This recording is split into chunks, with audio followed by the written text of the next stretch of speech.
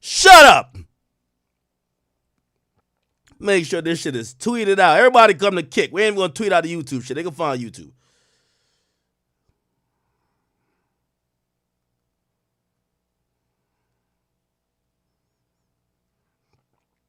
I'm so disrespectful, man. You know what's crazy? I think Meg think that lawsuit was going to have niggas chill out, nigga. I get more disrespectful.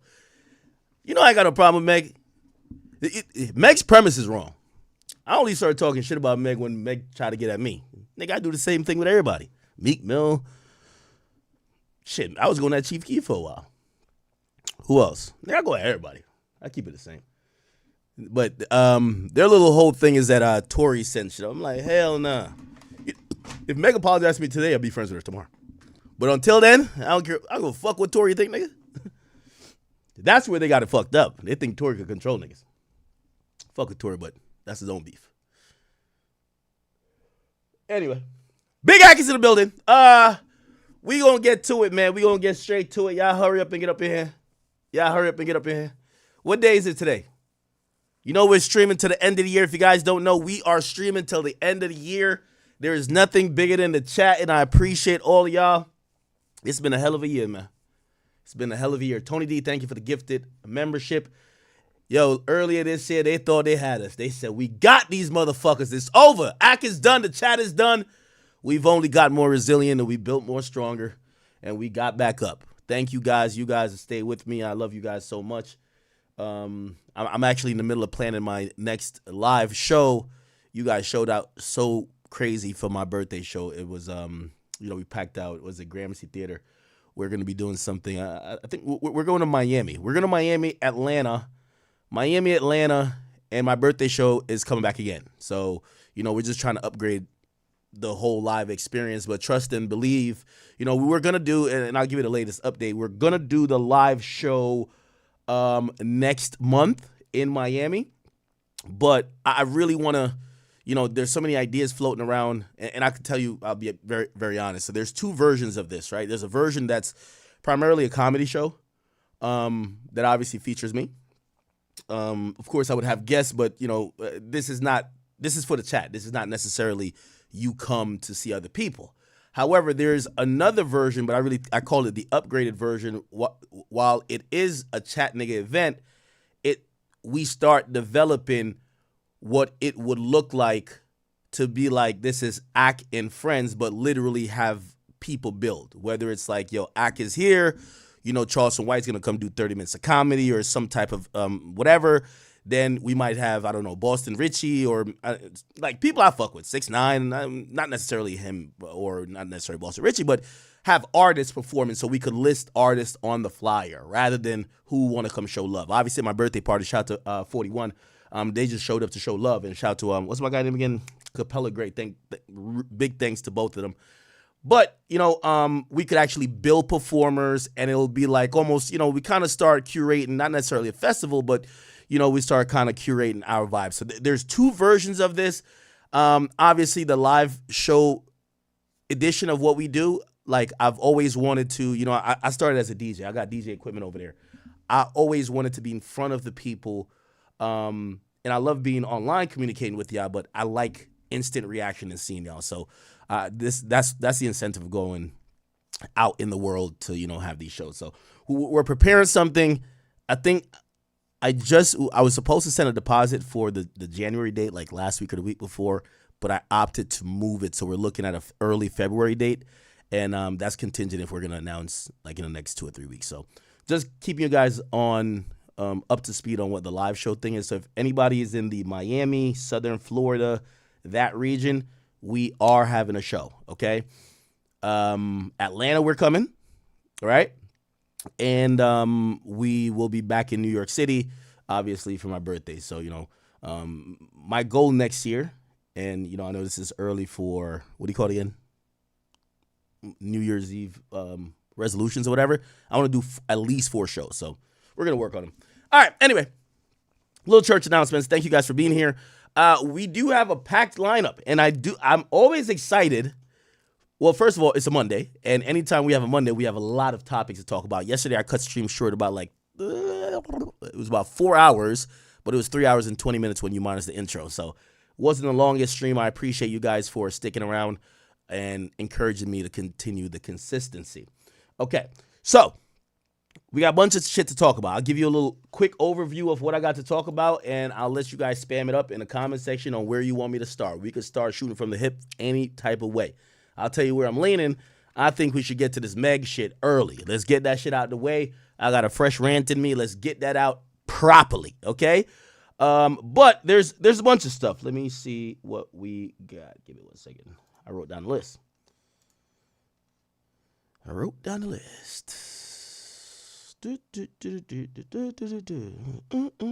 Upside down.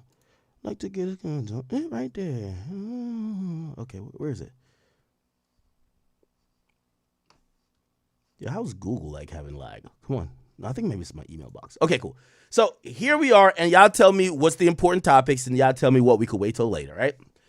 Okay, so my two main topics, I love having a stream with two main topics to knock out. We got Milagro, Meg Thee Stallion. That case is concluded. We have a verdict, and we have much conversation around it. We want to get to it. I personally want to do it first. You guys let me know. We got that. We got 50 Cent Diddy. Documentary fallout interviews that happened with 50 on Good Morning America. We're going to review that. That's going to spur its way into some other stuff. While I was setting up the stream, I seen Ja Rule. What does Ja think about it? Ja has joined the conversation. He's chiming in as well. Remind me on that because I didn't. I'll just type it in. Ja chimed in. So we'll get to that. We have Rick Ross versus Instagram Mom. I know some of y'all saying, can we not do shade room topics type of shit? I don't know if this is necessarily shade room type of topics. Like, think about what we talked about with Baby yesterday. We're talking about a rapper, and part of their lifestyle, if they're not making music or putting out music, is them dealing with women and some of the drama that deals with that. So it's not like we're trying to cover female drama necessarily, but these rappers do engage and give us content or bontent, so to speak, you know what I mean, whack 100 terms, with them dealing with their girls, okay? Blueface, I feel like, don't give us music at this point. He just gives us girl drama, but yeah, there's a topic for him. Apparently, he got a couple new golden retrievers, as he calls them. We got Rich the Kid, Summer Walker, and Tory Briggs. I forgot to bring that up yesterday because I was definitely lit off the Casamigos when I started tweeting, but that was supposed to be my notes for the stream, and I never got to it, so I got some stuff on that. I'm going to do a little Dirk trial update. Got to do a little Dirk trial update, right? We haven't done that in a while. Maybe I could try to figure out it. I'll probably do it live, so I don't have any prepared notes or anything, but we could do YNW Melly as well. I know people do care about what's going on with Melly, so we could do that. I'm going to react to a clip that one of my homies actually told me. Actually, AJ told me about this. By the way, AJ wants me to bring back Discord time. AJ misses y'all. I know some of y'all don't really like him. Some of y'all love him. But AJ wants me to hop on Discord. So maybe I schedule Discord. You think I should schedule Discord? Maybe after Lil Durk trial update, we just do Discord. Discord? Should we do Discord today? Skinny Day says, cut down the drinking. I won't cut down the drinking, but the drinking definitely affects how long the stream is. Facts. Okay. We'll throw Discord in there. But I do want to react to Mano talking about the strip clubs. AJ actually told me about that shit. That shit was hilarious. These are from older streams. Blueface beefing with gang members. I don't know if you care about that. I feel like that's like a no jumper topic. Blueface again with Mike Epps. Maybe I just lump all the Blueface shit into one segment. Blueface versus Mike Epps. Some blogs were posting certain things about people celebrating, people coming home, and they were kind of like, Mike Epps was speaking on a podcast or like some segment with Jim Jones. People were trying to make it like Jim Jones is trying to diss Max B. But it was Mike Epps really talking all that stuff. And ironically, when Mike Epps said it and all the blogs posted it because they wanted to make it almost feel like Jim Jones was co-signing it, the person who actually responded was not Max B. It's actually Blueface, who also just came home. So we might cover that. Blueface and Mike Epps talking about how you should treat somebody who's coming home from jail, because Mike Epps said that's not a flex. Blueface just came home, and he's just like, bro, what, nigga, you not even from the situation or from the place that I'm from. Why the fuck you have options on that? These are topics that we have to get fucking bored, or maybe the liquor's not hitting for me to get to, because I know y'all probably don't want me to cover it, but I just have it down here in case. Gorgeous Doll versus Lil Baby's baby mama, Jada Waiter. I pray to God we don't have to get to that. If we have to get to that, chat, either the stream is going too long or something else, you know what I mean? And we have YNW Melly's mom, who randomly has now commented on something saying there was never any beef with Melly and YB, which if you are into the whole lore of the Vaughn and YB stuff, Melly falls on the side of Vaughn. On the side of Vaughn, and there's a whole thing about there was an incident supposedly where, like, they almost got in. Well, actually, they did get into it. There was a bunch of fights and all that type of stuff. Anyway, and then the last topic, which I think this is like a quick 5-minute topic, not really, but Central C, he is officially switched gangs, okay? And no, not from GDs to BDs or from Blood to Crips. He's kicked the Nike Techs, and he is now Quarter Zip Gang. So I don't know what Quarter Zip Gang is, but no more Nike Techs. He's rocking the Quarter Zips. Apparently this is a huge thing on TikTok. If we get there, we'll get there. All right, bet. We have laid out the stream. Somebody said keep Wale out the quarter. Well, damn, y'all hating on Wale? Well, we got to talk about, Wale has been telling me I got to talk about Wale's album. Because I guess, we're still a hip-hop stream. So if we don't talk about Wale's album, we're not kind of like doing our jobs, right? Okay. Let's start here. So, if you guys don't know, the conclusion of the Meg Thee Stallion and Milagro Cooper case happened today. I want to show you what ended up being the result, okay? By the way, I believe, maybe it wasn't posted. Give me a second. See, I'm always fucking up somewhere, somehow, chat. Yeah, There we go. Give me 1 second. Give me 2 seconds. Fuck.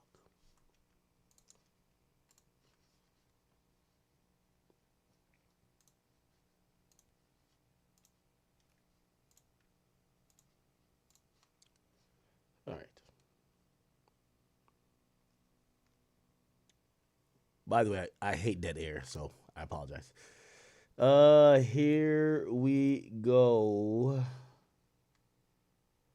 Okay. Oh, that's why I didn't go up yet. Give me 2 seconds.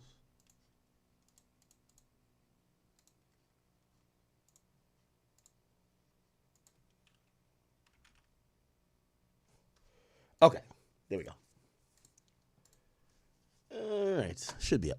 Okay, so if you guys go to theakademy.blog, they should be up there. So anyway, it's kind of outdated at this point because this is actually not factually correct anymore. But Meg Thee Stallion, and yeah, this is really not correct, but we'll get into the full thing. I pulled it up for the legal documents.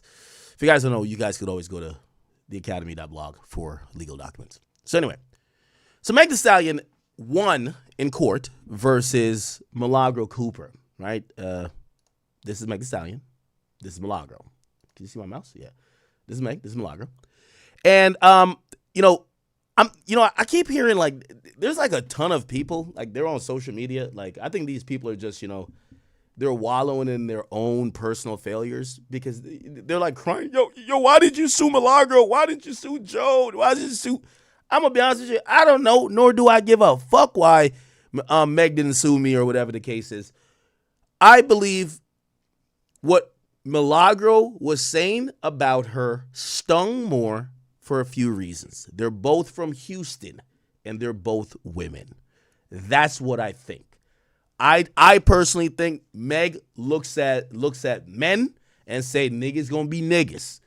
But I think the words of another woman, and I will say Milagro was one of the only women who didn't go on this, we're just going to believe blindly whatever a woman alleges. She was the only person that says, you know what? Let me see some more information. And she was one of the only women I saw online to say, you know what? Even though I'm a woman, it would be an injustice to sit back and watch a man get taken advantage of by the criminal justice system if he's actually innocent. Usually that's not the words of women because they usually side on the same side of their own gender. And, you know, clearly that's how I was introduced to Milagro. She went to the trial. She gave us her account. Regardless, we do know Tory was convicted. And he was convicted of aggravated assault with a deadly weapon, which would mean that he shot, or the jury believes he shot Meg Thee Stallion. Now, even though that verdict came down, a lot of people, including myself, were all skeptical. Why? I've said it repeatedly. I've said it in the deposition. I'll say it here. I said, well, Meg Thee Stallion has had multiple versions of multiple stories. She says she never had an intimate relationship with Tory. Then she later said on the stand she did. She says she didn't get shot. Then later she says she did. Again, I'm one of the people that once I realized, and I said this in the deposition, once I realize you're a liar, I can't trust nothing you say. If you tell me it's dark outside, and even though it's 9 o'clock, 9 p.m. Eastern on the East Coast, if I deem you a liar, I'm going to go outside to check for myself. I really just can't believe you. And for that reason, I've always been skeptical of Meg Thee Stallion and any claim she's ever made. I was skeptical of the details and how she described it and how Tory supposedly shot her. And also, I just used my own brain as somebody who has been in messy, toxic, whatever situations. And I'm trying to imagine in what situation that, you know, this supposed, like, story mode, like, Tory grabs a gun, dance, bitch, dance, pop, pop, pop, pop. Trying to piece the story together from, you're clearly cool with the dude, you invited him to the pool, he's trying to hit on another girl, he fucked your homegirl, allegedly, but he's also fucking you. Your homegirl realizes that y'all are fucking. If y'all ever been in a situation where two women know they've been sharing the same dick and they're in the same room, if y'all know how that go, it usually just don't skip a whole step to a nigga pulling out a gun and shooting one of the women. Like, that didn't make sense. So, for me, I always try to use common sense, right? And if things didn't make sense, I would call it out, right? Now, I believe Milagro was maybe somewhat similar in my thinking of, shit gotta make sense. Anyway, despite that, her criticisms and other things resulted in her being sued. Now, I'm gonna be honest with you, and this is where, like, the weirdos of the internet, like, Act Your Next. Join the line. Like everybody's like thinking I'm like fucking shaking in my boots. Who gives a fuck? You get what I'm saying? Like, bro, like, you know what I mean? I've paid more than attorney fees that y'all have made in 10 lifetimes. Get over it. Like, I'm not shook of anything. It's okay. So the point is this. I think Meg realized she had a possibility, and I think this is all a PR move. She wanted to get a win. Okay? She wanted to do what Cardi B did versus Tasha K. Now, I want to really, again, because I agree with the Tasha K Cardi B verdict. And it's not only because maybe I'm not the best of friends with Tasha K and I love Cardi B, but I want to explain this to you guys. Tasha K claimed Cardi B had herpes and was endangering her child by constantly kissing her on the mouth and possibly spreading a sexually transmitted disease to her own kid. I want you guys to hear what I'm saying. She made very exact claims that how would you even know some private information about someone's medical history? And when you start accusing someone of having sexually transmitted disease, you better have some proof. Cardi B reached out in private. Hey, that's not true. Could you cut it out? She refused. They sent her notices. Hey, could you stop doing this? This isn't true. You continue to do this, we're going to have to take legal action. She ignored it, and vehemently opposed it every time. So now they get to court. All right, prove she got herpes. You can't? All right, bet. They're going to give you the hammer. And this is why, I don't think Tasha K necessarily likes me, but I just got to speak truth to facts. It's like, I can't really rally behind you. And I love all my independent journalists and independent media outlets.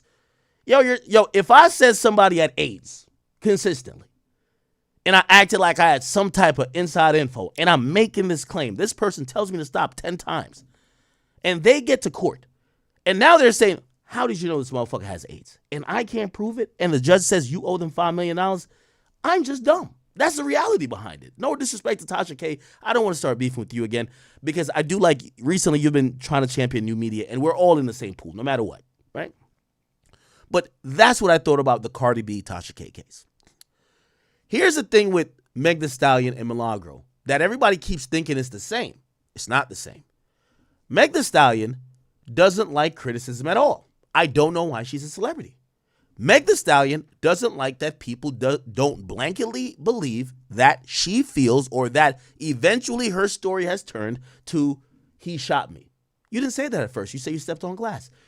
When at first you came online, you were unwilling to speak. Then when he pissed you off, it's like listening to every scorned girlfriend. First his dick small, then he's gay, then I just don't fuck with him, he broke. How many things are you going to get to before you actually just tell the truth? He found someone more attractive than you and he just cut you off and now you're salty. That's the truth. But you tell 5 different versions before. I know salty women. They say anything. I've had an ex that told a chick, I just got chlamydia from him. You know why? She's salty. Lies. Everybody knows that. Okay, cool. The point is this. When I seen Meg start moving like that, I'm like, I don't know what to believe. Okay? Her issue isn't that she wanted justice. Did she get justice? I would believe that if you get someone incarcerated for 10 years, you got justice.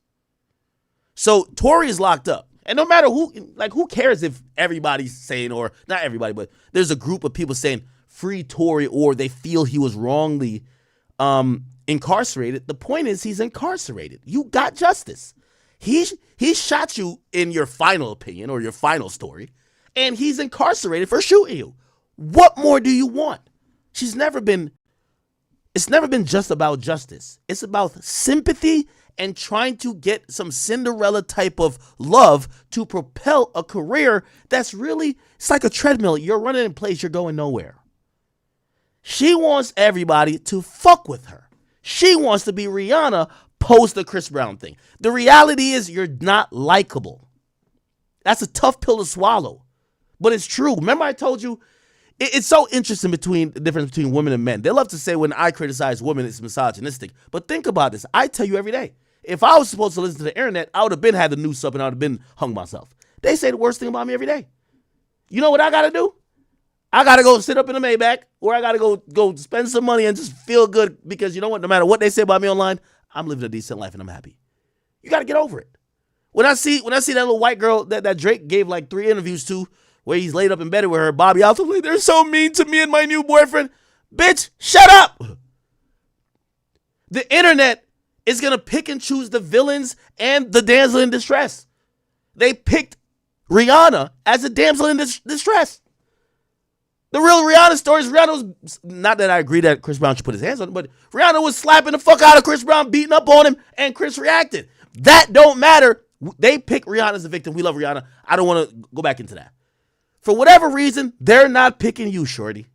They don't believe you're some sympathetic figure. It could have to do with mad different reasons. They've seen you with 10 dudes in a year. They think you're a certain type of person. They feel like whatever it is, they're not picking you. Goes back to, I'm telling you this because as much as they try to call me misogynistic, I'm treating niggas and women the same. Because I don't get up online and say why they don't like me. I know why niggas don't like me. Some of y'all favorite rappers, nigga, I dug a 8-feet ditch and I put their careers there. I get it.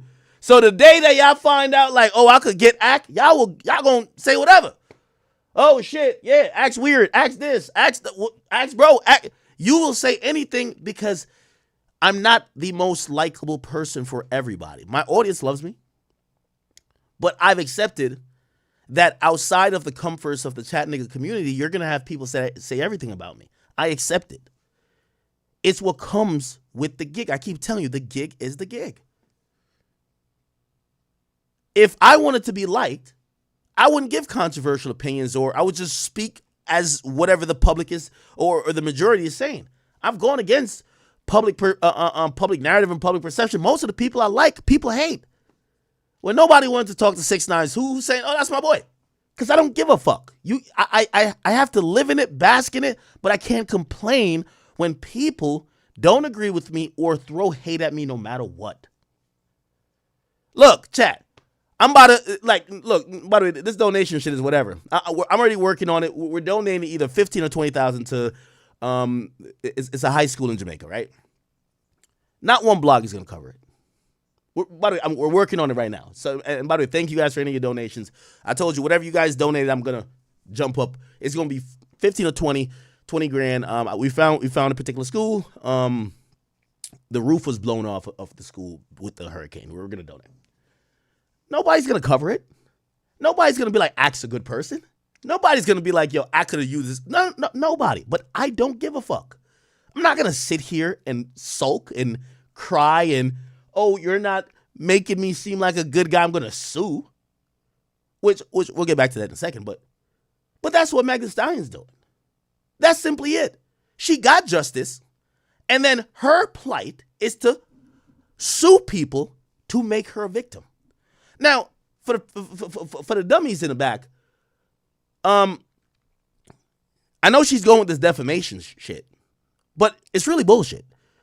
She really got Milagro for what is a deepfake porn that the jury agreed that she promoted by verbally telling her audience, go check my likes if y'all want to see the porn of Meg. And it was a deep fake video, which means it was fake. It was not real. And in Florida statute, it means that if you promoted a fake pornographic image that you were trying to have people believe it's real, when you knowingly knew it was fake, you are liable. And she was ruled liable. Now, let's get into the ruling. We've gone over so much of this case. I've told you I don't have a defense. I rock with Milagro, but I didn't tell her to go tweet out a naked video or whatever, or to talk about. It ain't that deep with me. I don't give, like, in my opinion, I think Meg is bust down Tatiana for the industry. That's my opinion. Blueface just came out saying while she was nursing that leg of hers, he pulled up over there to offer some fake sympathy and got some head. So come on now, bro, we're not making this shit up. We're hearing the niggas talk about it. Yeah, after I heard she got shot, I showed up trying to check on her and make sure she good. Yeah, I got some sucky. In the same interview, the nigga said, I don't give a fuck if she was shot or not. Got some head and dip. Come on, chat. Nobody's making this shit up. This is a perception about Shorty. It's a perception about Shorty, gang. So, what I cared about when it came to this entire case is, will Meg Thee Stallion be successful at outlawing criticisms, non-belief, or people that don't like her? Again, I've said to all y'all, if you could outlaw people not liking you or speaking ill of you, well, I have a lot of lawsuits to file. By the way, I want to announce, and we're going to get into this, but I do want to announce, and I think this is the best way to get into it. Let me make sure this is clear when I do it. Hold on.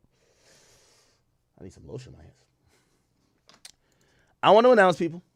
I do want to announce. Unbeknownst to most of y'all watching, and unbeknownst to the public,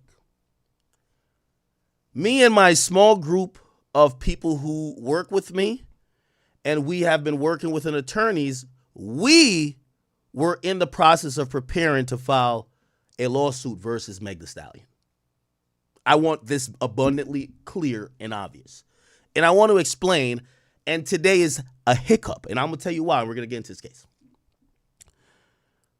Because we anticipated that Meg, through whether it's clear bias of the judge, whether it's whatever Rock Nation sleight of hand, was probably going to be successful in some facet versus Milagro Cooper, who doesn't have enough resources to really properly go to war versus the Avengers. So, we were taking action. By the way, I also want to let y'all know, Rock Nation, through their many investigators and how they harassed me, particularly, in terms of having me to post for 9 hours, I realized if they gonna have something for me, I probably gotta have something for them. Don't you worry. So I said, I'm gonna, and I met with the legal minds around me. We were in the process of crafting this lawsuit. Now, I'm again, everything I'm saying here is facts, but I wanna tell you where it stands today, and we're gonna get into this. And really, today's decision affects how I have to move forward. Why would I sue? Well, everything. If you play the legal game, as Meg is trying to play the legal game, you have to look for precedents, right? Like in the Drake and Kendrick thing, even though Drake didn't sue Kendrick, Drake sued the labels. Drake getting that lawsuit tossed out, which we're going to give an update on the petition that still exists in Bexar County. We're going to get to that.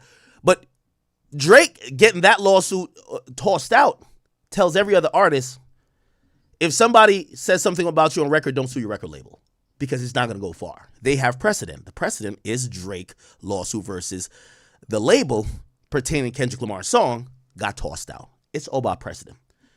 So I anticipated that Meg was going to have maybe a monumental win. What would be a monumental win? It would be a Cardi B-like win. Hey, you're awarded $4 or $5 million. And this $4 to $5 million judgment means you've bankrupted Milagro. You've kind of like almost handicapped her entire operation, and maybe you have like ran her out of business, all because she didn't agree with the jury verdict in the criminal case against Tory Lanez, and also because she isn't that favorable to you. So what I said is, if it could be taken on face value, and by the way, one of the things that Meg was seeking was damages for what she called as emotional distress. Basically, you're speaking bad about me. You have caused me stress. You have sent me to... So, in anticipating what, and obviously, I knew Roc Nation doesn't spend $2 million already. They've, based on me and a couple of lawyers, shout out to my man, even Bradford Cohen, I'm out of Florida. They're like, at minimum, they've spent $120,000 on your deposition. At minimum. 9 hours, 2 different locations. They're doing the most. Cool. So I said, we're going to have to make sure we're good. Now, I said, if Meg feels like she could sue because people make jokes at her expense, people are not nice to her, people don't believe her, well, that's what is called precedence. Here's what my lawsuit was going to be based off, chat. Hold on. Here we go.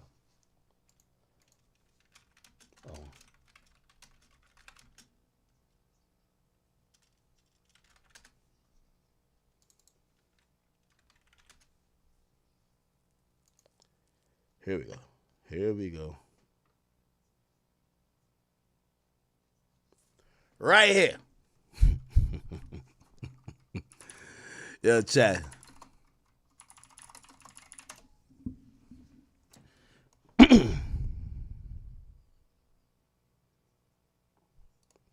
Now, I'm going to tell you why I was crafting a lawsuit around this. Right? Meg Thee Stallion claims she paid $240,000 twice to go in a 5-week rehab program because of mean words said by Milagro Cooper that affected her mental health that required therapy. And I said, wow, if that's good enough to file a lawsuit, does anybody ever say mean words to academics? They do it all the time. Has Meg ever said some mean words to me? Absolutely. I'm not going to lie to you. And I remember this very clearly. After a short back and forth with me and Meg Thee Stallion, right, where she accused me of lying, she says something that sent me in a spiral into severe depression. It cost me a shit ton of money. And I realized that this was my time. If she's successful in doing the same versus Milagro, I got a case versus her. Let me tell you where. Chat. This is the tweet right here. Hold on, we're going to put it up. Here we go. Hold on. It's not that. Where is it at? It's right here. This was her Instagram post where she says, "Big act, little boy, please. Why would you post there was no DNA found but now saying it's inconclusive? How are you specifically able to see documents before they come out in court? What you saying is his lawyer sharing evidence with bloggers? Got it. Take your big ass on somewhere." Now, I'm not going to lie to you, chat. If anybody knows me, ever since I've been public online, I've been getting fat shamed, and it's sent me into mental depression. I never shared this shit with y'all. It's made me contemplate Ozempic, Contape, all type of shit for weight loss. You know what I mean? This shit really fucked me up. I lost a lot of money. McDonald's tried to sponsor me one time, and because of her tweet, her post, I was ashamed. I couldn't take that fucking sponsor. I lost out on money. So if Meg could body shame me, take your big ass on somewhere, wow. I didn't eat for a week. The people around me could testify to that. When I seen this, I couldn't eat. I couldn't sleep. There were food companies that want to do some collabs. I couldn't do it. I lost out on bread. So if she could sue Milagro because she claims that she lost out on $10, $20 million based on Milagro's conduct, well, I lost out on shit. After you call me fat, I couldn't do no collabs, no endorsements with food companies. You know how long DoorDash was trying to sponsor me? I couldn't do it then. I just couldn't do it. I couldn't do it. I stopped eating for a week. McDonald's wanted to get on again before Casanat had a meal, before these niggas had a meal. They wanted the Big Ack meal. Check it. Big Mac, Big Ack. Come on, man. Come on, man. Chat. I was almost getting the bag, but when I was going to sign that lucrative deal, I couldn't do it. All I could hear in my head was Meg saying, "Man, take your big ass somewhere." So now when McDonald's want to do a Big Ack meal, I'm like, take your big. I think she caused me some mental distress. I was planning to sue. Yeah, newsflash. Yes. I got some money to waste too. Don't act like Megan Rock Nation the only person with the money.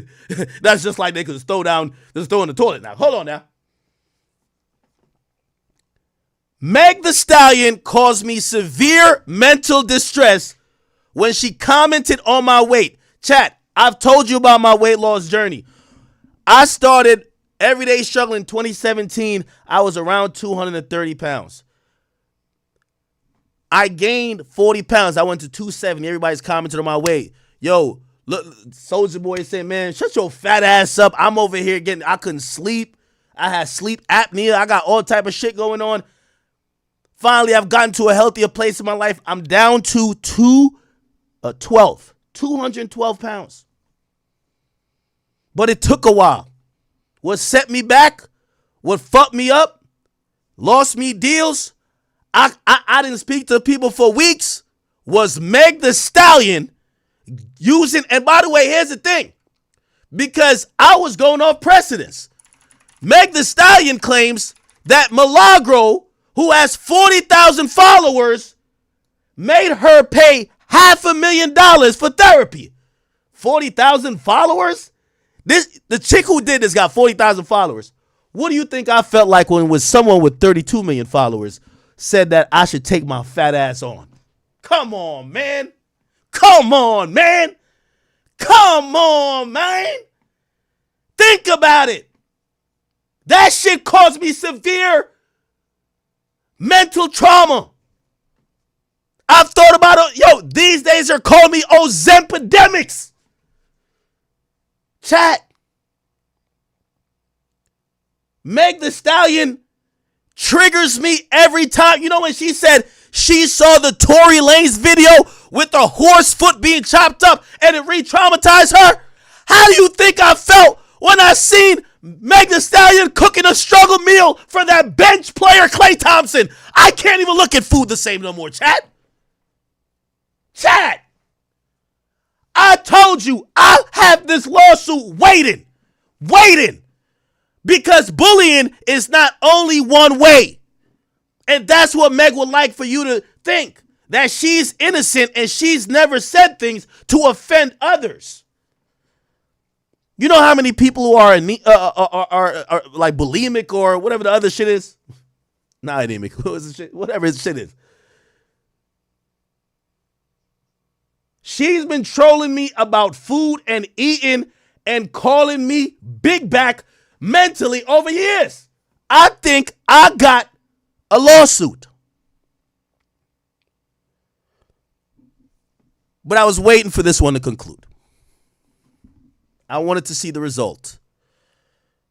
Because while some people just hate Tory, or some people just love Meg, they forget that what you're trying to endorse is a few things. That media can't have independent commentary, opinions, or stances that may even disagree with, let's say, what happens in a courtroom. Yes, they're supposed to bring you what happens in a courtroom, but they could say, no, we actually don't believe that. That didn't sound believable. Now, again, I'm not speaking on a deepfake video. I always thought that something is indefensible. I'm not here to defend Milagro in a deepfake video, but I've always been about understanding, are we all public personas here? It's not like we're speaking on her, I don't know if she has a sister or brother. We're not speaking on like private family members here. We're speaking on a public figure. So as she claims she's been bullied, and she's been saying that Tory is paying people, which is very, well, I don't know about anybody else. I can only speak for me. Imagine how I think that Tory is giving me a check. What that check would look like? Commissary money, nigga? What the fuck? Not saying Tory broke, but come on, bro. If she could convince people that she's being bullied when she has the biggest platforms of everybody, add me, Joe Budden, even Aiden Ross, add all our Instagram followers together, and you still don't equal what she has on Instagram. But according to the people who love and want her to be seen as a victim, Meg Thee Stallion says only she could be bullied. She can't bully other people. I felt bullied when she told me to take my, what'd she say? Take your big ass on somewhere. Holy. The way she spoke about me, I felt like Drewski. I felt like DJ Khaled opening up the fridge to a bunch. Yeah, y'all seen this? I felt like DJ Khaled when he opened up the fridge to a bunch of Haagen-Dazs. I'm serious. I was ashamed. This is how I felt. This is how I felt. When I walked to the kitchen next time, I was ashamed. I didn't eat for weeks. I opened the fridge, and when I looked in the fridge, even though the people around me was noticing that it was mentally affecting me, so they got a lot of salads, healthy things, green juices. I thought I was in LA. When I opened the fridge, because of the lack of sleep that I experienced, because of the mental trauma that Meg caused me by calling me big, all I felt I saw was Haagen-Dazs and Breyers. All I thought I seen was a bunch of fat shit. DoorDash want to fuck with me. I couldn't do it because that would be doubling down on the fatness. By the way, I got offered, this is actually facts, I got offered to do a food testing or tasting, like experience. I didn't want to buy into the meme that Meg Thee Stallion propagated. I lost out on hundreds of thousands, if not millions of dollars. So I thought I had a case. Now, let me not drag this any more than I have. Why am I saying this now? I'm saying this now because currently I'm starting to reconsider if I should go forward with this. Why? In meeting with my lawyers, and I've been very upfront with this, shout out to Quinn Emanuel, but I'm using Quinn Emanuel type lawyers. We're not getting the rinky dinks. We're legit over here. They have quoted me in the 6-figure ballpark for us to take this on. Now, I was down, and I'm still down to pursue it, but after seeing Meg Thee Stallion spend about $2 million, and if you haven't heard the final number, she was awarded $59,000. I've sent the text to the team, let's pump the brakes, because I'm a lot of things. I might be annoying. I might be loudmouth. I might be fat, but I definitely ain't stupid, and I definitely won't spend $2 million to go get $59,000. I'd rather just log on to stake.com. No way, no how. So I am rethinking my litigation versus Meg Thee Stallion in light of her misstep. She thought she was going to break the bank. She was going to get $30 million from someone that didn't have it. She was awarded $59,000.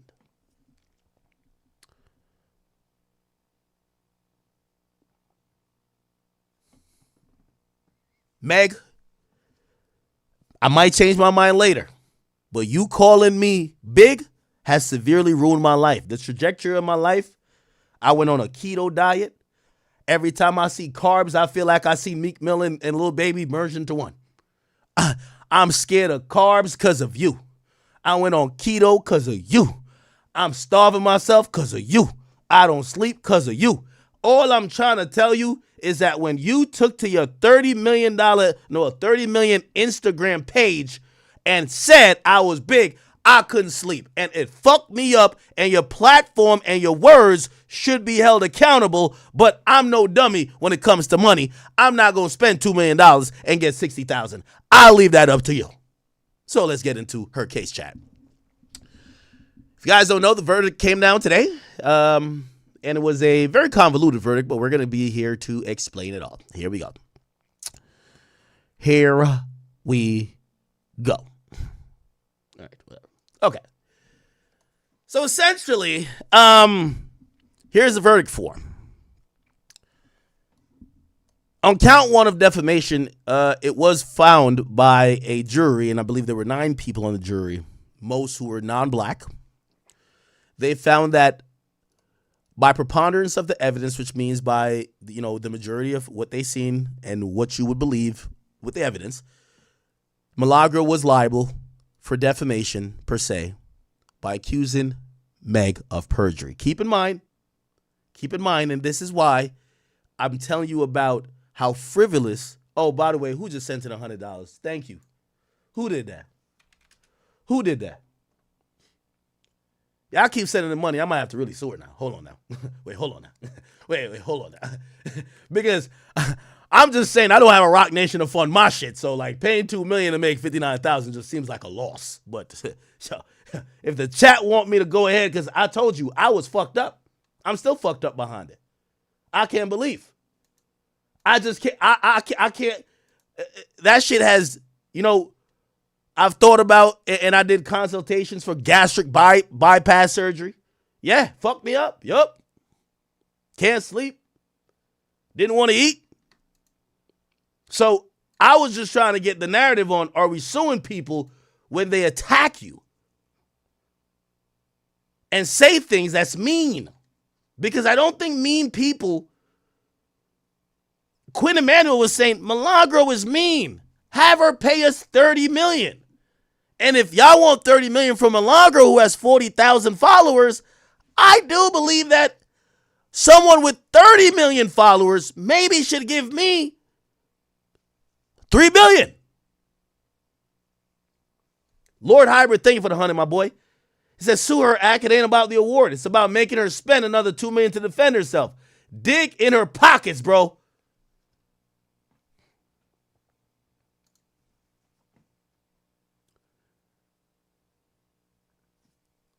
We'll get back to it. So count one for defamation. They're saying they found, by preponderance of the evidence, that Ms. Cooper is liable for defamation. Now, this is why I'm telling you that Meg just wanted to win. How did they say she defamed her? She said, oh, you defamed Meg Thee Stallion by saying she committed perjury, which means lying under oath. Now, let's be honest. Everybody has said that Meg is a liar. Why? Because we've seen her lie. She said one thing here, and later she said another thing. And she's even admitted that she lied. There's, like, she's literally, like, it's not even like we just made this up. I want to use proof as we're going through this. So here's how it works when you're suing people. You can't sue people when they're telling the truth. So honestly, I'm not sure how legal, I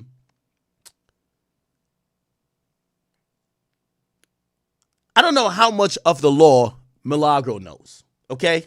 I don't know how much of the law Milagro knows, right? So when they had asked me in my deposition, do I believe she committed perjury? I know that perjury isn't, like, I don't even want to touch that with a 10-foot pole. That is something that the prosecutors are going to decide, and that is actually a criminal and a felonious criminal charge. It's like them trying to get me on a, do you think that person is a rapist? Well, why would I say that on the record? Because now it's upon me to prove that that person has actually committed the act that would make them that. So they got this obscure, like, I personally believe that Milagro was just saying, yo, this chick is a liar. And I think she convoluted that with basically saying perjury, but I know perjury isn't lying, right? Perjury is lying on the stand. So it's lying within a particular context, right? But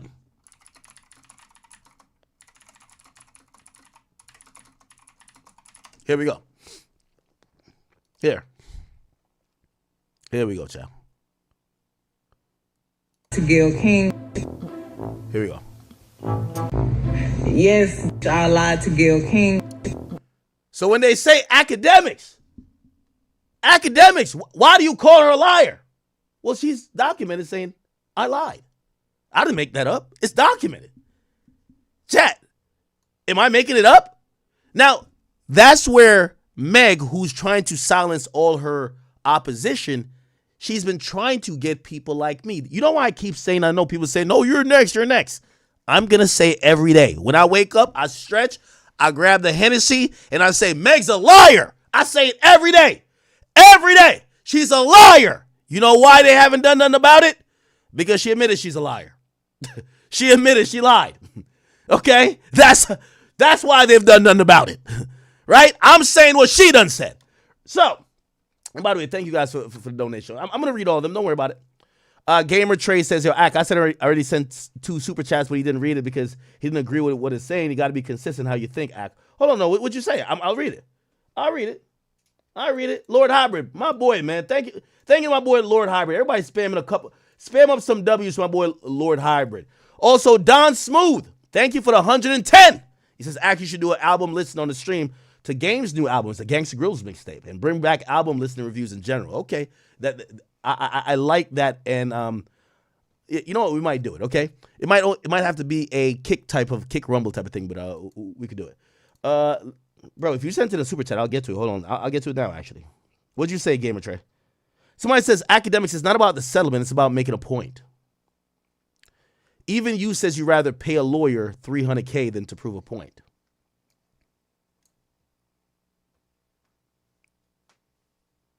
Okay, all right. I'm gonna indulge you with that. I got time today.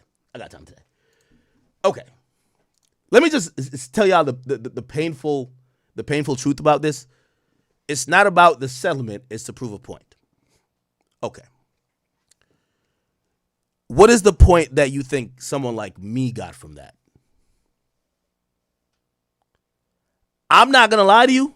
If I was in Milagro's position, that 75K, or what they put it, the 59K, nigga, I would have made $1 million off of the trial. So it's like, sure, let's do it. What if that doesn't? You sued the least on the totem pole of creators who have criticized you. If you're saying it's about to prove a point, I guess maybe it's to prove a point to smaller creators. What do you think that does to me? I give no fucks. You think that you think that shit like, oh, academics is shaking? No, nigga. Fuck. Wait, even the jury agrees that you don't deserve. You wanted 30 million, you got 59,000. Wait, that's supposed to deter me? You know how you deter somebody? You sue the biggest and get $300 million owed to you, and nobody else will do shit. You know what that says? Shit, first of all, I don't know Milagro's finances, but Milagro, baby girl, I hope you made more than $59,000 on. Yo, when that case was going on, I had 80,000 people watching me when the verdict came down. We was busting. We were busting that shit down like a kilo of coke. So, and Milagro was doing content as well. With all due respect, that 59,000, again, I look at that whole case, and the only takeaway for me is we're media. That 59,000, and by the way, here's the thing too.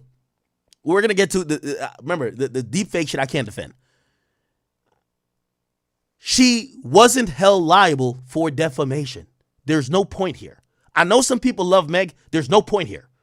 There's nobody in the media that is backing up Milagro for posting or alluding to a fake video of Meg getting fucked. Not one. None of us is standing behind it. What we're all standing behind is that if we think Meg's a fucking liar, we could say she's a fucking liar.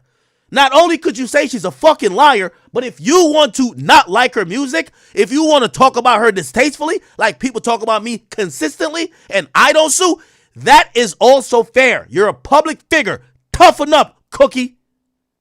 That's the point. That's what we cared about.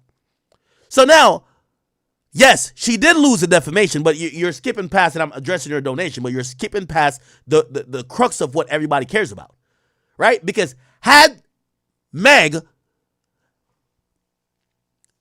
held Milagro liable for defamatory conduct, even though they narrowed it down to one thing, which is like perjury. It's the same thing, by the way. It's like Donald Trump got like $10 million, I believe. It was it ABC's, one of these news channels.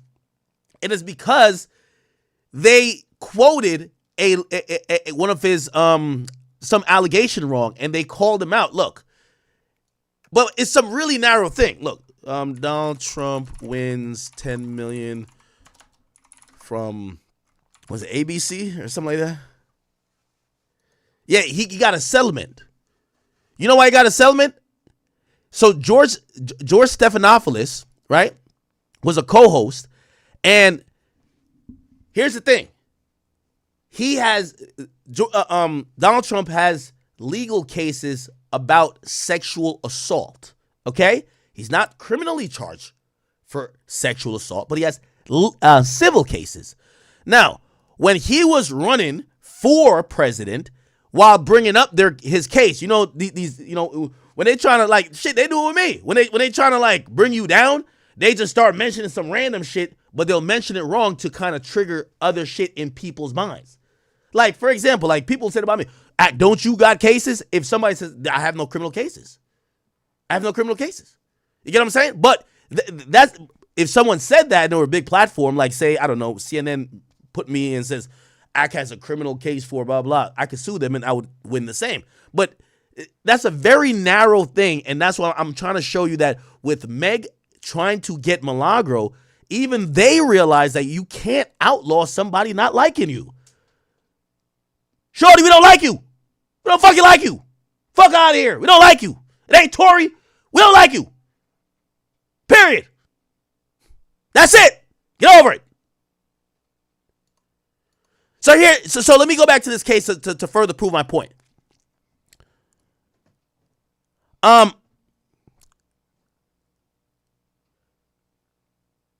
Okay. Here we go.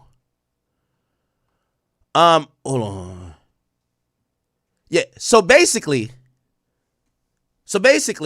I think Trump had paid out a settlement or something like that. Like, it's a very thin line, right? Trump had paid out a settlement because he got sued for sexual assault or whatever. But when they reported it, they basically said that Trump was found liable. And that's not true. Trump wasn't found liable for sexual assault. And if you say something that's factually inaccurate, that depicts someone in a hurtful way that could damage, and he was trying to run for the president of the United States, that caused a payout. So let me see. Let me see if I can find it. Stephanopoulos wrongly claimed Trump had been found liable for rape, and that he defamed the victim of rape. Okay? Neither verdict involved involved a finding of rape under New York law. Okay? In the first lawsuit to go to trial, Trump was found liable. In the first lawsuit to go to trial, Trump was found liable last year of sexually assaulting and defaming, but it wasn't rape. It was like a very specific type. I don't know. It was just weird. But essentially, what the dude said, and obviously he's saying rape to trigger people. Oh shit, Trump's a R word, and now people who might want to vote for him are like, no, Trump is a R word. Yo, that's clear damages. He has a $1 billion campaign going on for president. You're incorrectly speaking about a lawsuit that he has, acting like this guy's a rapist. Yes, you're going to have to pay $15 million. Pay up. That's how that works, right?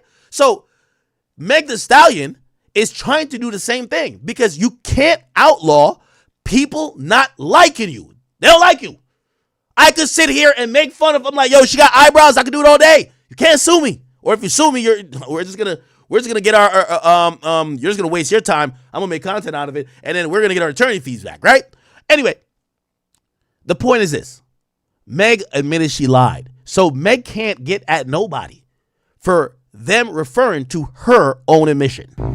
Yes, I lied to Gayle King. Allegedly. First of all, I didn't know that bitch was even gonna ask me about that shit. But she's always gonna talk about this shooting. Why'd you ask me about Tory? That's not what this is about. Even if I was, I f***ing nigga like once. Listen. Maybe twice on a drunk night. Oh. But you kept catching me out of my f***ing mind. Exactly. So let's get back to this. So they narrow down what defamation is. They're saying the defamation is Milagro using the word perjury. So if Milagro just said, Meg lied, no lawsuit for perjury. Not for perjury, sorry, for defamation. But they're defining what the defamation is by accusing her of perjury, which is a felony. Right? Okay. They said, I guess she also said she was a non-credible witness. And it says that the could go down a list of shit that wasn't true. And she asked, was Meg Thee Stallion caught trying to deceive the courts? Now, this is very interesting, and just stick with me for like, I know I've been dragging stuff. I'm going to start nailing points in a second. But so the jury actually said, yes, that is defamation. There was proof that Milagro did say that she committed perjury. She has not been charged with perjury. And by all accounts, it doesn't seem to be a perjurous testimony that Meg Thee Stallion did. So because they feel that happened and there was some proof that it was in the ecosystem that could have caused damages, they voted count one, yes. Now, it says, do you find by the preponderance of evidence that Ms. Cooper defamatory statements caused damages? They said yes. Okay? We're going to go down the damages in a second. During the time period when the statements were made, do you find by preponderance of evidence that Ms. Cooper provided disinterested and neutral commentary rather than advocacy for a particular group or personal interest? So I will admit, they said no. Okay?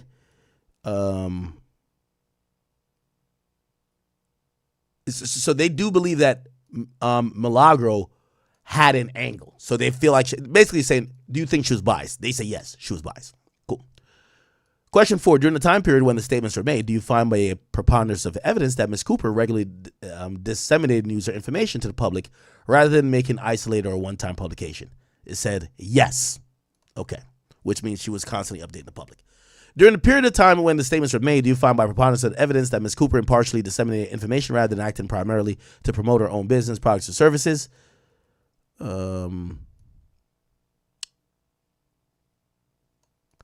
So they're saying, do you find that she was impartially disseminating information? They're saying they don't. So again, a bias question. So they're saying a few things. They felt like that one statement about perjury is defamation, and that they think that Milagro is biased. Question 6.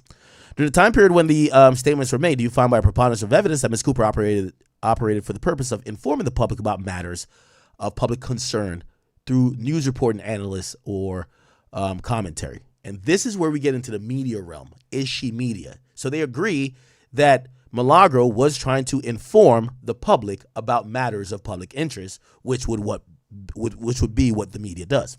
Question 7, during the time period when the statements were made, do you find by a preponderance of evidence that Ms. Cooper functioned in a similar manner to traditional media like newspapers, magazines, television, radio, or their online equivalents? They say yes again.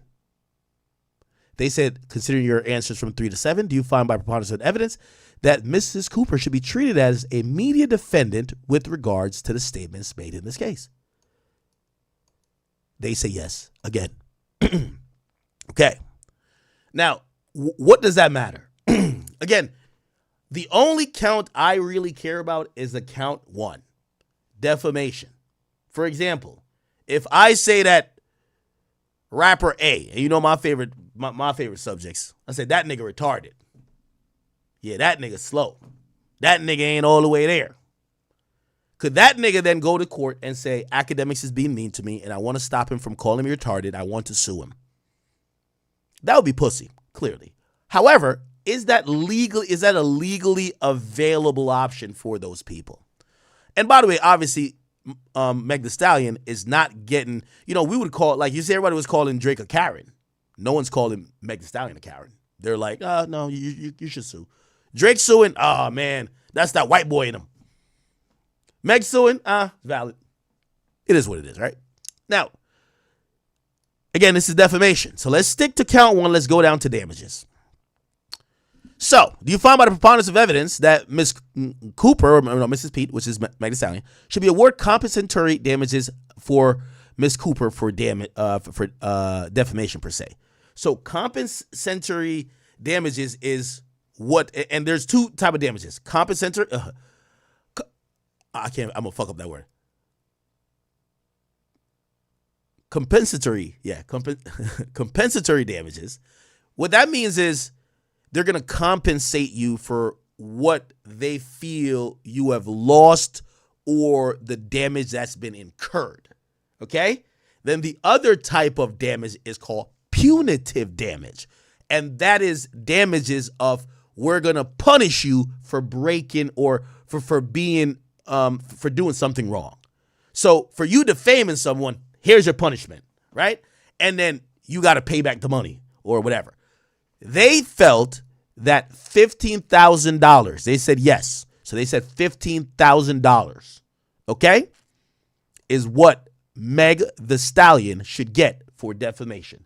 I want to make this abundantly clear when everybody's acting and jumping around about defamation because they believe that this was going to be the case to be able to wield your bank account and Quinn Emanuel lawyers to shut up independent bloggers.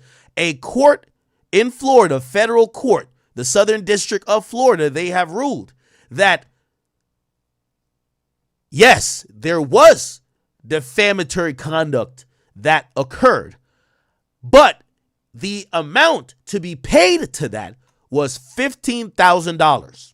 So all of that, you spent hours staking out. They sent a mariachi band to Aiden Ross's house to play for hours until he came outside. They showed up to my crib and stayed outside for weeks. They're stalking people in other countries. They're doing the most.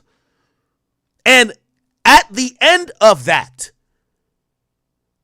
they got awarded $15,000. We need to make this make some sense.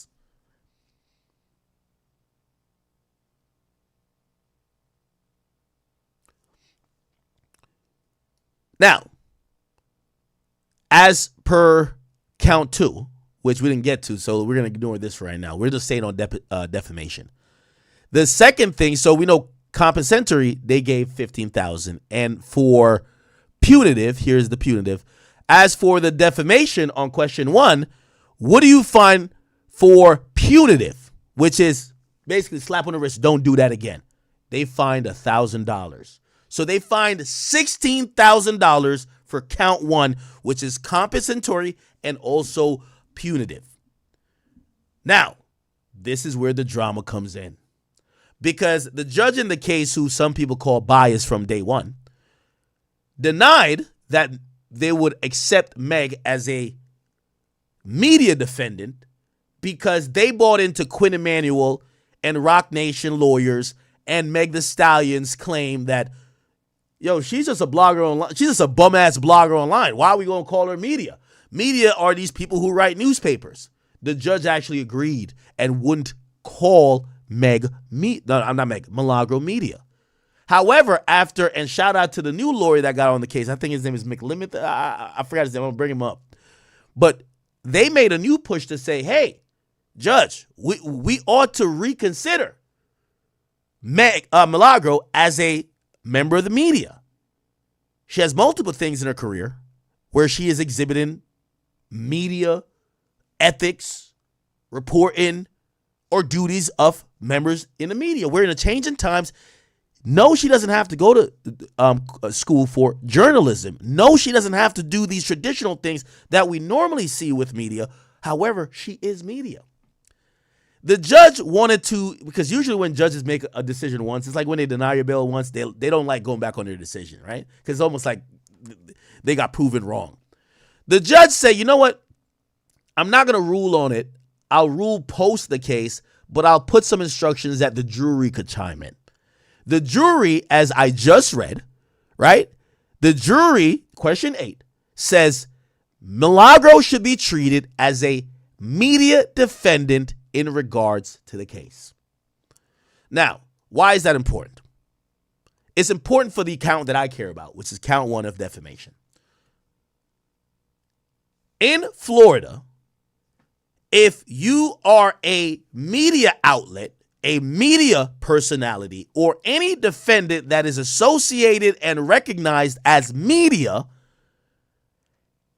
because if the inflicting damage of defamation is by you doing your work, someone can't just run to the courts to file a defamation suit.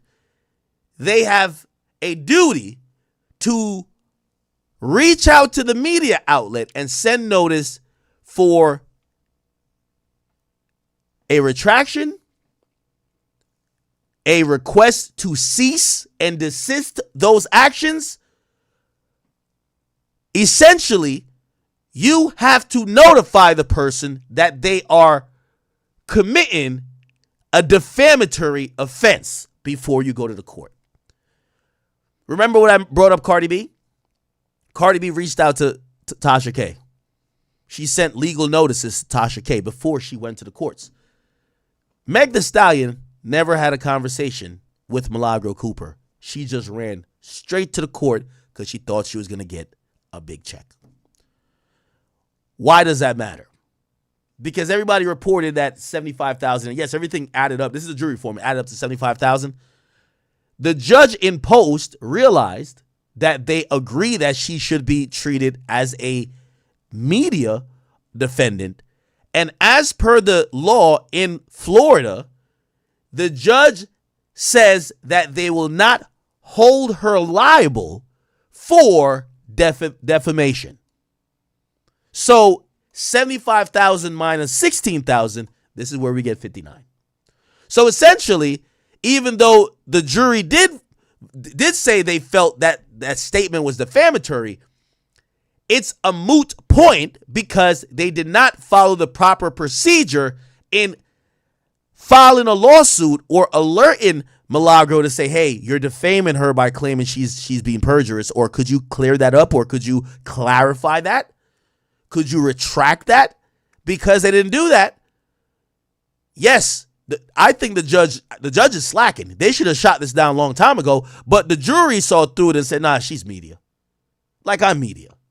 Like everybody else is media when we're doing this. And if you're a YouTuber, you're coming up and you're trying to, you're giving your opinion, not because you don't sit there and write papers or you don't whatever. If you are covering the news and you're covering it in a way to, and yes, you could be entertaining while you do it. You could be entertaining. You could have jokes scattered through like me. You could have sometimes some satire in there. But if your goal is to inform people of matters of public interest, you are media, especially for the event or the thing that you are focused on at the time. So the judge, essentially, the whole count one basically is going to be ignored. So despite the jury saying, yes, there was a defamatory statement there, because they didn't go through the right steps, since she's a media outlet, that is kind of not necessarily thrown out, but she's not held liable. Okay? The next thing, which is count 2, intentional infliction of emotional distress. So do you find by the preponderance of evidence that Ms. Cooper intentionally or recklessly engaged in extreme and outrageous conduct to Ms. Pete? They said yes. Now, what does this mean? I think Milagro, Meg was saying that there was some stalking. I don't know the depths of these two women relationships. I still believe that the majority of what is seen or heard in this case is two women from the same city. I'm going to be honest with you, and Meg Thee Stallion might see this and she might get mad at me saying this more than anything I've ever said. I think they look alike. I think they favor. Two black women. They favor. It's just that Meg is like 7 foot and Milagro is like 5'6" or something. I don't know. But I think they favor each other. I think that's one of the reasons. And by the way, that's not a negative thing. Like, Meg Thee Stallion is actually seen as very attractive. So it's like these are black women in the community that, kind of have that same kind of like skin complexion, like even facial structure to a certain extent. Body might be a little bit different, but like, they favor each other, if you ask me. And I think Meg took particular issue on a woman that kind of is from her city, looks like her, got that little southern twang like her, not believing her and not being a girl's girl and not taking her side and actually saying, no, I'm with the guy on this matter right here. Or, I'm not going to stand by and let this guy just go to jail. I believe him. And I think that's why she had a, she had an axe to grind when it came to Milagro. Personally, that's what I believe.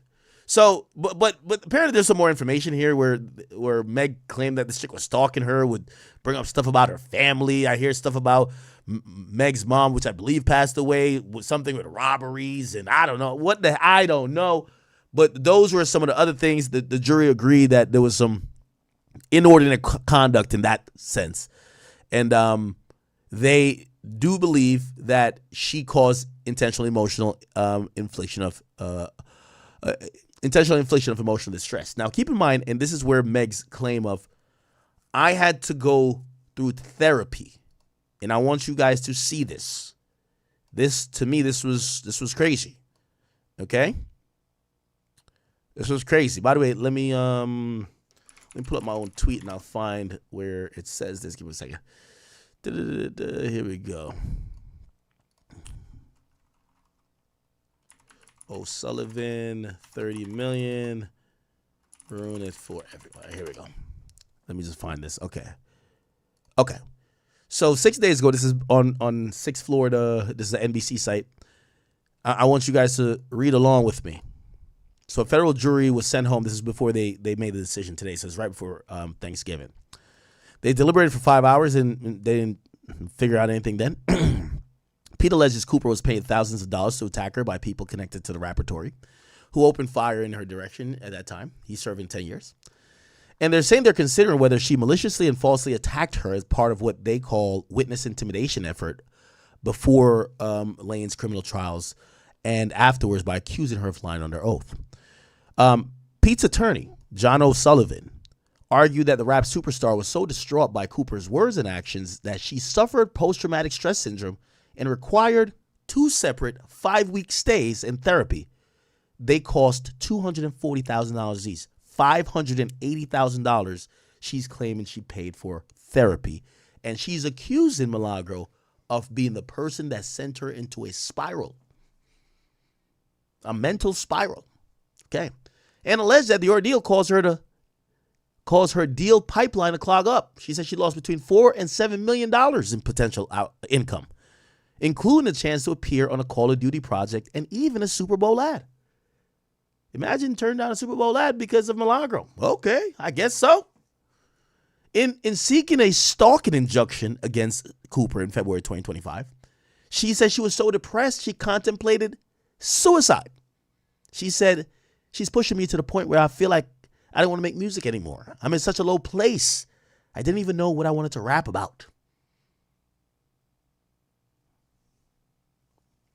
O'Sullivan suggested to the jury that compensatory and punitive damages could at least reach $30 million. Ooh. So they were telling the jury, hey, this is like $30 million worth of damage, y'all. This is $30 million. Now, this is clearly trying to copy the Cardi B playbook. Cardi B got awarded, I believe, like $4.7 million, and they were hoping to get something of the sort. They were urging the jurors to punish the living daylights. This is a quote. Punish the living daylights out of people who ruin it for everyone. He's referring to journalists and others who publish truthful statements in various media and the readers and viewers who expect them to be based in fact. One series of questions jurors have to answer revolve whether she's a legitimate media defendant. The question included whether Cooper provided disinterested and neutral commentary rather than advocacy for a particular client or personal interests. They argued that she was doing Lane's bidding in questioning whether Pete was truthful about the shooting. Cooper testified she was a reporter, a non-traditional one. I'm a commentator. All I did was facilitate the conversation. If she's found to be a media defendant, Cooper's defense argued she should not be found liable in order to pay damages for defamation, which, by the way, we now find out they believe she should not be held liable for the defamation claim. Well, what they found is they say she's a media defendant, and the judge subsequently made the right decision. If Pete does prevail, it's unclear how much money she could recover from Cooper, who testified she was essentially broke, unable to pay her attorneys, but is trying to pay rent and groceries. Interesting. Wow. So the $16K was for defamation. That got wiped away. For count two, let's go down to the damages and punitive, well, compensatory and punitive damages. For count two, for compensatory, they gave $8,000. And they gave $1,000 for, so this is infliction of emotional distress. So they gave $9,000 for emotional distress. $16,000 for defamation, $9,000 for $9,000 for, what do you call it again? Emotional distress. So $9,000. So Meg Thee Stallion spent $580,000 for 2 5-week programs of therapy, and the jury sat there and listened to her cry again, sob, wipe tears, walk like this the whole time she's walking in court with a little pouch. And for all of that, they said your emotional damage is worth $9,000. $9,000, take it. Okay. Now, the last count, which I continue to tell y'all, I do not stand with Milagro with, is the promotion of an altered sexual depiction. Okay? This is the deepfake porn where she's told her followers, go check my likes, and it showed the video of a fake video of Meg being involved in some sexual activity. It says, do you find by the preponderance of evidence that Miss Cooper willfully and maliciously promoted without Miss Pete's consent a visual depiction of Miss Pete that she knew or reasonably should have known was an altered sexual depiction? They say yes. Do you find that she should be awarded compensatory damages for it? They say yes. Do you find that she should be offered punitive damage? But they also say yes. No. Actually, it's only compensatory damage for that. Sorry. And the compensatory damages for that is $50,000. So they gave $50,000 for her telling people, go check my likes. Okay? So it added up. Remember, 16,000 plus 9,000 plus 50,000 added up to 75. But the judge, when they read the questionnaire, said, since I believe she's media, we're gonna take off the 16,000 for defamation. So she has to pay $59,000. Okay. Now I know people are begging for like this like win, and I see even Megan Cuniff. Megan Cuniff is like, she's like hoping, like, oh no. Yo, whoa, we got to get to the we got to get to the legal fees here, the lawyer fees. There was crazy catering. It probably hundreds, because they want to hear that Milagro has to pay hundreds of thousands. Well, listen here, bozos. It don't go to Meg anyway. Right now, that money's out of Meg's pockets. If anything, she would just get reimbursed, and the only people who win are the damn lawyers who sat for 9 hours questioning me, and they seemed like they were taking their sweet time. You know why? They were like, this dummy Meg gonna get us paid. So it seems like y'all are celebrating that the lawyer's gonna get paid instead of Meg getting paid. This is how dumb the internet is, chat. They're celebrating that, nah, it's gonna be more than 59K. Like, she spent $2 million in legal fees, so if the judge grants the legal fees and it's all of it, well, she's gonna have to pay the $2 million. Meg don't get none of that. She don't get shit but the 59 she's entitled to. So if you think it's a good deal to go sue somebody, and the win is for you to tell your lawyers, at least we got your law firm $2 million. What did you get out of it? $59,000. If that's the win, sure. Good. Sure. You got Quinn Emanuel, $2 extra million. Perfect. We'll leave that there. Okay. I'm on an hour and 40. I could go a little bit more longer. Well, I wanted to get on to this, which is here we go. Milagro did hop on with Armand, and shout to Armand Wiggins.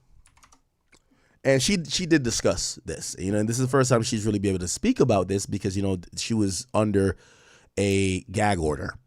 Now, I'm being fair. I want to be fair. Okay, let me give scores across the board. The only people that really win in this is Quinn Emanuel. They get $2 million. If we're talking about money, they're the only people that win. They got $2 million, okay? So $2 million is to them. They don't care if Milagro got to pay it back to Meg. Meg already done paid the money. Meg got to pay the $2 million. So Meg paid $2 million already, okay? So the winners here are the lawyers for Meg. They get $2 million. That's a dub. The win for Milagro is that she's seen as a media defendant, which is very important, and also a big win for everybody in new media, because now we understand that as long as you're doing your job of media coverage, whether you're covering a case from your computer like I do a lot of times, or you're going to court and you might not be the traditional media person, you still have some protection. So that's the win. The win for Meg is that she could say, hey, I went against a blogger who, even though the defamation was taken off of the liability part, she could say, well, I did get somebody for defamation, even though she got no money for it. But then she could say, I got people harassed me and caused me stress. I got a win. I got the win. So the W, even if it doesn't get her a lot of money, that's the win for Meg. So like she basically paid $2 million for like literally just a W in the win column, right? And yeah, that's it, right? So everybody kind of gets a win out of this. But the biggest win goes to Quinn Emanuel. They finessed $2 million out of Roc Nation and Jay-Z and Desiree Perez and Meg Thee Stallion. And I'm going to be honest with you. I know y'all keep saying, yo, I should be next. Yeah, finesse another $2. Sure, I don't give a fuck. All right. Let me see if I could play it here. Okay. It was like, knees. Okay, here we go. So this is Milagro speaking about this stuff. I mean, our children deserve to be protected. Our black men deserve to be protected. Our black women deserve to be protected. So all I did was stand up for something that I believed in. Nothing less, nothing more. Anything about her family or anything else, babe, there's a video from Geneva's Closet, I believe. Go watch it. where they lay out the different things about her family and whoop whoop whoop. Y'all keep on trying to throw all this different shit on me when I have already addressed where things came from. Myron Gaines put out that police report initially. I wasn't looking for that. Karim said, reach out to me if you want to talk to me about what I'm asserting about what happened down in San Antonio. I didn't seek him out. You know, anything about her family, anything else, child, like I said, go to Geneva's Closet and watch that video. The same way people keep up with celebrities and do celebrity MTV cribs and shit like that. Stop acting like there was some type of particular interest taken in this person. No, it was not, and it was not that deep at all. So I think that people have a misconception because I'm a passionate speaker, you Mhm. know, and I talk hard and shit like that, but I don't think I should be penalized for who I am. You know what I'm saying? Especially when these people get up here and be so upfront about what they feel about me. Make it make sense. So I What feel did like you What today, did you think about the jury? Like, how do you think what made you? Because it took a long time though, so I felt like they were going back and forth. In your opinion, ultimately, what do you think made the jury go lean towards the favor of her? Like, yeah, I think that they were going back and forth about all them questions. I think a lot was mm, left to the jury that should have been left to the judge. I think the judge should have made a ruling on the media defended thing. There were a lot of questions that those people had to answer. These are everyday people. So I respect and appreciate the time that they gave that were away from their families. And all I can do is say thank you for what they gave to it, regardless of if I agree or not. But and I, also because I don't know, because I'm hearing 59K, 75K. Can you clear this up? Like, did they drop the defamation? Is it 59K? Like, was it okay, so the 75K? jury decided that I am a media defendant. Amen. Which means that ultimately they had said we would give 15,000 for the defamation. Okay, the Mm, overall sum was about 75. Well, because I'm considered a media defendant, that knocks off the defamation. So any headline you see that says that Megan won her defamation suit, that is incorrect. That is not correct because the media defendant status means I should have been served properly. They wanted to mark me as a social media grifter. I am not mm. that. The jury, which it was left to them, it was decided by her side that they would choose if I was that. And they said, yes, she is. So, with that being said, the defamation portion was lost. Oh, officially. The So that's officially the lost.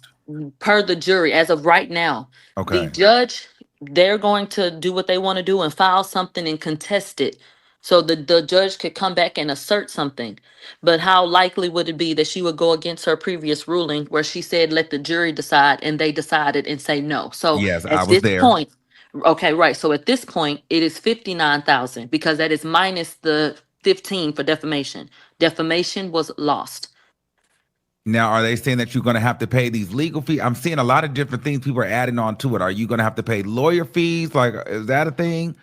I'll have to see how that works moving forward. But for right now, the number is the 59. Oh, well, girl, I know that for You can fundraise that tonight. The other thing is, I was gonna say, so there's the 59K. Okay. Can you not talk about her anymore? Were there any rules like that, or is there like a gag order? Are you no, talking about her? no. The gag order that was present during the case is over with now because the case has ended. Mm-hmm. There are no stipulations on that, you know? So if I want to move forward and discuss whatever, I can. Now, what I will tell you is I'm choosing not to, you know? Mm-hmm. Megan has branded herself as Regina George, which is supposed to be the ultimate bully. I'm really confused as to how she can get on raps and talk crazy and do this and do that and then turn around and do something like this. But at the end of the That's I'm glad Milagro brought that up. I thought this case was gonna run slightly parallel to what Drake and Kendrick did, where the judge flat out said like, "Hey, some of the shit is protected speech, and anything if you're trying to have an issue with protected speech, get out of here with it." It appears that the judge in this case didn't take that angle, and if Milagro had made some criticism of Meg, like for example, Nicki Minaj did, calling her Bigfoot, making fun of her family, speaking ill of her. Meg didn't file a lawsuit against Nicki Minaj because in reality, we just had case law that says it feels like rapping is protected. But because Milagro doesn't rap, it could be emotional distress. So I want to stay here and state on the record unequivocally. Big Ack is a comedian. And if we need to just say we're doing an art, which I everybody does know, I've said I'm doing comedy for a long time. Yeah, I'm doing the art of comedy. Because unfortunately, it looks like the judge refused to acknowledge any protections other than the First Amendment right, which it wasn't applicable here because it wasn't necessarily a criminal case, but it weaponized the commentary of Milagro because she wasn't doing it in a song, which is crazy. Today, she feels like, she's been hurt by different things. So I'm going to move forward without her as content. Life goes on. I've been under a gag order and have still had a show without commenting on her. That's not hard. I had a show before she was popular. I have a show moving forward. So it is going to be my choice to let her exist without me giving commentary on her. That's what I'm choosing to do. But there is no order that says I cannot speak about her or talk about this case or anything. No. Now, did you feel targeted, like, in any way, because they kept bringing up Aiden Ross, Academics, Joe Budden, and all these other people? Why do you feel like it was you? I think that a lot of people believe that there was some type of relationship of a sexual nature with Tory. And I think that as she said in her own words, she's a woman and she did not like my photographs with his father and with him and stuff like that. So, people got up and testified that they've been hearing about me being sued since January of 2024. I absolutely feel like I was targeted. There are bigger platforms that have said much more. I'm hearing people say, well, other platforms didn't go as hard. That is not true. There have been people who have consistently spoken about this case, consistently spoken about their viewpoints, and that's been ever present in this space. So I definitely feel targeted in that way. But it is what it is because we all have to own what we do. So at the end of the day, I think the biggest win was for new media to be recognized as new media and for us to solidify that space. That is the biggest thing because going into a lot of people did not want you to get that. I'm telling you this. Of course there was they a did, lot but of to their own journalists that did detriment. not want you to Understand. have that. They did not We want you to have deserve that. You done set up and paid for all that equipment. You working hard. You spending your money. You're going out. You're taking notes and you're reporting. Why don't you get to do that? Because they want to gatekeep. So this was a win for us, whichever way you want to spin it. This was big for us. So I'm grateful. New media is here and we're being recognized. And now that is solidified. Yeah, it is respected as the fact that, And it hey, will you be can't just throw respected. you can't just throw out a lawsuit.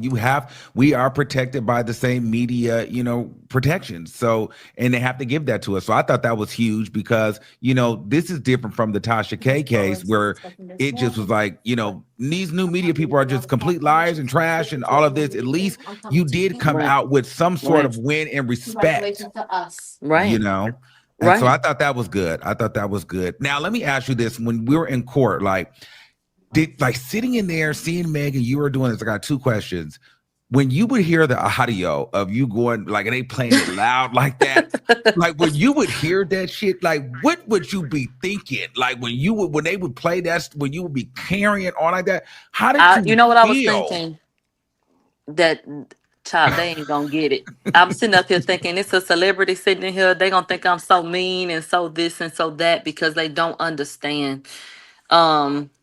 So it was difficult because you do commentary. So I feel like you can understand. It don't be that deep. We're doing commentary and talking about it. We might get a little theatrical in the way that we expressing it, this and that, but it don't. You turn it off and you're going about your business.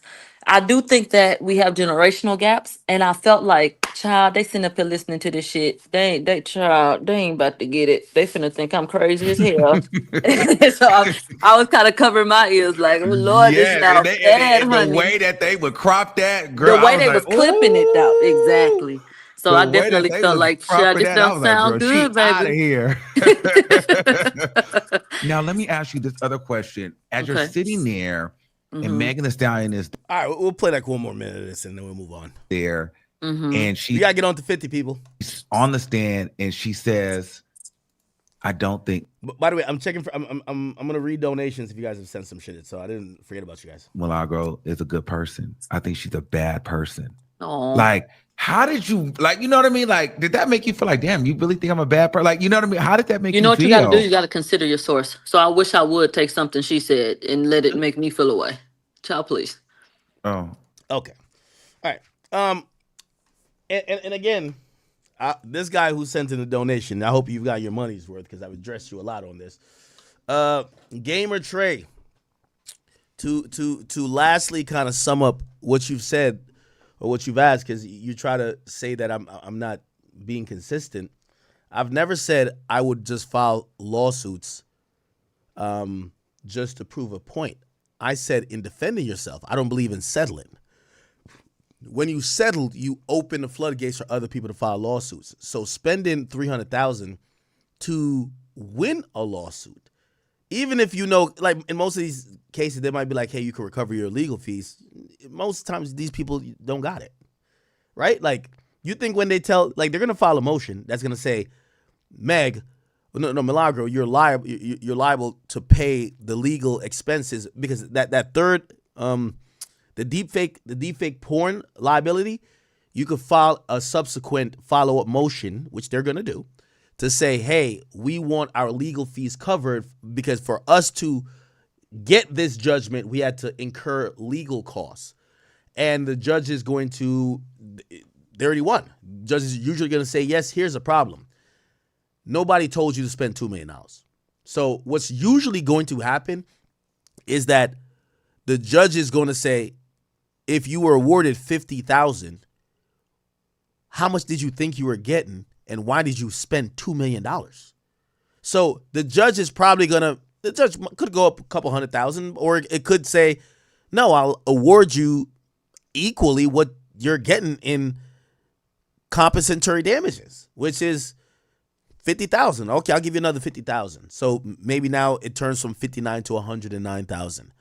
But I'd be highly surprised if a judge sets a precedent in awarding legal fees because some celebrity wanted to spend millions of dollars to get a judgment.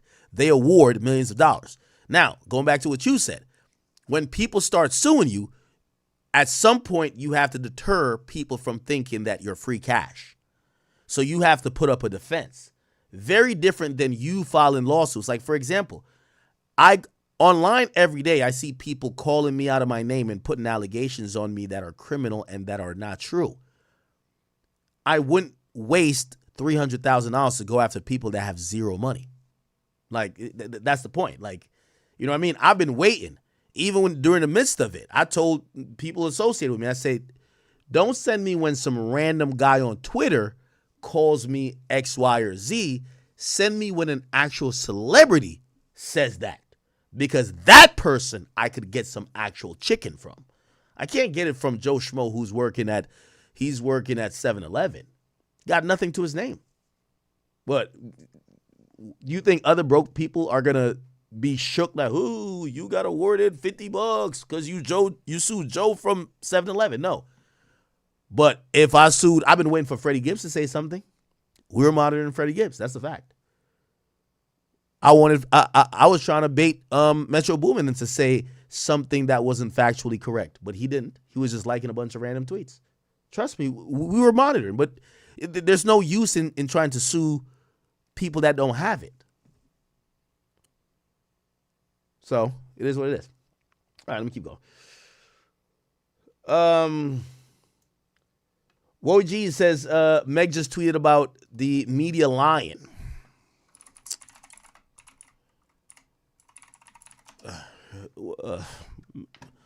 Meg need Jesus, bro.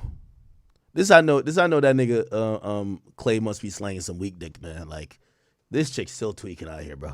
You know what I mean? Like, yo, you need somebody to give the proper dick control, get her in line, bro. I ain't gonna hold you.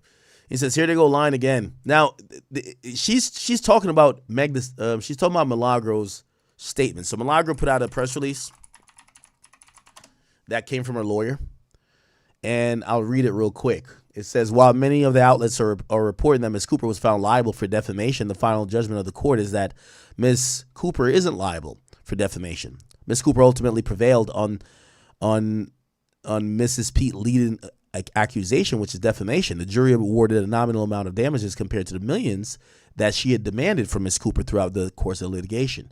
Juries are called to make difficult decisions and often on complicated questions of law and fact. While we do not agree completely with the jury's verdict, we respect the verdict, and we thank the jury for giving us their time and their attention for more than 2 weeks. Ms. Pete and their attorneys asked the jury to send a message to the community by awarding her with an astronomical amount of damages. Indeed, the jury rejected her request and refused to send any such messages as shown by the nominal damages that they recovered. Evidently, the jury did not believe that Ms. Cooper was the sole cause of Ms. Pete's emotional distress, and it's reflected in their verdict. The verdict also reminds us that you cannot sue media defendants without provide the proper due process. We remain proud of the defense that was provided and Mrs. Cooper's willingness to stand up for her voice. The broader question around protecting online speech, dividing the boundaries between opinion and defamation, and safeguarding independent creators will continue to be critically important. Ms. Cooper claims her rightful position as a new media commentator, talk show host, and personality. Chad, what I will say is that, again, that's why I keep telling you about these law firms. The only people, the law firm that represented Meg, they probably got more than 59,000. Again, Meg is, what's that term in politics? In politics, when they're arguing, or no, it's in debate, straw man, and I think that's what the term is. She's saying people are lying. No, they're basically coming to the conclusion that the judge already said he would essentially conclude.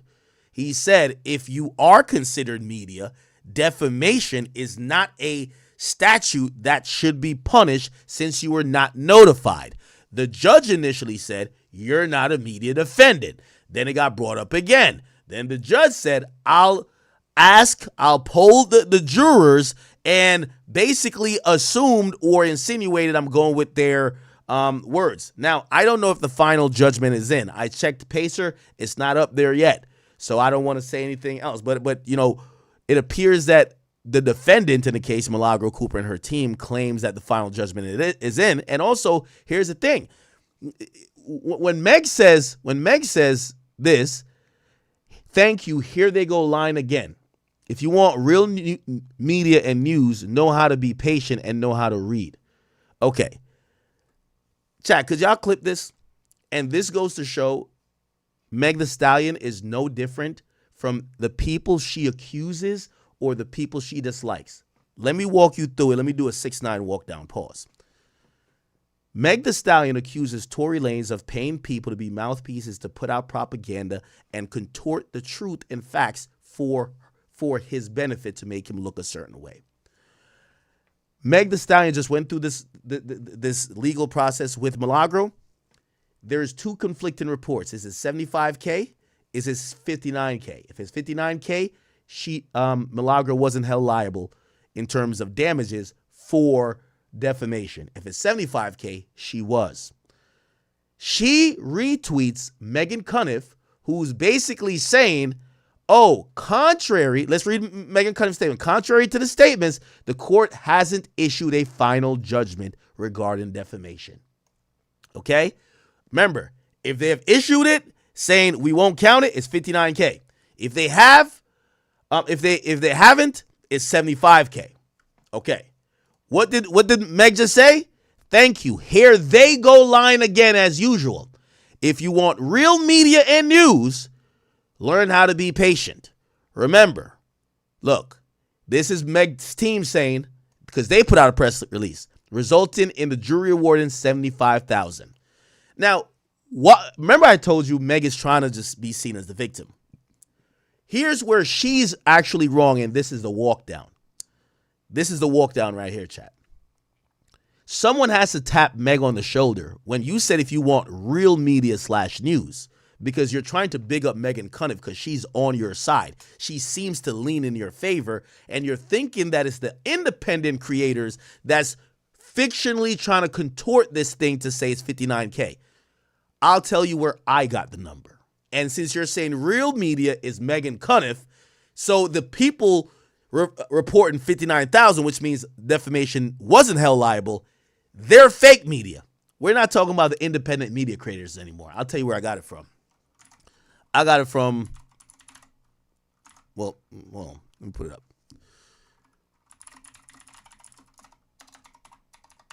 This is where I got it from. I got it from NBC. NBC News, 6 Florida. When you scroll down, Pete was awarded $59,000 in damages, but had been seeking tens of millions of dollars. That's where I got it from. Okay? While the jury found that Cooper defamed Pete by saying she was dishonest in sworn testimony about the rapper who shot her in 2020, the judge struck that verdict and the $16,000 in damages that the jury awarded her for defamation. So this is the walk down here, chat. Put it everywhere. When she says if you want real media news, it seems that apparently Meg is saying that where I got it from, because I got it from NBC, they ain't real media news either. So we need to ask Meg Thee Stallion, what's real media news?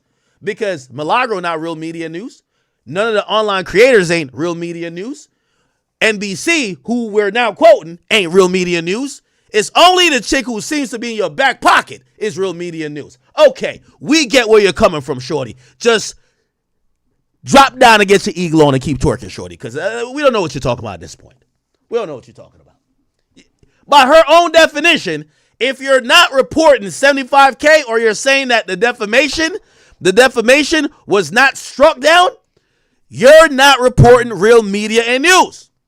Well, she's trying to take a shot at us independent media creators yet again.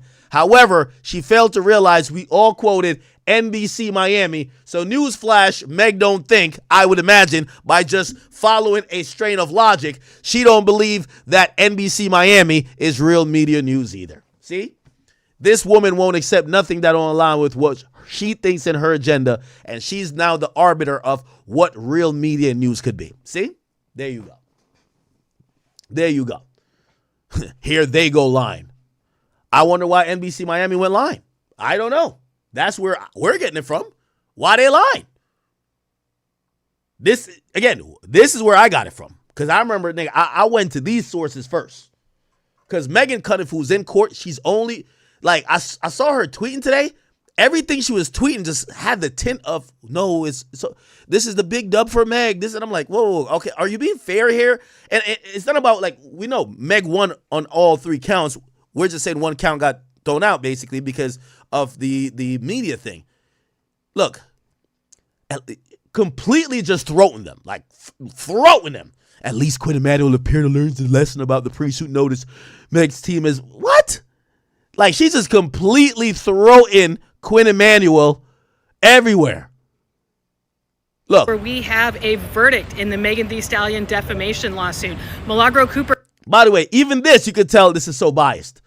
Meg's total bill could go up a lot higher than 75. You know why? Because everybody is scratching their head to say, yo, you spent at least 10 times what you got awarded. How is this a win?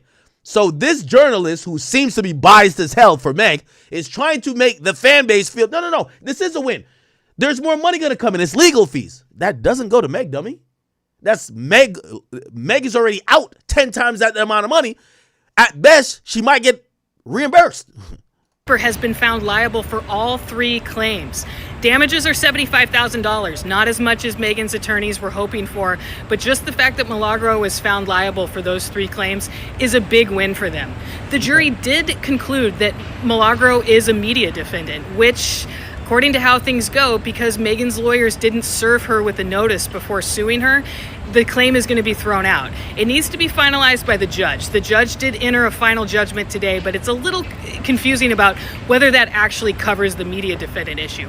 However, the fact that the jury said that, yes, Milagro is a media defendant should really carry some weight with the judge here. They didn't answer yes to all the questions about whether she properly performs the tasks of a media defendant. I'll get into that in my story. But overall, they did conclude that she is a media defendant. However, they also concluded she defamed Megan, intentionally inflicted emotional distress on her, and then promoted a sexually explicit fake video of her. So that's the real issue here. And the fake video claim brings attorney's fees. So the $75,000 in damages. So now the win is attorney fees. So the win now is attorney fees. So again, the new win is, the attorney fees could be millions. That goes to Quinn Emanuel. And the fake video claim brings attorney's fees. So the $75,000 in damages is one figure, but we could end up with another figure here later on that requires Milagro to pay Megan's Quinn Emanuel fees, which, just looking at their catering, that's going to be through the roof. But it could be a lot. But there are issues that remain to be seen here. But Megan left the courthouse, said, "I'm just happy." And Milagro left the courthouse, said that she's not ecstatic, but she respects the jury verdict. So I'm working on getting this all together for you guys. I've got a story I'm going to put up on legalaffairsandtrials.com. And if you guys go to my socials, you can see videos of people leaving, some details from court, that kind of thing. I'm shepherding it all together into a story for you guys. So subscribe to my Substack and you will get it in your inbox with everything you need. Thank you. Okay, by the way, Speaker Music, thank you for the 5, says, can Milagro sue outlets that said she defamed when it was clearly thrown out? Hey, this is why I want to temper everybody's expectations about these lawsuits that you're thinking about. If someone misprints, again, when you're proven defamation, you have to prove somebody's maliciously doing it. Like somebody making a mistake, that is not defamation. Also, you got to prove damages. Like, right now, we wouldn't be able to tell any damages. So again, I know you're saying, can you sue? You can sue for anything. I'm telling you, Meg called me big and I waited for mad years and I'm suing, or I was going to sue. But you get what I'm saying? Like, you can sue for anything. People think the win is the lawsuit. No, the win is going to be the final outcome. I told you, everybody who got the win, Quinn Emanuel won the most. They got $2 million. Okay? The second win was probably going to be Milagro's team. I think they're, maybe not the best job ever, but like she added lawyers at the end. She had to pay maybe $60,000, $70,000. I think it's more than what the judgment is. So both law firms, I believe, with Milagro, it wasn't law firms, different lawyers. Lawyers got the majority of the money here. Then Meg gets the win on paper, and Milagro gets the media defendant badge. That's how it goes. And the rest of us got free content. Right. Okay. Bernice King Real says, could you play Millie's statement about deleted text? Is it on Armand's page? It's on Armand's page. All right, I'll go on Armand's page. Chat, we're wrapping this up and we're getting straight to 50 Cent. Don't you guys worry. By the way, B. Rise says, yo, who want to bet that Clay himself going to give her $2 million? I got $5 on that. So I got 5 on it. Oh, man. All right, hold on. Let's see if we could, I just want to make sure if we could we get that part? Yeah, she did speak. Hold on, give me a second. I just want to address that person's comment. That is Girl, not you will what was recover from received. this, even if it's 100,000. You leave it up to the jury because they was like, the They way were that afraid. judge was coming. And then Okay. So there was this thing that Megan Cuniff kept saying. Oh, you deleted 20,000 texts, and yes, the judge did instruct the jury to say you could take those deleted texts and assume that maybe there was some stuff that wasn't too favorable for the defendant, but they were acting like she was texting Tori 20,000 times, and I was like, God damn it! I was like, somebody got to be fucking her over there. If you texting Tori's my man, but I don't think I've ever even text Tori back and forth more than 50 times. What the fuck? Shit, y'all doing some other shit if you text 20,000 times. She finally explained what that was about, which again, there was bias reporting, and it's interesting how they claim she was bias reporting, but when it comes to her, we never heard about it till now. Look. Then I believed in. I'm very proud of it. And so I think people are upset that I'm not crying or some shit words. Like literally uplifting my name. Milagro is short and proud and black. I just sitting up talking about me a particular way. Seeing Megan, you were doing this. Like, I think she's a bad person. Got Natasha being enemy. I had woke his ass. Able to be recognized. I'll let you go. That I think that we need to learn and I believed in. Not grifting. Megan won't be a part of the commentary. Well, hold on. I gotta try to figure out that. Damn, does anybody got the fucking audio? I was listening to it live, and she did explain. She said that her deleted text was a group chat with her friends, like a group chat with her friends. That let me see. Fuck. Yo, what page is this? While everybody debates defamation, the real headline is the jury found Meg coordinator Tory. If they saw that, imagine what it means for other bloggers who play the same game. Whoever this fucking stupid ass page is, nobody's fucking nigga. I don't give a fuck about a lawsuit, nigga. Y'all be thinking like niggas like me is like scared. Who gives a fuck? Anyway, I would have to go on Armand's thing. Yeah, we'll find it for the content. They trying every which way to try to make it seem like, ooh, it's the boogeyman type shit. Like, fuck out of here. Nobody care about no Meg like that. Here we go. Sorry. Decided that I am a media but at the end of the day, she feels like, you know, Pay that off. on this person. No, it was not, and it was not that deep at all. But Also, because I don't know, because I'm hearing 59K, 75K. file something in new media, and for us to solidify. So I thought that was good. You know what I mean? Like, did that make you feel like, damn, you really Prove I was a media defender. And then I definitely feel like the team was underestimated. I think it's going to be imperative to go do that leg work. So I'm ecstatic at the fact that the jury saw. It's over though, right? Because I can't hang. I don't agree. Source you deliver. Is it 52 hot. the show person? But then I feel like Believe what y'all been saying that we had a sexual relationship from the jump, literally. So he has to consider what he's going through on his own. I have to be accountable for my position in different things, and I have to own that.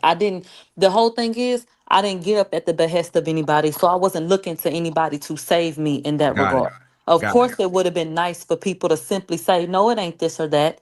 But in my opinion, people had their minds made up anyway. Y'all believe what y'all been saying that we had a sexual relationship from the jump, literally. So y'all wanted to believe it. That's what y'all didn't believe. That's what y'all done made it. So would it have mattered? No, it honestly wouldn't have. So he got up and did what he did, and that's on him. And God bless him on his journey. But I have to own my own shit. So I'm not looking to Daystar or anybody else, because Daystar nor anyone else had me up anywhere saying anything. This question is for both of you. Why? okay, so here's my honest thing with Megan. I see That's what I believe. You talk about people who can I'm trying follow to the get the text proper message shit. protocol. got it. Does anybody got the timestamp for the text message shit? Rules like that, or is it like a gag order? No. Are you talking about her? No, the gag order that was I want you to get that. I'm telling you this. the way that we expressing it, this and that. The reason why it even got to the jury, because you guys had proved to the judge that you are a media. Is there anything that you have learned from About things, and with people like you that I feel like we're the people that these people watch. All right, anyway, I'm giving you, I did see it earlier. If you guys got a timestamp, I'll play. But essentially, she said the deleted messages, she never texted Tori 20,000 times. She said it's a group chat with her friends that it was called, Jersey Shore. She said she called it N-word Shore. And they would talk about just shit. It's like not necessarily even industry shit. It's, imagine your local group chat with your friends. She would just talk shit about people around town or whatever. Probably some celebrities too. Who knows? But she said that's what the deleted thing was. But in the media, it kind of was reported like she deleted 20,000 messages that had to do with Tory, which I was like, what the fuck? Like, what the hell y'all going on? She said shit wasn't about Tory. Like, she just had a group chat that they deleted. And it got deleted multiple times, like damn near, like, whatever. So, I don't know. same type of shit. It's backwards. Why do you think that is? I did something towards somebody else. What behavior? Oh, it's a 104? Oh, damn. Y'all niggas is on it. Is it? What was actually revealed by the specialist was. Oh, here we go. Oh, damn. Okay. Okay, I'm on and then too, can you tell us this, Milagro? What is nigga shore? That was the 20,000 text messages. Just tell us what nigga shore was, just so everybody knows. Finally, what was nigga shore? Listen, let me tell you something. Everybody is sitting up here talking about she deleted messages. What was actually revealed by the specialist was that from 2019 to now, Every year I deleted thousands of messages. Y'all talking about 20,000 messages got deleted? That was shown in evidence. There were 20,000 messages in the nigger shore chat. There was a group chat with my friends. So there was no proof of me deleting 20,000 messages with no Tory or no Sunstar because I ain't never text them no 20,000 times. The 20,000 messages was from my group chat. Nigger shore was a play on Jersey Shore with a group of friends. That is it, child. So once I again, thought that if was you a reach sat too, through, I know Amon. you were there, a lot of things were misconstrued, a lot of clips were taken. They then zoomed out of a lot of stuff to make it look like this. And what my team did was come in and paint the full picture so that they could see the full scope of it. I think that So was that's what Nigga Shore was, I And child. think then that let was me ask you this, Dennis. Dennis, sorry, I got a ping pong. But now we saw with Tasha K how it kind of set us back with new. Okay, I bet we got it. Hey, it is what it is. Congrats to Milagro, congrats to Meg Thee Stallion, and congrats to everybody else for the free content. Yo, this is y'all can clip this. I don't give a fuck. Yeah, this is my message to Miss Unlikable, Meg Thee Stallion. Shorty, I think honestly most relevant or huge media personalities, whether it's me or Joe, I think we kind of wanted to always understand you and kind of open the doors, but you're very standoffish. Like you've never, like I suggested like over a year or two ago, like you should sit with people because we're hearing, there's a perception about you. And if you deny the perception, again, you could keep suing, maybe the 59,000, like, yeah, you're running to the bank with. But I personally believe you're doing this because you want to be liked because you have a music career and you want people to speak favorably about you. You're not giving people a chance to know you. People are only hearing from you when you're on a stand. You could go talk to people. These people don't hate you necessarily. Like, I don't even hate you. Like, obviously, I go back and forth with you because you said some stuff about me. I say some stuff about you.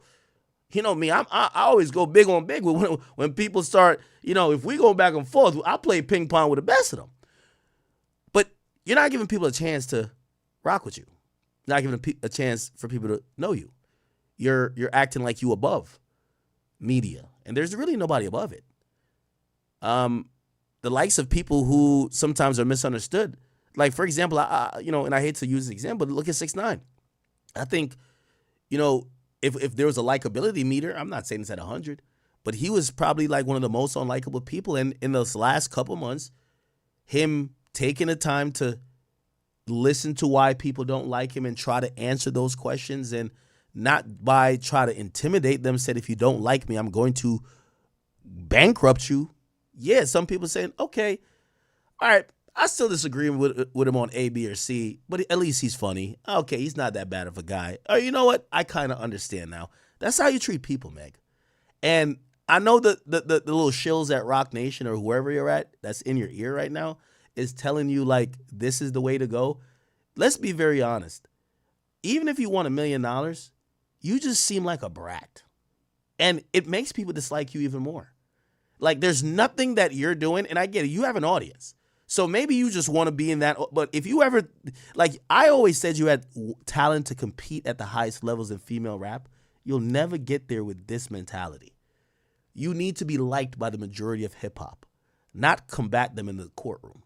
And if that's what you think it is, you're going to realize that you're going to fight this battle, whether you win $50,000 or $500,000. You're going to fight this for the rest of your life because your talent don't matter no more. What people are going to remember you for are the things that are not music. They're going to remember that they don't believe you. They think you're a liar. They think you're like, again, I know this word might not, people don't say it to you. They kind of just think that you're the asshole. The person who, yeah, you got justice and you're still wilding. You're picking on people. The person who's a hypocrite. These are the things that's coming out with this lawsuit. Like, I see you putting out press updates to try to counter Milagro shit. Respectfully, Milagro wasn't that. This is the most publicity Milagro's ever gotten. And that's why I think that, respectfully, no matter what, she has to take this as a W. You've gotten the most attention you've ever gotten. You could use this as a learning opportunity, but your platform, depending on how you take this moment from now on, could be exponentially bigger. Thank you to Meg. And she sues you. What definitely has not changed from you filed this lawsuit or even from your whole situation with Tory is that people don't like you. And Meg has dug a hole, and it's like sinking sand. The more she tries to prove to us that we should like her, the more we dislike her. And I've told her, or I've suggested, the way to remedy this all the time. Speak to the people who you think don't understand you or who don't like you. You clearly think their platforms are big enough that they're affecting your mental health. You're spending $500,000 on therapy. Don't act like you're some big superstar. Don't act like you're above it. Speak to them. Speak to your fans. Speak to people. It'll allow that conversation to happen. Chat, for some people might be like, you pick on women, this and third. Meg ain't get half of what I've said about Carisha. I called her a porta potty. She was getting pissed on. Called her non-talented, illiterate, all of that. And when it came to a head, and after she heard, like, listen, we don't care. I've never seen none of y'all niggas. I don't know y'all. Nobody hates y'all. But of course, everybody got their own egos, and that's where I think she's incorrect about thinking Tory's behind everything. Shorty, if you never mentioned my name, I probably wouldn't give two fucks. Once you mention my name, I'm on your ass. Nigga, I'm on your ass like back pockets. Same way when I was one of the biggest supporters of Lil Baby. The moment that nigga rapped in his shit told me I got more money than academics, I said, here lies the career. That's what I said. The moment Meek Mill thought he was going up on me, I said, this is the tombstone. I started molding it. That's how I take it with everybody. Man, woman, child, dog, everybody. I don't give two fucks. So you could make it a woman issue, but I've treated every rapper the same. I'm giving you the remedy, shorty. You know, in the hearts of hearts, it's not about you think, oh, bloggers are doing this. There's people that lie on me. There are people that might twist the truth on me because they don't like me. They want their audience to not like me. I get it. So I'm not saying everybody has always been straight shooter with you. But you're doing this not for $59,000. You're doing this because you want to be liked. You're doing this because it's severely hindered your music career. And I'm surprised they didn't bring that up when you were trying to speak on damages. Because we've heard about you more with lawsuits than we've heard about you with music. That's not normal. When you came on the scene, you was one of the hottest commodities. The reality of this is that you'll never change someone's mind by a lawsuit. You'll never do it with these, oh, let me just frame them as lying. If they posted you and Tory on the Shade Room, not my platform, on the Shade Room, you'll see so many women supporting Tory. Why is it? Why? What's so different about you compared to most women who allege abuse or allege whatever? There's something unlikable about you. And I'm telling you the remedy. It's not lawsuits. It's not spending $2 million to get $59,000. You need to be personable. You need to be vulnerable to the masses. You need to open yourself to conversations even with people that you don't like. And again, I'm saying it to you. This ain't me saying it because I'm scared of a lawsuit. I don't give a fuck what you do. Because I just watch you bleed $2 million. I watch you bleed another 2. Don't give a fuck. But I do know at the end of the day, whether you sue me or you don't, I'm going to be covering hip hop until I'm done and out of here. And I'm talking about the world. I'm gonna do this at 70. And I think you're going to be in this space as well. So you could file lawsuits till you're 70, or you could realize, what do I really want? And what I do think you really want is to be understood. You'll never be understood in a courtroom where this case that y'all just had, y'all were judged by 9 white old people who don't even understand the vernacular you speak. So again, enjoy the $59,000. You know, Milagro will be making payments, and I think they could put that on a mortgage-like payments.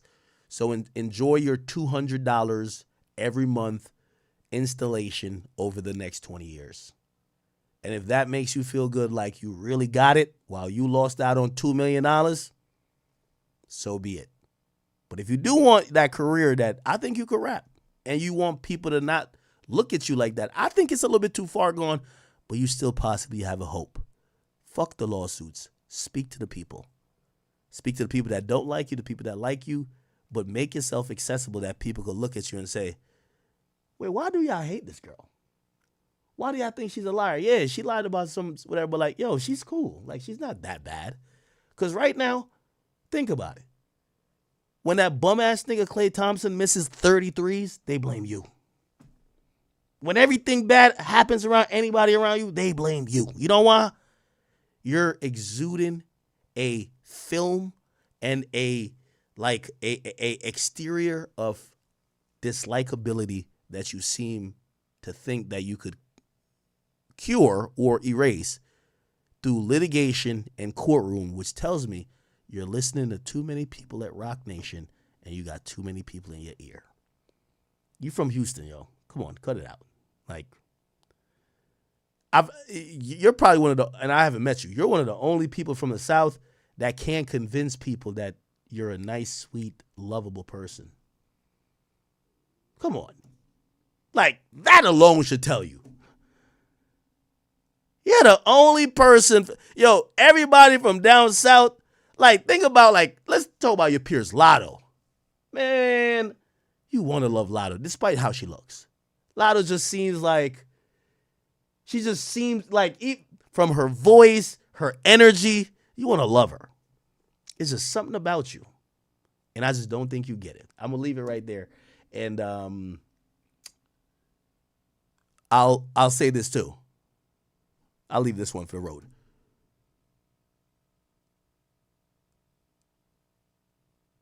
In case you thought about running up the lawsuit on me, we'll have some real lawyers meet your lawyers, and then we'll do the Infinity Wars, because this show is baby food. Okay, we'll do it. But until then, shorty, cut it out. Life is long. We're all in the same industry. Pipe down. All right, let's get to 50 Cent, people.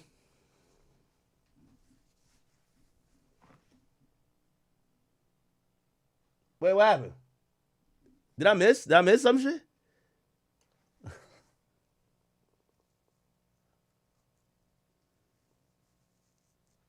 All right, anyway.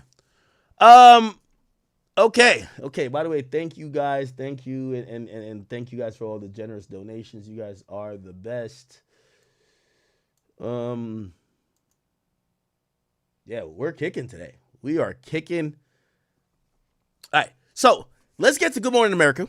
Good Morning America, 50 Cent. So 50 Cent, yo, I'm gonna be honest with you, right? And let me just say this in preface in it, and I won't pause it during. So I'm just gonna let it play. Chat. I want to be very clear to y'all. I think Netflix fibbed on this.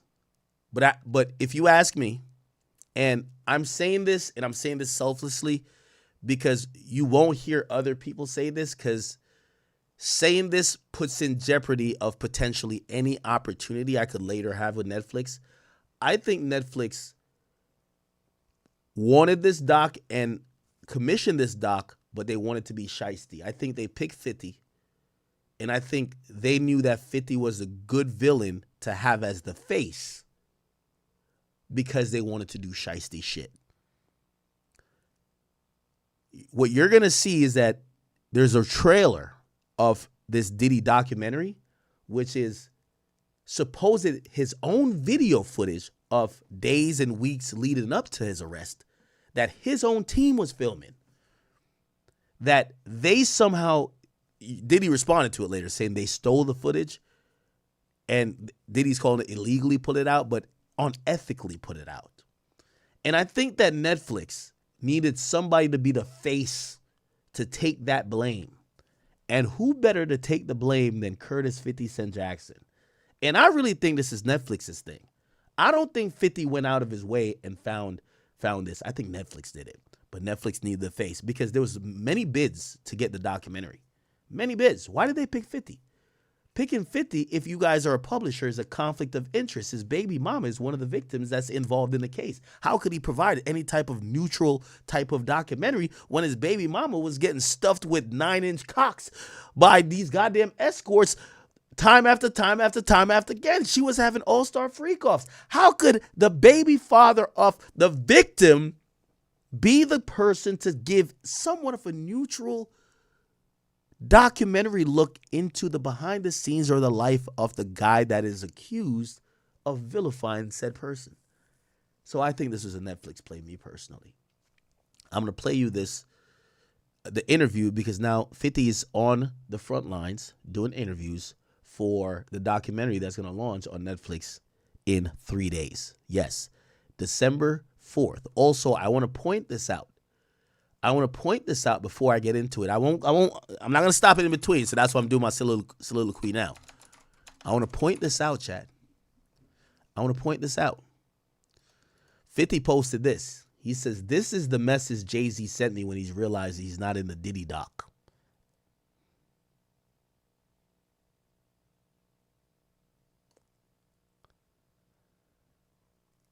I don't think, ironically, when is the Diddy doc coming out? It's coming out the 2nd. I don't think it's ironic that it's coming out 2 days before Jay-Z's birthday. I think 50 got access to grind, whatever you might think it is, with Diddy. And if I'm Jay right now, Jay better have a war chest for 50. Because when 50 could drop a guillotine on this nigga, it's going to be hell to pay. Trust me, he's already, even when he's focused on Diddy, because he know he got Diddy down bad. Diddy's already getting stomped out. He's calling the YNs. Oh, now we beating this nigga's ass. But he's basically looking over like, nigga, eventually I'm going to catch you like that. Remember that. He's dropping it 2 days before Jay's birthday. Remember that. Anyway, let me play this. Watch. Never before seen footage of Sean Diddy Combs in the days leading up to his arrest in New York last September. You want to put the stuff in my fanny pack, King? The exclusive video obtained by Netflix shows Combs debating with his lawyers about strategy. Listen to me. I'm going to get off the phone right now, and I am going to let you professionals look at the situation and come back to me with a solution. No matter what nobody said. Let's just, here and there, y'all are not working together the right way. We're losing. The footage is part of a new, highly anticipated docuseries by director Alex Stapleton and rapper and executive producer Curtis 50 Cent Jackson, titled Sean Combs, The Reckoning. Was there anything that surprised you when you were watching? I think it was surprising that he actually filmed it. It was very interesting to watch a man who's known for his brand Red, presence. thank you. You know, he has a really amazing knack for marketing and all of that, and how he was sort of taking that into account in how he was coming off to the public. The exclusive video also shows Combs in Harlem greeting fans. I'll accept it. I need some hand sanitizer. Hold on. I got it. I've been out in the streets amongst the people. Yeah, I gotta take a bath. Oh my God. Ironically, you know what people said? Yo, how come Diddy, who was sopping up all the semen from Cassie's vagina and rubbing it up on his nipples and having week-long or weekend-long freak-offs where multiple dudes was peeing on his girl that he was licking and kissing and fucking, how come that guy's a germaphobe? How come you playing with man milk, rubbing it on your chest, your girl getting peed on, 5 niggas fucking her, y'all got baby oil, all type of stuff, y'all got all type of freaky, nasty shit going on, but you walk down the street, dap up 5 people, and you like, give me some hand sanitizer, I need a shower, these niggas got germs. What? Nigga, huh? How you a germaphobe now? I seen that combo. Like the amount of people that actually I'm coming in contact with, like that's what I have to do. You know what I'm saying? Oh. It's like 150 hugs. You're a public person as well, and there was one instance in Harlem, and his reaction when those people Went away. Got in the car and said, I feel like I need to wash, like I'm dirt. That was Now, I'm going to be honest with you. This is where I think the documentary is tainted. I want to just be very clear. I fuck with 50 and everything, but I'm going to be honest, dog. Yo, I'm going to keep, nigga, I went to Complex Con. Nigga, I dapped up like about 100 people. First of all, I'm one of those people, every time I go on a trip and I'm around mad people and, you know, I'm on planes with people. I got dap up mad people. Every time I come back home, I'm sick. Always sick. So I dap up mad people, whatever, at Complex Con. Nigga, my security who travels with me all the time, he knows me. Like, bro, he gave me hand sanitizer. Yo, bro, here's hand sanitizer. I don't think the people who love me, who wanted to dap me up or give me a hug, is disgusting. Like, bro, you're just, you're trying to keep healthy. But of course, 50 is gonna frame it in a way to say, Diddy thinks he's cleaner than y'all. And this is why I think the doc is kind of tainted, bro, because you're taking that, even when the president of the United States walks through and he shakes some hands or whatever, like, yeah, he does that. Maybe he doesn't say necessarily that, but like, yeah, he's going to get some hand sanitizer and do all that shit. You get 50 who could frame the shit in his own realm to make Diddy look like a monster, that he's some guy who scorns the public. Bro, come on. Like, Diddy was running marathons with people. Pause. Pause. He was doing 5K marathons. Y'all remember when Diddy was doing marathons? Diddy Marathon NYC. Like, yo, Diddy's always been a guy that's kind of been off the people. Like, Diddy's been off the people way more than 50, respectfully. And this is where I'm like, yo, and I'm in media, so I know he who controls the story and controls the narrative is the ruler. This is why I've always said media is so powerful. Because now you get 50 telling the story of Diddy. He's not going to look at that and be like, yo, bro, your 50 sometimes goes, when he was selling the FN vodka thing, he would go to these store openings where they would be starting to sell FN, and he would go there for sign-ins and take pictures with people who would buy the vodka. I'm pretty sure when he got back in the car, it was like, yo, bro, hey, yo, take some hand sanitizer, make sure you're good. We going to the next stop.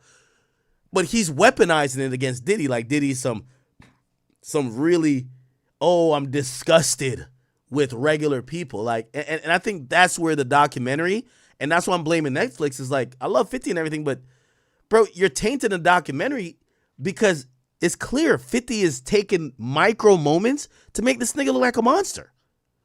Harlem, and his reaction when those people went away. Got in the car and said, I feel like I need to wash, like I'm dirt. It shows you his character. Was that the reason for including it? Yeah, I mean, what's the odds that you would do that in front of the camera? Like, that's one of the moments where he forgot he was on tape. How do you respond to people who say that it's more about the disdain that you have for Sean Combs than it is for giving the victims a platform? What they consider a pre-existing beef, right, for 20 years, right, is me being uncomfortable with him suggesting that he takes me shopping, or and this is where I think 50's also good. 50's also mastered media. I'm surprised 50 hasn't launched a huge media company, even though he has this new thing called 50 Tentash. I don't know what it's called, but 50. The reason why you have issues with Diddy is many micro moments, or not micro moments, but like the deal with is it Mace? Yeah, Mace, or potentially signing Mace. It's Diddy supposedly trying to almost block you from signing initially. It's mad different things over time. So and then ultimately to him fucking your baby mama and whoring her out and turning into a prostitute that was fucking multiple prostitutes and escorts at his very whim. Him peeing on her, him doing things that you would never do to her because you loved her. That's why you decided to have a kid with her. That's where it comes from. So when you're like, oh, people think my beef with him stems from him wanting to take me shopping. No, you're smart. That's the thing you mentioned on the Breakfast Club. But there's many things behind the scenes that you always felt that Diddy was slighting you. That you have for Sean Combs than it is for giving the victims a platform. What they consider a pre-existing beef, right, for 20 years, right, is me being uncomfortable with him suggesting that he takes me shopping, or I looked at it like it was like a tester, like maybe you'll come play with me, type of thing, right? And it's not personal. I think it's important to also let people know that the show is not completely the perspectives of people that did not like Sean. We weren't trying to just get the highlights, the salacious details, you know, that the real goal was to storytell. And if not everyone needed to have an allegation to be a part of this project. The 4-part series also features 2 jurors from Combs' trial who are speaking for the first. Oh, wow. There's 2 jurors who are speaking. Wow. Time about how they reached their mixed verdict, finding Combs guilty of 2 prostitution offenses, but clear of racketeering, and how they reached their mixed verdict. Give me 1 second.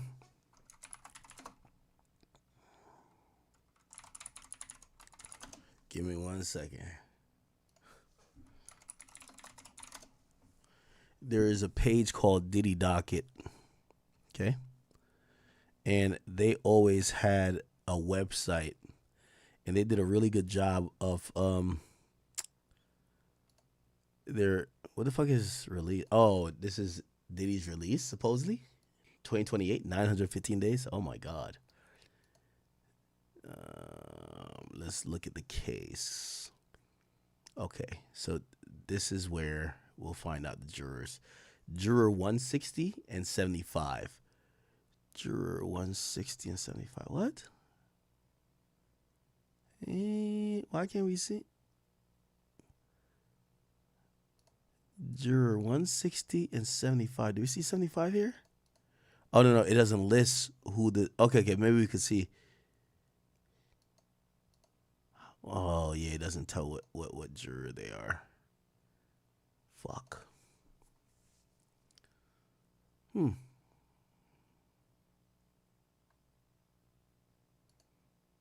Yeah, I wish they had Cassie Ventura. By the way, this website does a really good job of kind of like memorializing the whole thing. Anyway. Finding Combs guilty of 2 prostitution offenses, but clear of racketeering and sex trafficking charges, both sharing their thoughts on the relationship between Combs and singer Cassie. Juror 75 describing them as 2 people in love, and Juror 160 saying in part, domestic violence wasn't one of the charges. Cassie, is she a victim in all this? I believe Cassie's a victim in all this because she came in as she's like 18, like 19 years old. In the very beginning, after a while, over time, you condition for it. The goal of what the film is trying to do is to let the audience kind of come in to ask questions like, were their decisions colored by certain things, and who got the benefit of the doubt, you know, in that courtroom? Do you think that hip-hop culture was on trial as much as Sean Combs was? Look, if I didn't say anything, you would interpret it as the hip-hop is fine with his behaviors. There's no one else being vocal. So you would look at it and just say, because that mind your business, or let me not say nothing about nothing, or those things, it would allow the entire culture to register as if they're for that behavior. If Sean Combs watches this, what do you think he's going to feel? Like, wow, this is amazing. I think he's going to say this is the best. Oh my God, look at 50. Documentary I've seen in a long time. Nah, 50 is something else, bro. Because you'll see people saying that. I mean, he may feel a different way about pieces and bits of it, but he knows the truth. I think he'll see the truth in it. Wow. Yo, let me tell you this. Yo, I love Fifth. But yo, Fifth, I hope this day never comes. But if the day ever comes where somebody got the drop on you and they're about to dun you, and obviously I'm talking about on some like, yo, they got some info, or like they're trying to like ruin your career. You've worked hard for this shit, brother.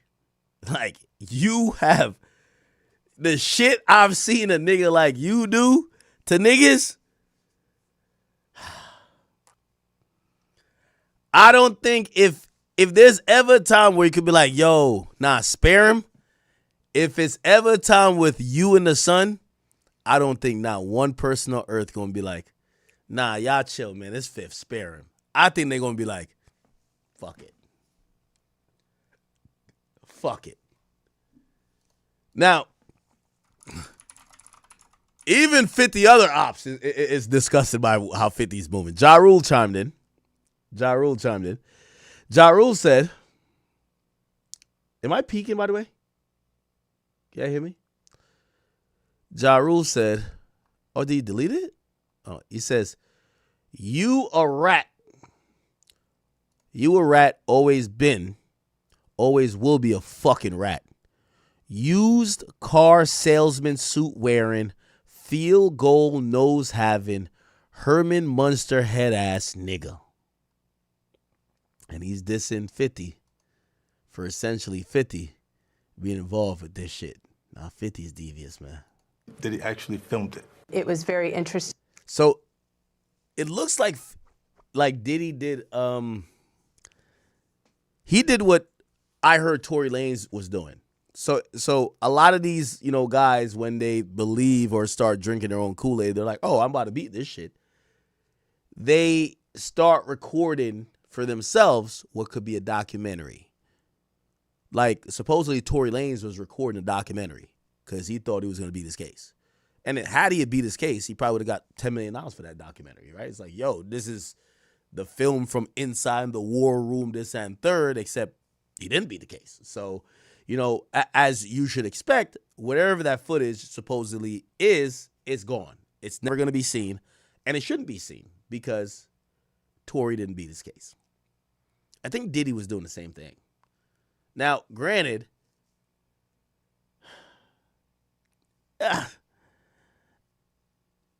maybe Diddy really was on something. Nah, these niggas ain't got shit against me.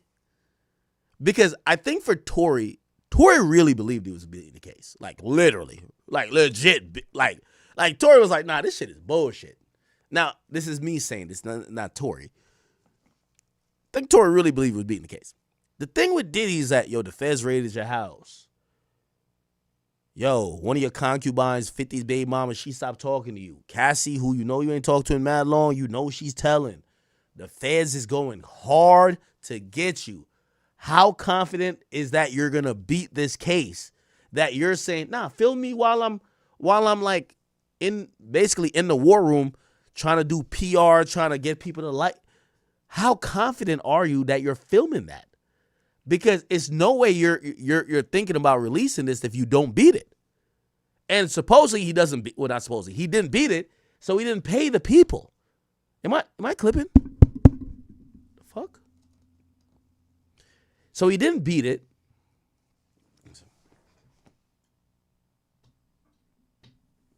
So he didn't. Let me make sure I'm good. So he didn't beat it. So he didn't pay the people. And I guess the people who had the footage or whoever was filming said, shit, this footage ain't going to waste. And Netflix or 50 comes to them and they sell that same footage to 50 or Netflix, and they just take out different parts. They splice it up and make it look in a way that they want to make it look for their documentary. Wow. What's the odds that Yeah, I got to take a bath. Taking that into account in how he was coming off to the public. The exclusive video also shows Combs in Harlem greeting fans. Off my back, bro. Lord, you win. I'm gonna win. Lord, you win. We win it. I'll accept it. I need some hand sanitizer. Hold on. I got it. I've been out in the streets amongst the people. Yeah, I gotta take a bath. Like the amount of people that actually I'm coming in contact with, like that's what I have to do. You know what I'm saying? Oh. It's like 150 hugs. You're a public person as well, and there was one instance in Harlem. Now, there is a press release or a response from Diddy's team, and they have spoken out against this. So as what they have said, so this is an exclusive statement from Diddy's rep on 50's new documentary. It says, we have confirmed that Netflix used footage that was never authorized. That was never authorized for release, including private moments and pre-indictment material from an unfinished project. and conversation involving legal strategy that were not intended for public viewing. The footage was created for an entirely different purpose, under an arrangement that was never completed, and no rights were ever transferred to Netflix. A payment dispute between outside parties does not create permission for Netflix to use unlicensed private material. None of this footage came from Mr. Combs or his team, and its inclusion raises serious questions about how it was obtained and why Netflix chose to use it. Now, you know why they chose to use it, because it's a bigger documentary if it paints you as a villain. Now, here's the reality about it. It looks like this might be a faux pas, so to speak, or a mistake on the path on Diddy's side. Even if you're not going to use the footage, you should have paid the people that you had the rights to the footage. In a lot of these situations, when you have somebody film you, you don't get the rights to the footage, even if they did work for you, until you pay them. So since you didn't pay them, they feel that the footage is theirs and that they could sell the footage to whoever who wants it. And then they sold it to the highest bidder, which is 50 Cent or Netflix. So that's the point. So again, as much as I do think this is some snaky shit, I think Diddy's team should have crossed their T's and dot their I's. You should have paid for the footage or paid whatever was agreed on for the footage, even if he did get indicted or he lost the case, because you don't want that footage to come out. That mistake of not paying, now it's very different if they pay for the footage. Say they paid. Remember, they're the one who's saying a payment dispute, which means I'm thinking they didn't pay the people who filmed it, and the people who filmed it like, so what's up? Like, we did the work. Why aren't we getting paid? And I guess like they're now caught up in a windstorm with everything going on with the trial. They're like, yo, bro, we ain't got time to deal with you. These people want to get paid. They're like, okay. So they're like, all right, fuck it. If y'all haven't paid for the footage yet, the footage is ours. Okay, cool. We'll shop it. They go shop it to Netflix. Netflix gets it. Netflix says, oh, shit. Wait, how did this footage come around? They know they're going to come under some fire. They're like, all right, let's bring 50 Cent on board. He'll take the heat and get the credit, but we get to use this explosive footage that gets to paint Sean Combs in this like unique light, but we could paint him however we want.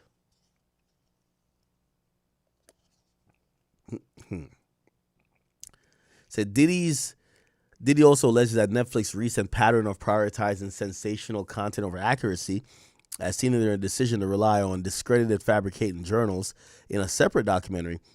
The use of unauthorized footage here reflects a reckless disregard, not journalism. Diddy's publicist says their legal team is formally notifying Netflix and says they expect the company to address these issues immediately. I asked how this footage will affect his appeal. Keep in mind, Diddy's team hasn't fully seen the doc, blah, blah, blah. In response, Diddy's team says it can't affect his appeal legally, but his judges are human and they may get some type of emotional spirit out of this and render a decision based on that. Beyond legal concerns, Combs views Netflix's decision as a personal breach of trust. He has long respected Ted Sarandos. So is that the CEO? Oh, wow. This is how you know Diddy's kicked out of Billionaires Club. Like, he's naming the people. Look, he's the co-chief executive, so the co-CEO of Netflix since 2020. So Diddy's name dropping the CEO like, yo, I've always respected you. Diddy, they don't see you in the Billionaires Club no more. They see you as a creep that everybody who wants to be up on a high horse on a soapbox, they're going to kick your back in. It's the same way how everybody turned on Harvey Weinstein. Not saying Harvey Weinstein is not a creep, but the same people who used to stand right next to him, once they realized Harvey Weinstein was done, they now came out and spoke out the loudest. The ones that were cool with him spoke out the loudest. Why? Because that nigga ain't never coming back. You don't need him no more. And now you need to show you that you're separate from him and you need to capitalize off his downfall. And that's what happened. So he said he's long respected Ted Sarandos, admired the legacy of Clarence Avant. So he's name dropping. Look at Diddy. He name dropping. Diddy ready to snitch. I could tell, bro. Name dropping niggas. Clarence Avant. Who's this? This is a prominent. He's a film producer. I'm guessing he's the person who produced the film. Ooh. Wait. It says remembering him. Did he die? I guess he died. Clarence Avant, Diddy.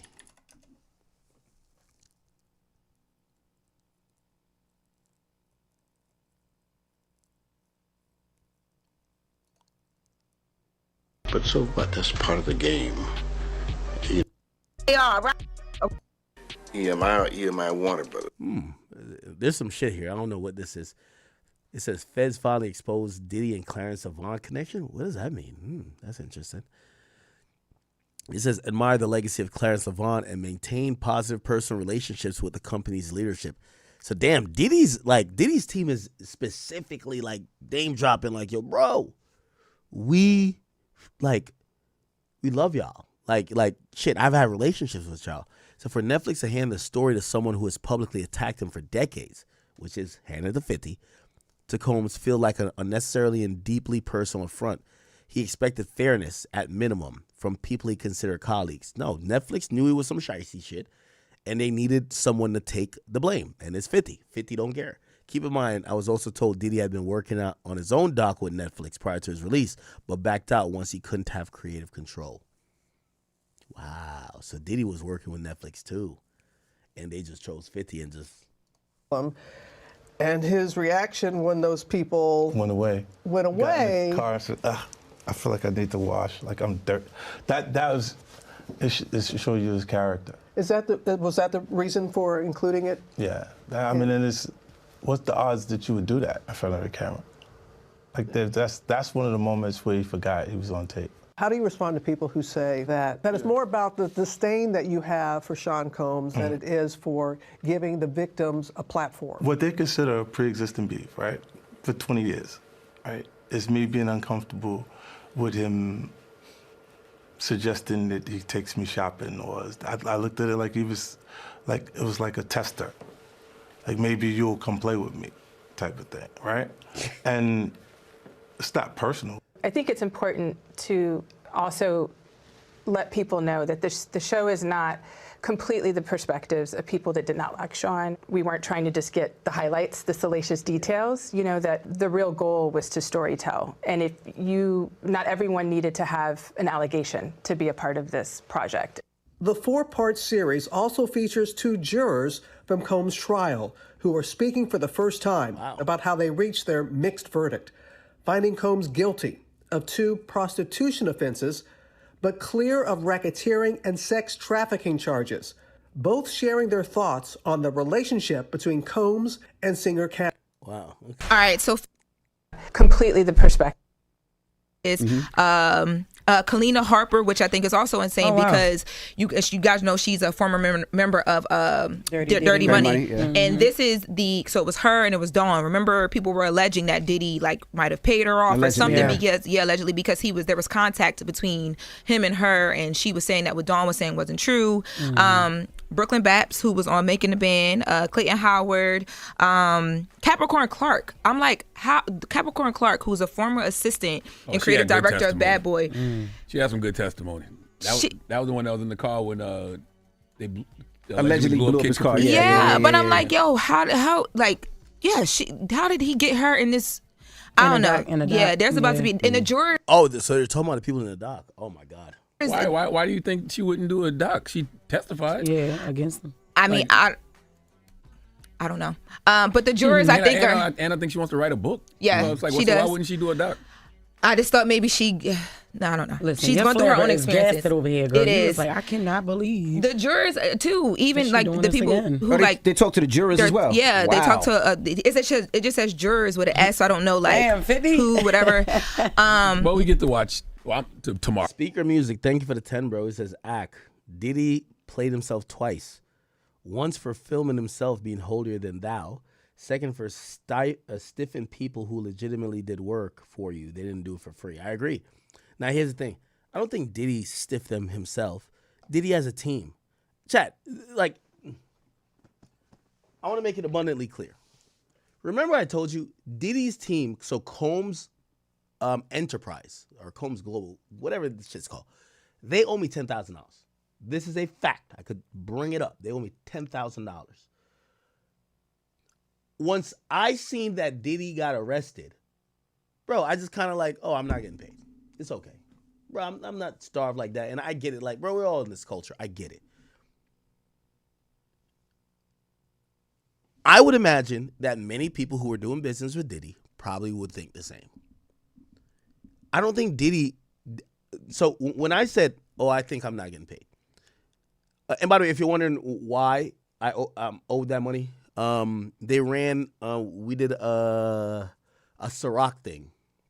It was some Ciroc. They were announcing some new flavor. I forgot what it was, but yeah. So we agreed on an amount. It was $10,000, and they didn't pay me. And once he got arrested, I was just like, yeah, I'm not gonna get this money. Like I'm just not gonna. Like I know his life and career will never be the same again. Like what am I gonna do? Be like, no, you owe me $10,000. Give me the $10,000. I don't need me $10,000. Or I could have been on some. Well, I'm gonna do some shicey shit. No, I'm just like, yo, bro, we're all in this culture. Fuck it. Now, do I think that it's Diddy saying, yo, don't pay Ack? No, fuck no. I don't think that's the case. Bro, I never even talked to Diddy for that. I was talking to like the global people, like his enterprise people that work for that company. It's a company he owns, but it's not like it's crisis mode. The guy who runs the company is locked up. So that's what I'm trying to say. Y'all are saying that Diddy stiffed this video company.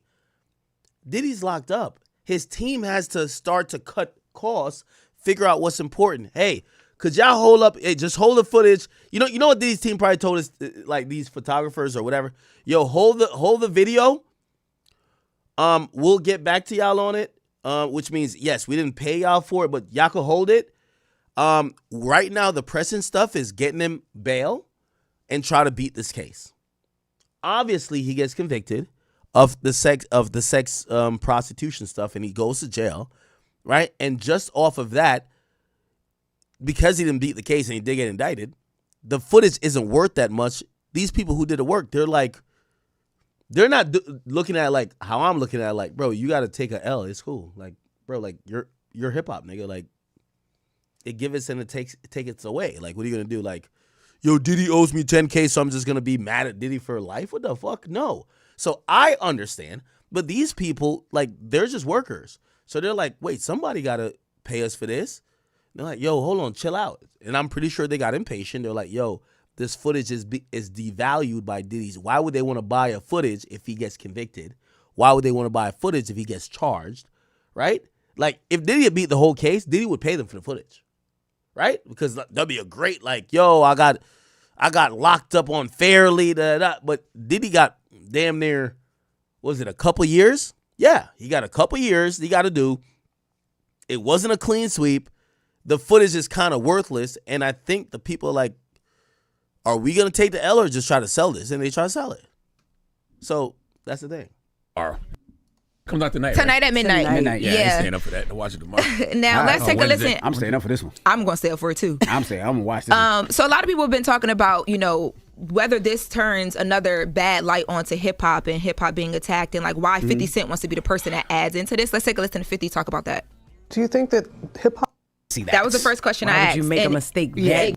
Weinstein is on trial. Nobody says, well, is this Hollywood on trial? And when Abercrombie and Fitch guys on trial, nobody says, is the clothing industry on trial? Like, no, this has nothing to do with hip-hop. No. This was one man's choices. That's it. This is about Diddy and nothing else. This ain't got nothing to do with no damn hip-hop. But I hate when they do that. I'm sure you're going to see a bunch of lawsuits, because if that guy worked for Diddy and he sold that footage to somebody else, he had to be under contract, right? Well, there had to be stipulations, because there's no way Diddy's going to have people around him that he does not own that footage. I can't see, I can't see that. That was the first question I asked. Why would you make a mistake that big? Yes. You know what I mean? Like, yeah. And then how the hell are you going to let him just leave with the footage? So that footage come with me. That SD card come with me. So I don't have any confirmations of any legal action as of yet, but the statement that I received from Diddy's team says that we have confirmed that Netflix used footage that was never authorized for release, including private moments.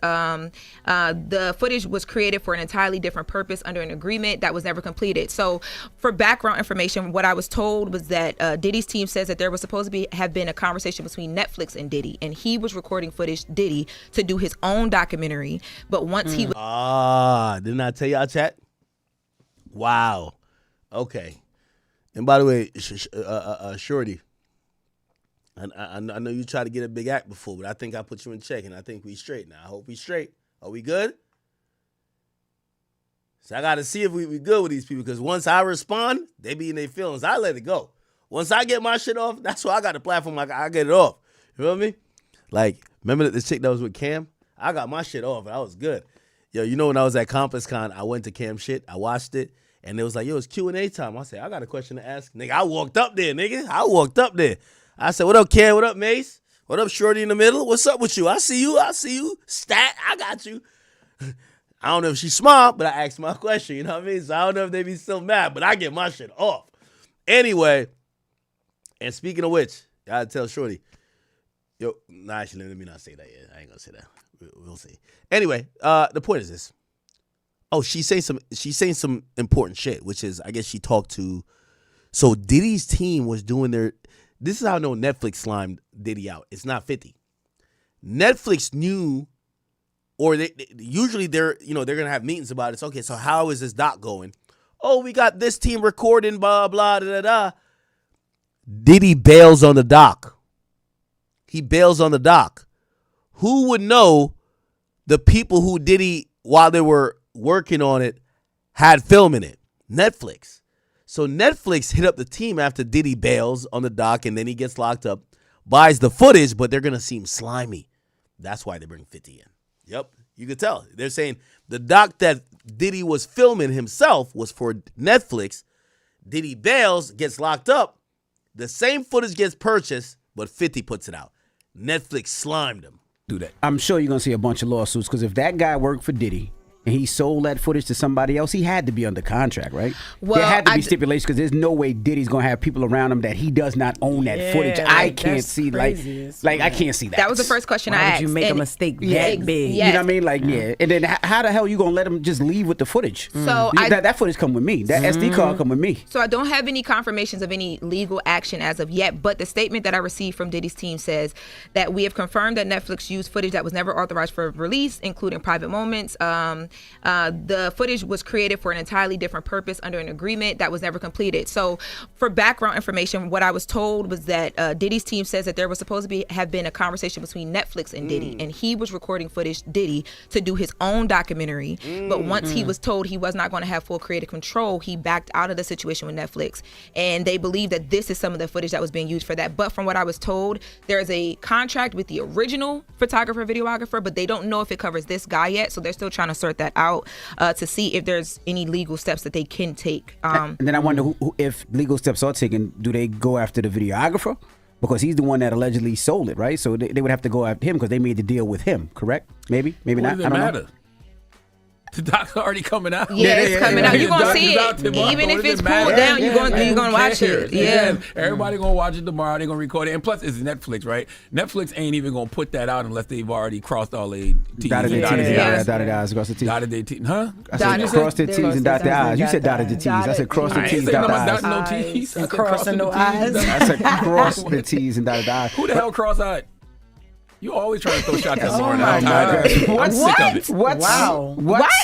How I getting this? What? How I getting this? I'm just sick of this, Lauren. I got your back. No legal action can happen from it, though, right? That's it. No, well, I don't know because they don't know yet what were the terms and not the terms or all that. But they did tell me that their legal team is formally notifying Netflix of the fact that they feel like that this was unauthorized use of, like, all the things that they just said. Yeah, like okay, I think we get what that is. All right. 50, you win again, bro. You win again. All right. Ironically, we are 3 hours in. We're only through two topics. So we got a lot more to go. I hope you guys aren't tired. Thank you guys for all. By the way, I'll use this time to say, hey, if you want to shout out, please. If you want to shout out on the stream, we are currently trying to sell out our store. We've had amazing amount of sales for our merch. I think our merch will be going completely crazy. Shout out to Verselli. But the academy.shop, I think we still got a sale going on. Look, 10%. God damn it. You niggas get sales all over the place. If you guys do purchase anything from our store, it could even be a goddamn set of dice, playing cards, scorpion keychain. I love these socks. I wear them all the time. A mystery box, a pin, an air freshener. We got everything up in this joint. I will I'm getting the notifications over here, so I will give you guys a shout out. So shout out to anybody who has checked out our merch shop. We will, let me see, do I got it here? We're about to What's our next topic? Give me a second. Our next topic is... I don't want to talk about that. Yeah. Yeah.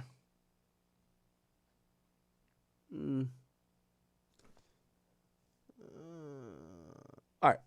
Let's do a minute. By the way, we still got to do Discord. So I'm trying to manage my drinking, but we're probably here for... Today's a 6-hour day, I think. So we're at the halfway point. So calm it down. All right, let's go. So, I'm getting to this. I'll do a reaction real quick, and then I'll get to a Rick Ross topic. One of my favorite pages here. Here you go. Wait. Give me a second. We're going to find... Hold on. What are we looking for? Oh, did they post it? Yeah, they did post it. So Mano, Dave East, Jim Jones, and who's the other person? Fabulous. They have a podcast together. And this is like completely, like, this video went kind of viral, but really it's just because it's fucking hilarious. And I wanted to react to it because I heard about it so much. By the way, shout out to the homie AJ, the big AJ, if you guys don't know. He was telling me about this, but yo, check this out. It says Mano tells the Let's Rap About It crew why he distanced himself from strip clubs. He says if women use manipulation tactics, you tip them a lot of money expecting them to leave with you. Does anybody think that? Do y'all think that if y'all go to a strip club and like you drop some money there, these chicks are gonna go with you and fuck you? He says you're in the back rooms and then they sneak out and they ghost you. Check this out. You ever tipped a girl to show off, like a bartender or a waitress? You ever like extra tip to like get her attention? Like a bartender? Yeah, bartender, waitress. Yes, and then I waited outside for her.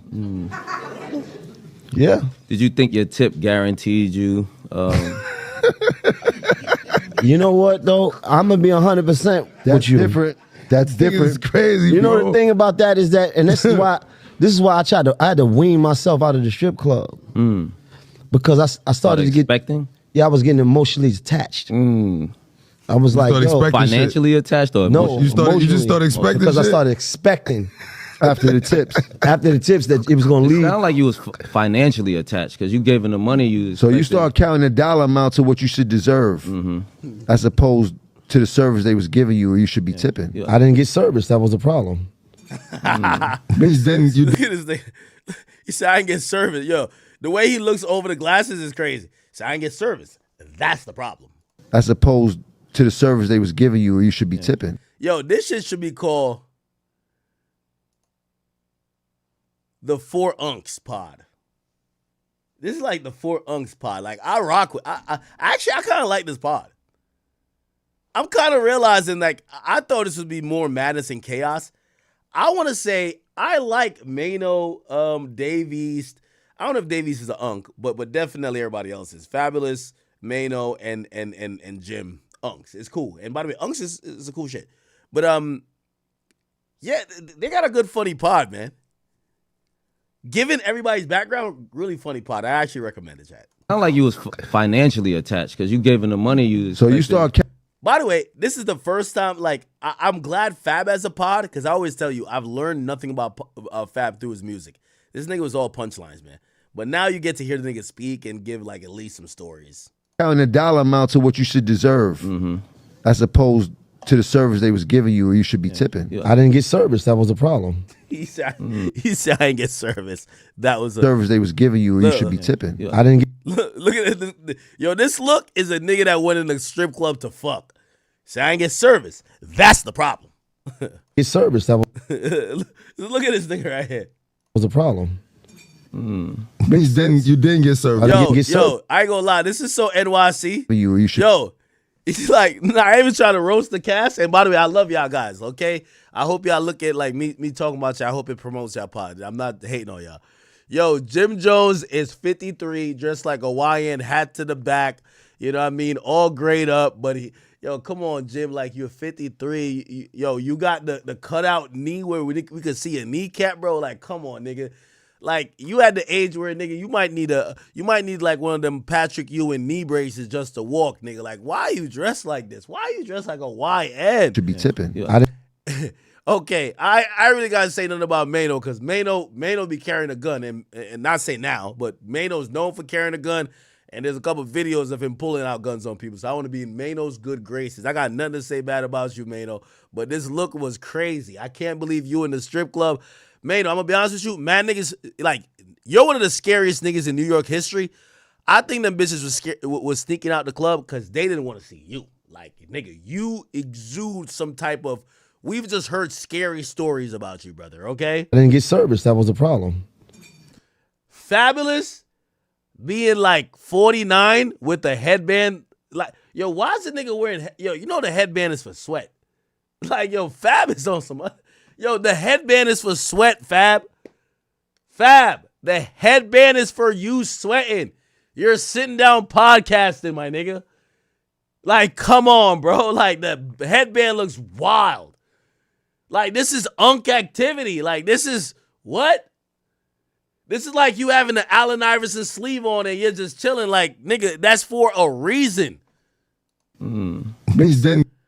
Davies just over here, man. Like, Davies just trying to do his best to aura farm. It's just not working. I love you, Davies, but come on, bro. You didn't get. Yo, ever since Davies said that the reason why he not popping in music because he looked too good, I was like, this nigga's bugged out, man. This nigga's bugged out. He said bitches be on his dick so much that he's not popping in music. I'm like, nigga, how about maybe your music is just not that pop? I like you though, bro, but chill out, dog. Y'all remember when he said that? He said, was it him or maybe it was somebody else? Let me Google it. Dave East looks hip hop. Let me see. Like, he says some shit. He said like his music or some shit. Am I tripping or was it somebody else? Maybe it was somebody else.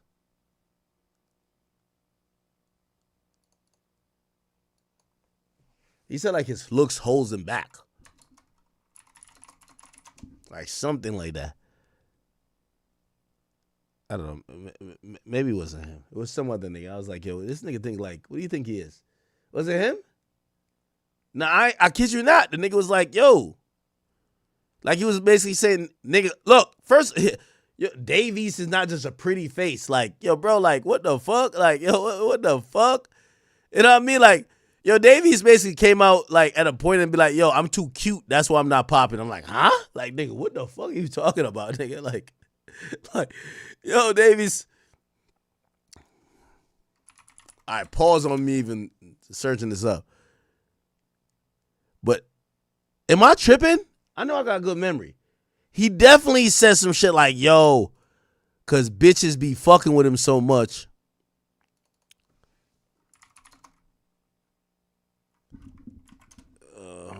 I don't know.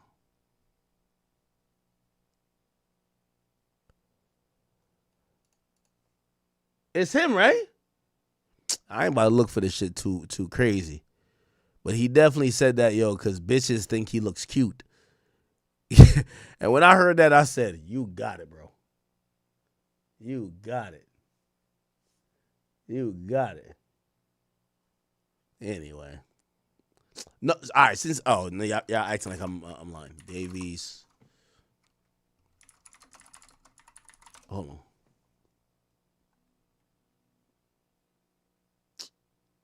Shit.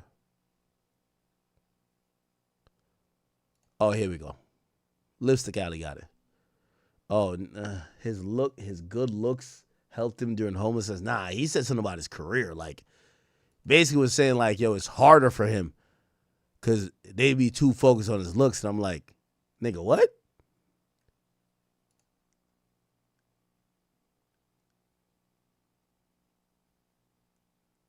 Hold on.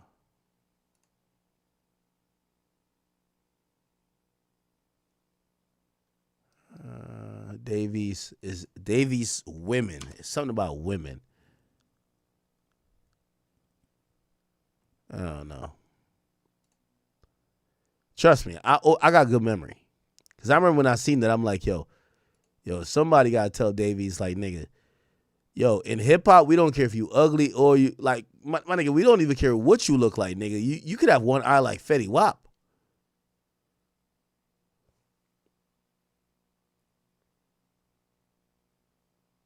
Look at the chat. What was it? The Diddy doctors dropped?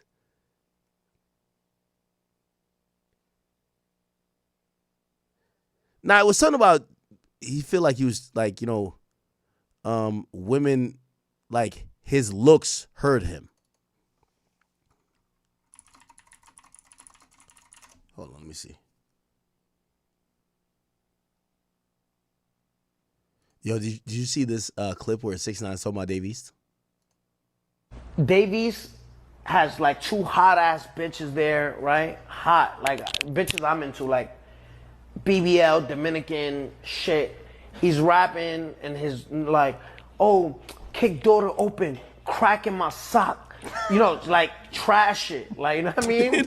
Like boom bap shit, but on like what he thinks is fire. So Dave East at this time, 2015, 2016, he's on the XXL. So he's hot. Cause remember, Dave East made XXL 2015. But he's like industry hot. Industry hot, like XXL, Complex, Dave East out of Harlem, blah, blah, blah. So it's probably like... Oh, shit. Hold on. Let me call 6ix9ine.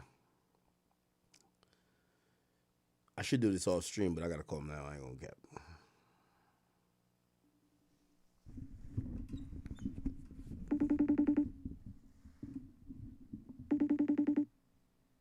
Ain't no way he busy. You know, house arrest.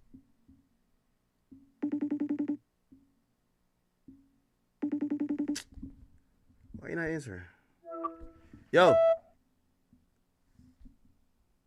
What the fuck was that? Did he answer and the shit?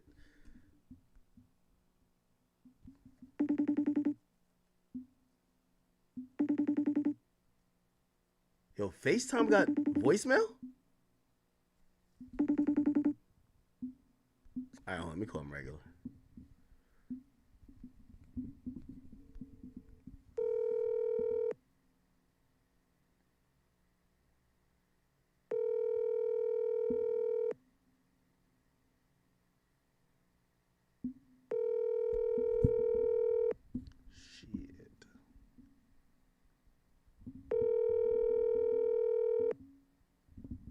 Loki, you do gotta talk to him.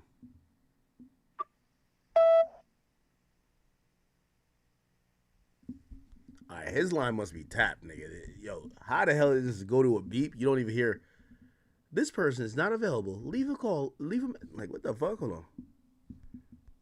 Wait, hold on. Why is his phone going like that? Or maybe he's sending me the voicemail. But you would normally hear the voicemail thingy, right?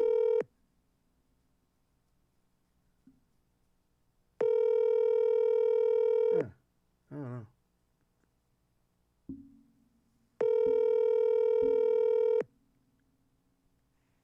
Yo, Act. Yo, what's up, bro? Nigga. First of all, I'm on stream, but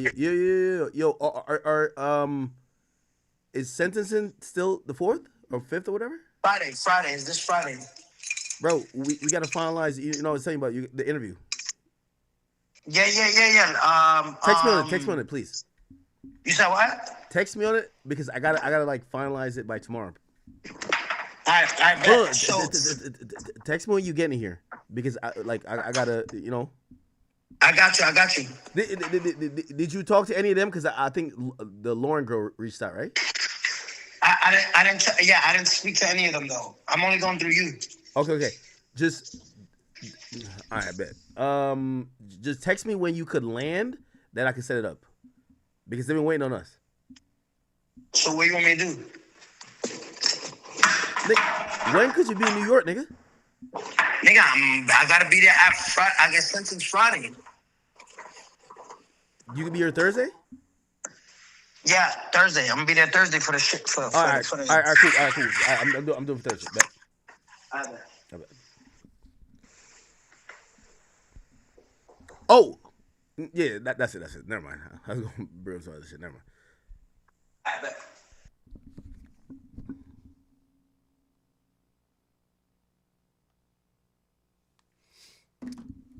All right. I know y'all were like, what the fuck?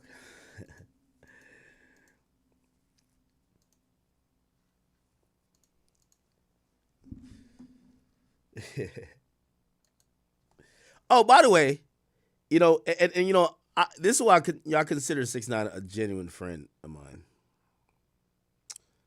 And I never read my messages with him, but I do want to read this. I want to read this because did I ever read this to y'all?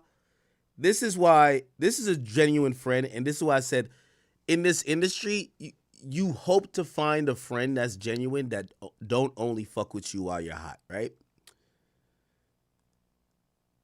By the way, the conversation we just had now, I'm gonna keep we're gonna text about it. I'm bringing 6ix9ine to the Breakfast Club. I'm gonna bring him back. He hasn't been there in a while. He had hit me. He's like, yo, I'm going crazy right now, but like, y'all want to do the Breakfast Club? Like, I haven't done it in a while, but I heard I'm banned. And even when I went to the Breakfast Club, I never.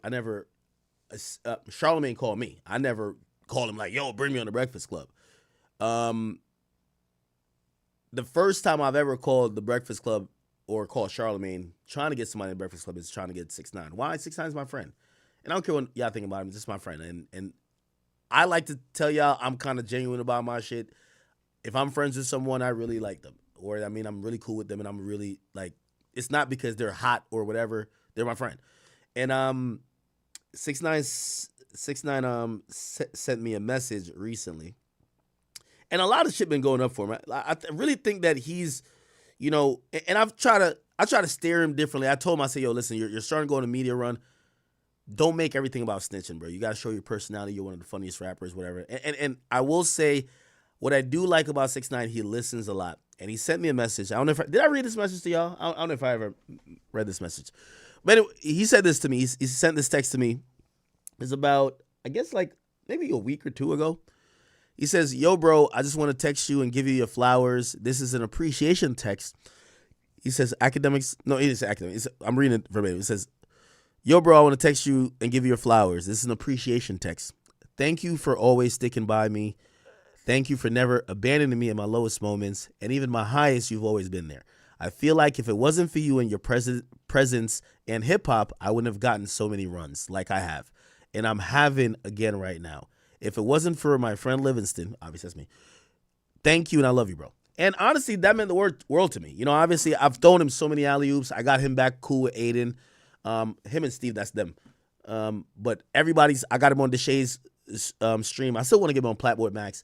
But that's my homie, and I really don't believe in when you're cool with someone, if they're not popular to everyone else, you just say fuck them.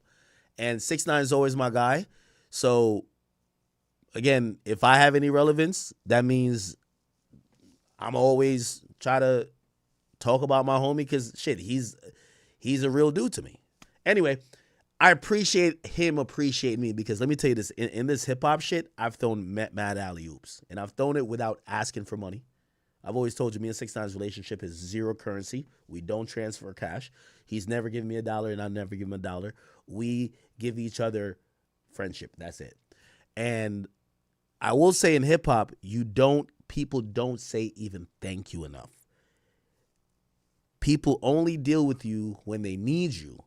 So you don't get genuine interaction. So, you know, I always want to say, shout out to my boy 6ix9ine. But yeah, that's the last thing. And you know, obviously, I wish his sentence would get pushed back again. But, you know, if it doesn't, fuck it. We're gonna, you know, I'm trying to get him on the Breakfast Club before he gets locked up. And you know he's gonna make a movie. You know he's gonna make a movie, right? Him and Charlamagne, they haven't been together in man long, but it's gonna be a movie.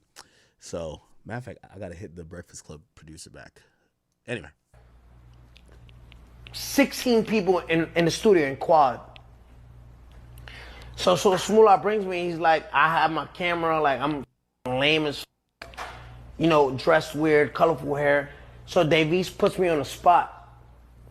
He's like, yo, play some shit. Like, you rap, right? He's like, yeah, my son Fire, he hot, but he, like, on some other shit, like, he on some new sound. Like, So Smoola's hyping me up, like, yo, he on some new shit.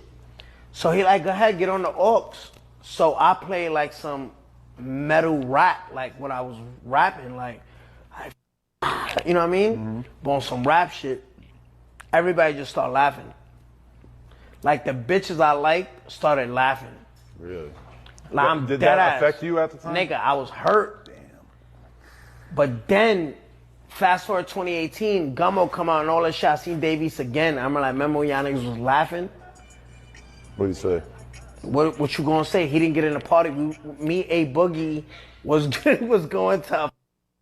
Me and A Boogie was going to meet Lala Anthony for like this kid event she does in New York, and Davies was online. Davies was online to get in. He couldn't get in. I was like, yo, you want to come in? He was like, yeah. And I was like, nah. Oh, no. Yeah, because he laughed at me. I don't know if that's a real story, but anyway. Why did I stop playing this? Oh, this is from the fucking, I was bigging up. Yo, chat. My mind just be so scatterbrained sometimes. I went from bigging up to going into Mano's story to bigging up their podcast to calling 6ix9ine. Anyway, let's get back to Mano's story. Mano's telling us why he don't like strip clubs. Bartender? Yeah, bartender, waitress. Yes, and then I waited outside for her. Yeah. Did you think your tip guaranteed you? You know what though? I'm gonna be 100% with you. Different. That's different. It's crazy. You know the thing about that is that, and this is why I had to wean myself out of the strip club because I started to get expecting. Yeah, I was getting emotionally attached. I was like, yo, financially attached or no, emotionally? you just started expecting because I started expecting after the tips that it was going to lead. It sounded like you was financially attached because you gave him the money you. So you start counting the dollar amount to what you should deserve, as opposed to the service they was giving you, or you should be tipping. I didn't get service. That was the problem. You didn't get service. I didn't so get you service. figured that for this amount of money, you should be serviced. Right, because it's based off of what I've been told. Like, what you doing after this? I'm with you, Poppy. And you start throwing more money. And you believe it gets deeper. It gets deeper. You believe and then you sit outside, you see us sneaking out, jumping into an Uber. Yeah. You believe And it. then what happens? Yeah, you mad as fuck, nigga. What you mean? Have you spent a chased couple the Uber hours. down before? Never. Angry point. You got. Yeah, you just was take mad that. as fuck when was when mad as fuck. she You gotta comes out accept and it. jumps in the Uber. He be in the parking lot mad as fuck. Yeah, you gotta accept it. So then how do you make win you feel some, you at that lose some. The angry point. This what got you as a strip club, because your expectation I mean, listen, was not being met. Yeah, sometimes you get disappointed. Sometimes you on though. Sometimes they come out and it's like, okay, yeah. But it's been times when it's just like, damn, like you really playing with me like that? So Like, kids, you had to, remember, like- being a good tipper in a strip club Right. does not guarantee you no Right. buns At all. At all. Because then if Doesn't. not, you'll find The ones yourself doesn't guarantee you the buns. right. Because then you'll find yourself walking in the back in that locker, like, where's she at? And it's like, yo, she left already. I told you she These left. are things that you did. You in the locker room? It's like, yo, I told you she left already, and you in the locker room like, I've never been in no locker room. yo, Damn. Word. No strip club. Word. Was the club Word. empty at that point? I ain't never or been in was the this locker before room. the club emptied The out? Or you cartoon still version of Man in the I Locker see Room them is when gonna they be come so out. crazy. I ain't never been where they get themselves But how together. long You been were back you there? waiting? Like, how did she I've been be? back there many nights. Yo, please cartoon Take me that. through there. Take me Please, through there. come on, 100%. back there. In there. Take him through there. Take You him. trying to secure the package? Listen, you trying to secure the package? Once you've been told something, Some right? Players Club After shit. you didn't, tipped. It's That's some Players Club Now it's shit, part bro. of the fantasy that they selling to you because it's all been lies. But you Yo, chat, I swear I opened this bottle just now. There's no way I'm halfway through a bottle of Casamigos. God damn. Okay. little do you know, you don't know it's a lie. You figured it out. It was It lies. sounded true. It really When everybody else go home, you went figured and the you lie still out. in this locker room looking like, I know you ain't. You just told me you was. I So know you ain't. at what point Yo, did you figure This nigga's you crazy. wouldn't fall for the same thing over and over again? Because how good are these lies getting that you keep falling Man, for the same thing? lies don't work unless they sound true, man. That's So- what I'm trying to tell how you. you making So it are to they the getting locker better with room? they Break lies? that Better with room. they- Sound true, man. That's So- what I'm trying to tell How you. you making So it are to they the getting locker better with room? they- Crazy. You wouldn't fall for. Hey, by the way, did I ever tell y'all that when Joe left Everyday Struggle, and so we started doing auditions for the new host. Did I tell you Jim Jones was one of the people? But Jim Jones is so tough. Like, he was too tough. Like remember, you're doing a show that's like, you see, Joe understood my dynamic. You could be the real dude that's from the street, but Ack is supposed to represent the sidewalk guy, and y'all supposed to have a dynamic. Jim was so tough, like in our audition shit, that it was like, yeah, I don't think this is gonna work. But yeah, me and Jim, we did a I wonder if Complex still has it. We did like a mock episode, and it was, like we did like a debate on a few topics, and again, I seen Jim as somebody who could explain himself. It's just that the problem with Jim and a few other people is like they don't respect anything that's not them. So if you're not a gangster, they don't respect it. So it's like it wouldn't work for the audience. The audience, like, yeah, y'all could make fun of each other. Y'all could like big bro, little bro, Jones on each other, but you can't like just talk like, man, fuck out of here, nigga. I'm the street nigga. You know what I mean? Like it wouldn't work like that. But yeah, we did some shit. And I think he's probably got a little bit better. Well, he's in the room with a bunch of like guys from the street. So like, I guess like it's his element. So I'm happy for him. For the same thing over and over again. Because how good are these lies getting that you keep falling for the same thing? Lies don't work unless they sound true, man. That's what I'm trying to tell you. How you making it to the locker room? Break that. And when let me hear that just one. like, fuck it. How you make it to the locker room? Like when you leave from the section, like when everybody leave to go to the car, you go to the locker room. Let me tell you how it happens. I think you have a It's like, fetish for baby, I'm going to get dressed. I'm gonna put my clothes on and I'm gonna come meet you. So I'm gonna come back there with you? No, it's like, all right, I'm waiting for you. And it's like, she taking too long. The fuck? 45 minutes it went by. So you in a club 45 minutes later. So before you know it, nobody's there yet. No, it's almost over. It's dwindling down. Oh. And you you trying like to make an early exit. Yeah. And she still got you there to the end of the club. Right, and then you like, End of the night. But she left. You walk by where she just walked into. And now she's not there. And security like, she left out. It's only Maine there. Another nigga like Maine. She didn't leave naked. She And left a bunch as of herself, dancers and you don't left. know how That's she it. looked as a person. So she walked right by you as a person. No, she wasn't naked. A couple Maine. She went through the back door. You Maine niggas is there. You wouldn't Couple Maine know how still she waiting looked anyway around. with clothes on. 100%. I've been About to get known hit to with go the back. same shit. I've been known the to bitches left, pull man. back up, brother. They left already. Because I was They snuck out the Promise. back. They left in a helicopter off the roof. Yes, whatever. I'm going to go back. I gotta. That shit is traumatizing. Yes, it's traumatizing, bro. Sitting out there waiting all that time. He know. You gotta know The your sun come up. clientele, man. You know where you at, man. The sun come up? No, maybe not the sun, but know you where you know at. that you've been played with. Pause. What the fuck? Hey, yo. God, I told you I'ma quit. You the 10th nigga they done told they about to go change their Yes, outfit. because they But you just thought care about you the was money. him. By the way, shout out to a few of the homies. Y'all going crazy on the site. Shout out to Samir. Shout out to Dami. Shout out to Brandon. Shout out to Michael. Shout out to TJ. Everybody who is copping, our merch that is currently on sale on theakademy.shop. I appreciate all y'all. All right, we're gonna shift gears slightly a bit. We're gonna keep going through topics. I just want to react to that. It's not much to react to. I guess it's a story. I guess I could give my strip club experience. I don't really like strip clubs. The best experience I've ever had in a strip club, this is going to sound really weird and, well, not weird, but like boring to y'all. I went to a strip club. There's a local strip club. I won't say the name of it because I still go there, so I don't want to dox myself. But I didn't know that they did more than lap dances because I ain't going to lie to you. What I don't like, when I go to a strip club, it's repulsive to me that the women crowd around the guy with the money. So I go to the strip club and I used to be like brainwashed, oh, you're the celebrity, or they feel like you have whatever. So like I was spending way more money.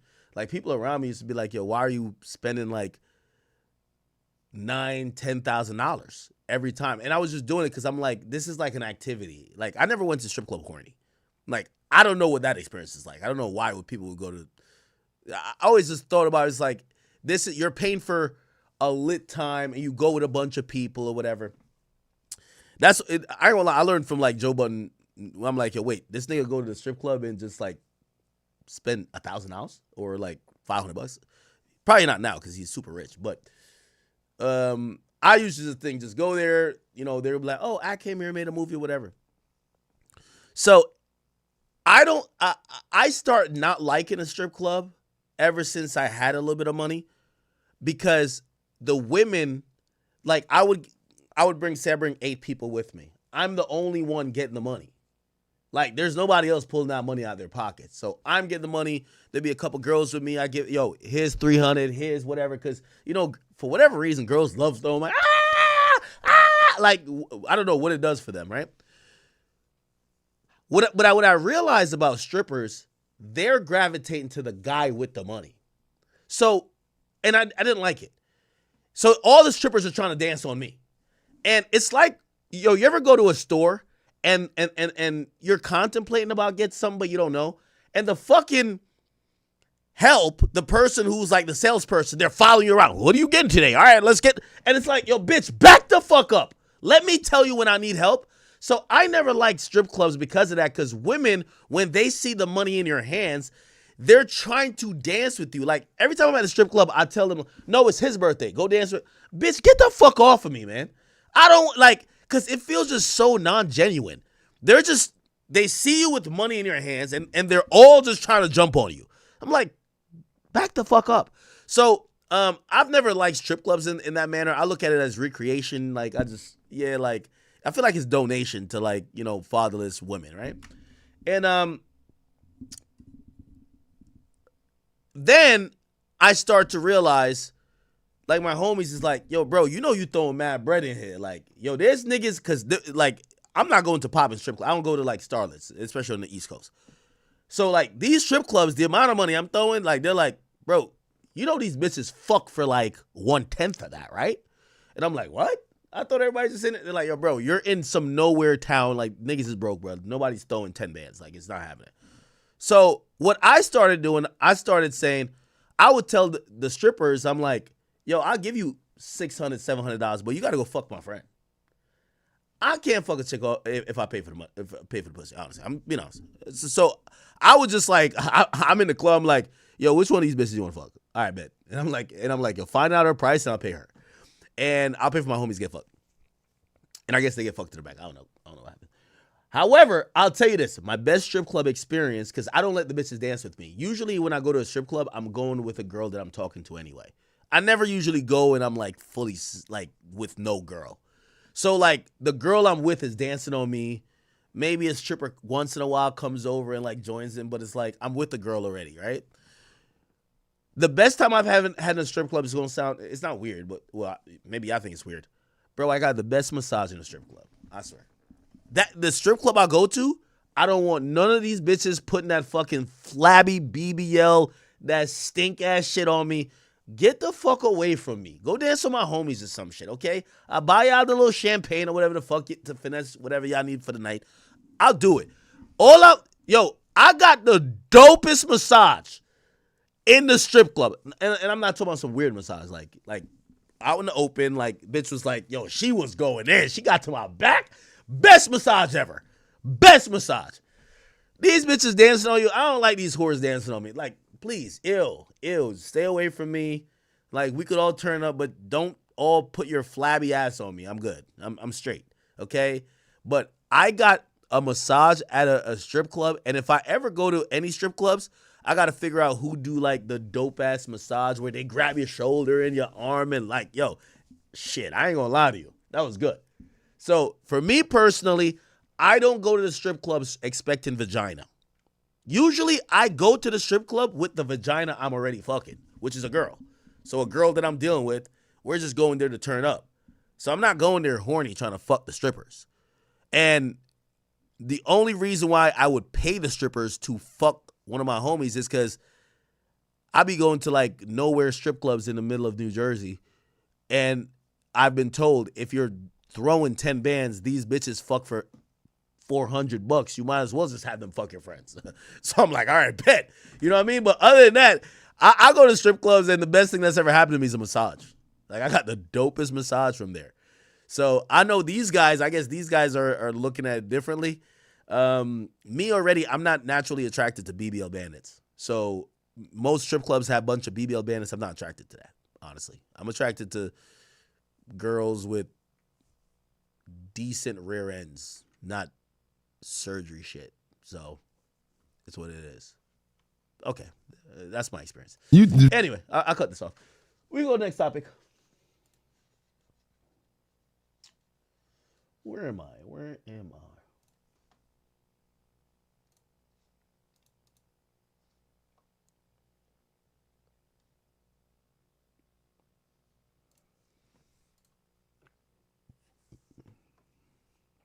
Also, for y'all niggas, I should never go to the club or the strip club horny. Fuck your girl before, then go to the club. You'll react much differently in there, man. I've never been in a club like, I gotta fuck a chick. Or like, fuck one of the strippers. Ew. But no disrespect to the people who do that, though. Okay. Oh, man. I don't want to cover... No, let's cover this one. All right, chat. We're kind of getting to the weeds now. Actually, I do got to get into some Drake shit. Remind me about that. We got some Drake shit to get to.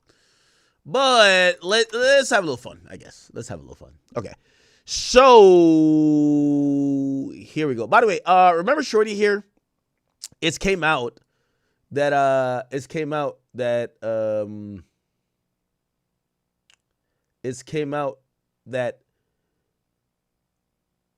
Lotto don't even know this girl. So Lotto commented, y'all believe everything in bold font when it comes to me. And what was in bold font was, woman claims to be Lotto's estranged half-sister, and she made this fucking video. Why Lotto don't claim me and shit. Y'all guess is as good as mine. I'm not giving.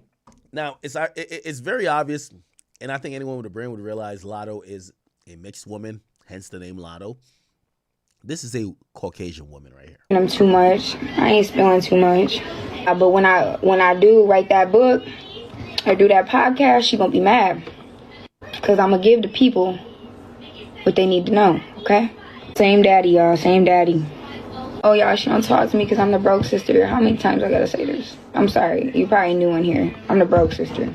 She don't talk to me. They trying to figure out, why Lotto don't claim me and shit. Y'all guess is as good as mine. I'm not giving them too much. I ain't spilling too much. But when I do write that book or do that podcast, she gonna be mad. Because I'm gonna give the people what they need to know, okay? Same daddy, y'all, same daddy. Okay, so she's lying. Come on, bro. Y'all should know this is not Lotto's sister right here. Come on, man. Y'all should know that's not Lotto's sister, bro. Cut it out, man. Stop it, man. Stop it, bro.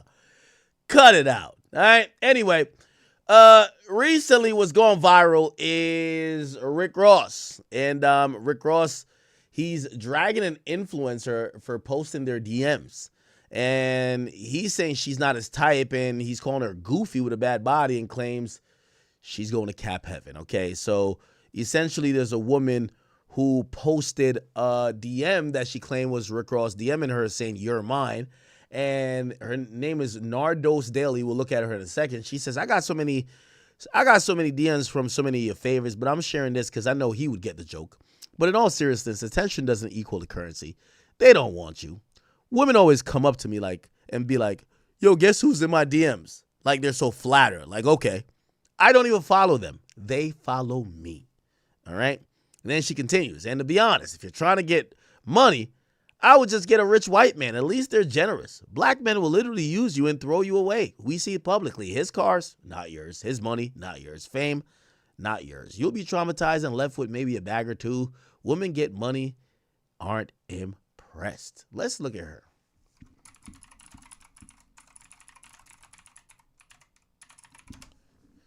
This is the woman in question right here. I guess she's an influencer. All right, we don't want to watch this. We just want to see it. Oh, she got a video with everything, huh?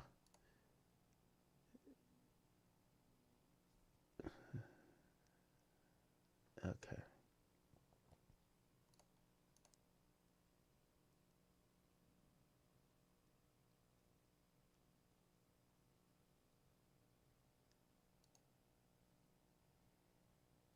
Okay.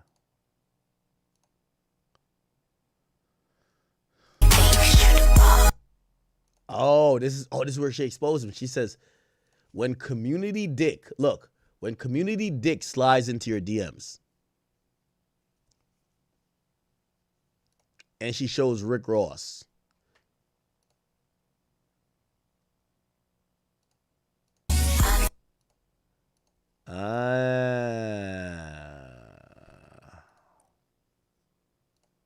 Okay. Chat, rate her on a scale of 1 to 10.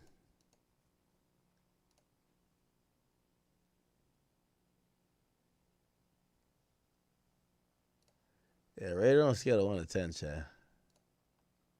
Ugly guy a chance, okay? That medium ugly guy can take you places that you yourself can't afford to go to, and there you can meet your future husband, okay? Bye.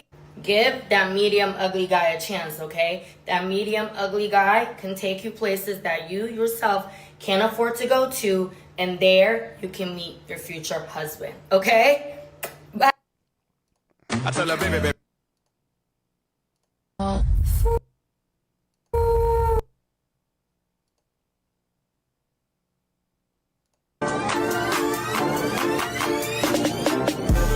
When he let me hit on the first date, so I know he's not the one.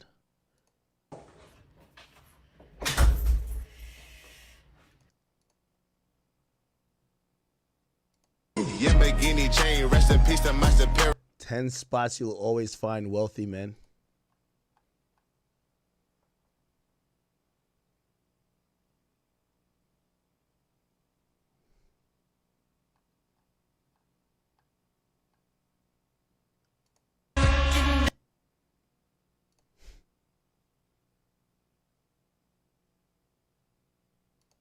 And probably will be. In your 20s, there will always be a plane taking you far away from your hometown. It's very important you get on that plane.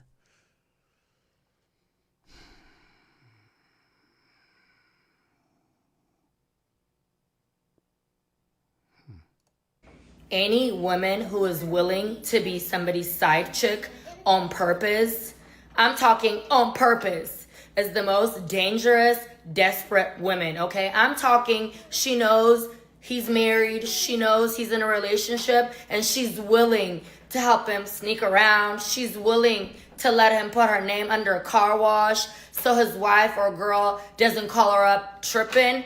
This woman is the most dangerous, okay? A lot of women befriend these type of girls thinking, oh, as long as she's not doing it to me. Why do you think you're an exception?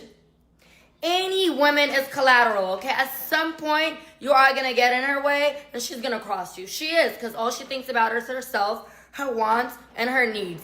If she's willing to ruin another woman's life, if she's willing to ruin another family to get what she wants, why do you think she's not going to cross you?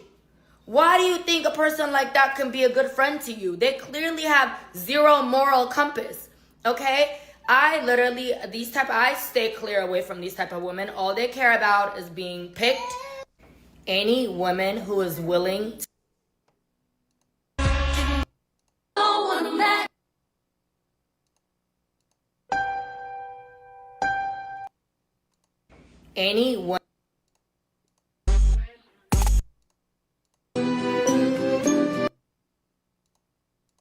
they're too jealous to like your post, but too nosy to unfollow.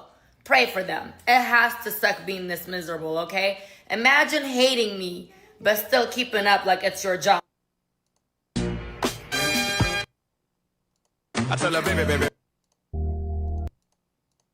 Give that medium ugly guy a chance.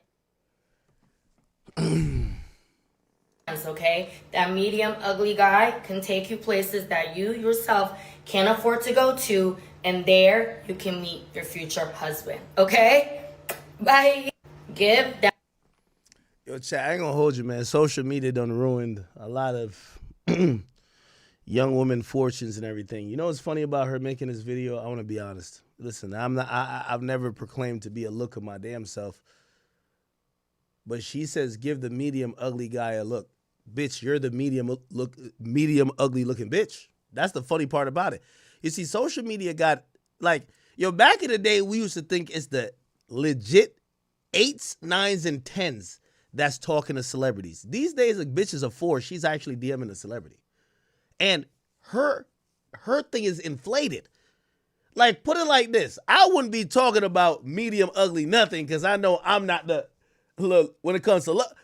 The bitch is medium ugly herself talking about medium ugly niggas. That's the crazy part about it.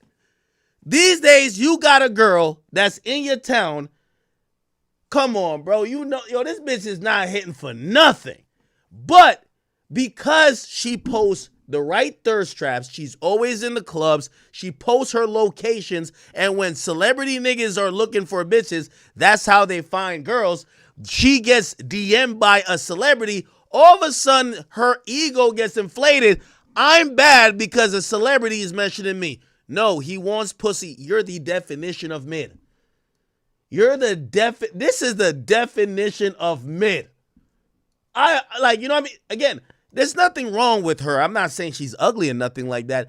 But when she's talking about men, talking about medium ugly, she's talking as if she's talking from a position of privilege, as if she's on the upper tier of attractive women. This bitch looked like Zordon from Power Rangers. Like that forehead, it looked like a 5 head. Like, stop it. You're not the baddest bitches. Like, again, this is what I'm saying. Social media will get any girl that buys some aloe, that buys Fashion Nova, or anything that could show off the lack of shape. Because she don't really got too much of a shape. She thinks she's the baddest bitch because she's getting the validation from the attention of posting stuff, and she's looking in her DMs watching actual famous millionaires trying to not be with her, but fuck her. This chick is a 6. Respectfully, she's a 6. She's a 6, chat. Come on now. She's a 6. She's over here talking about medium ugly niggas as if she's a top tier girl. Now, here's the thing. If you look at her comment section, and I guarantee her DMs, it will brainwash her to think she's that. Come on now, girl. Stop it.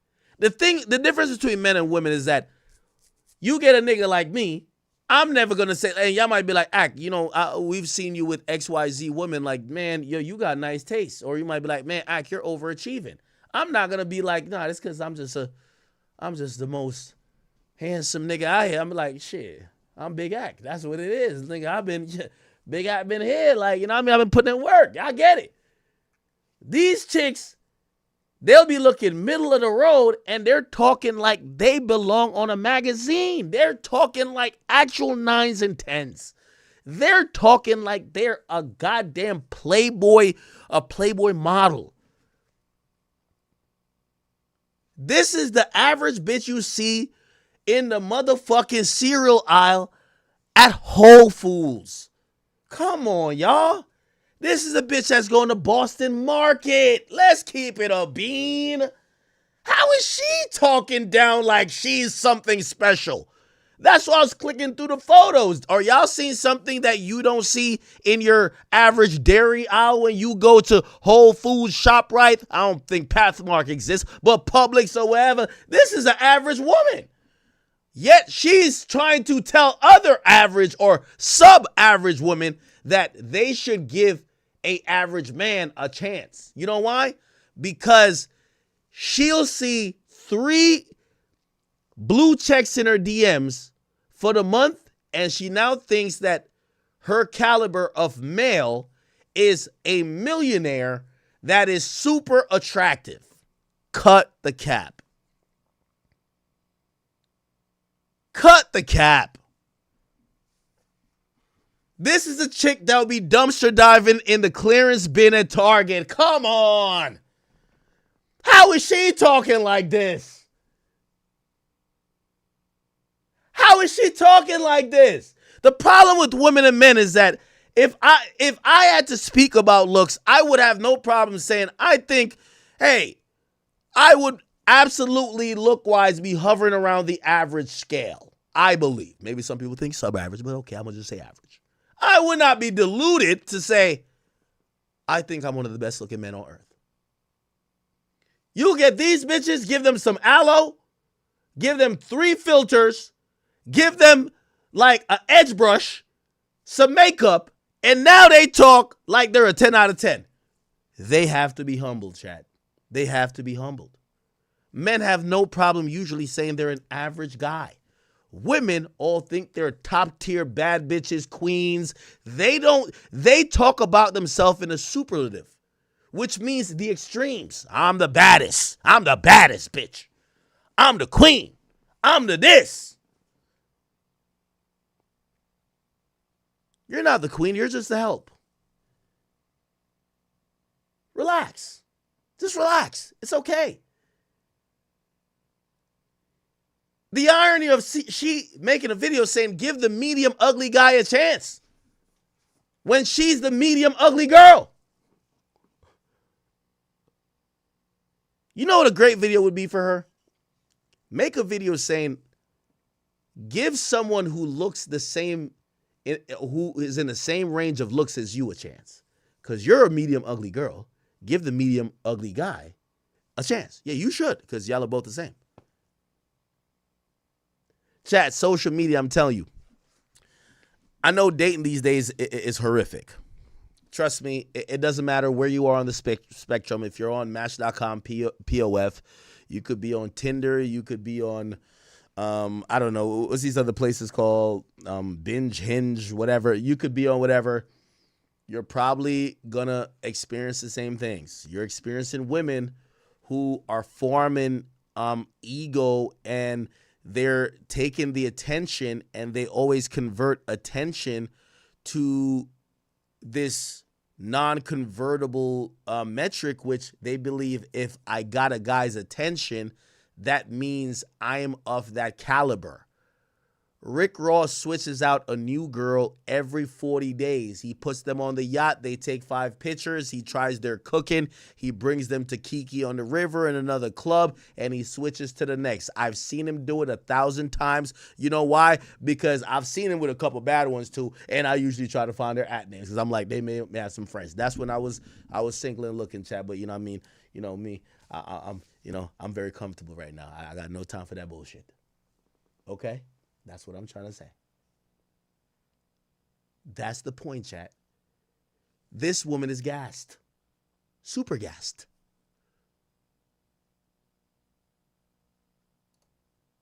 Now, let's get back to it. So she is trying to send a message. Oh, yeah, don't worry about niggas like Rick Ross.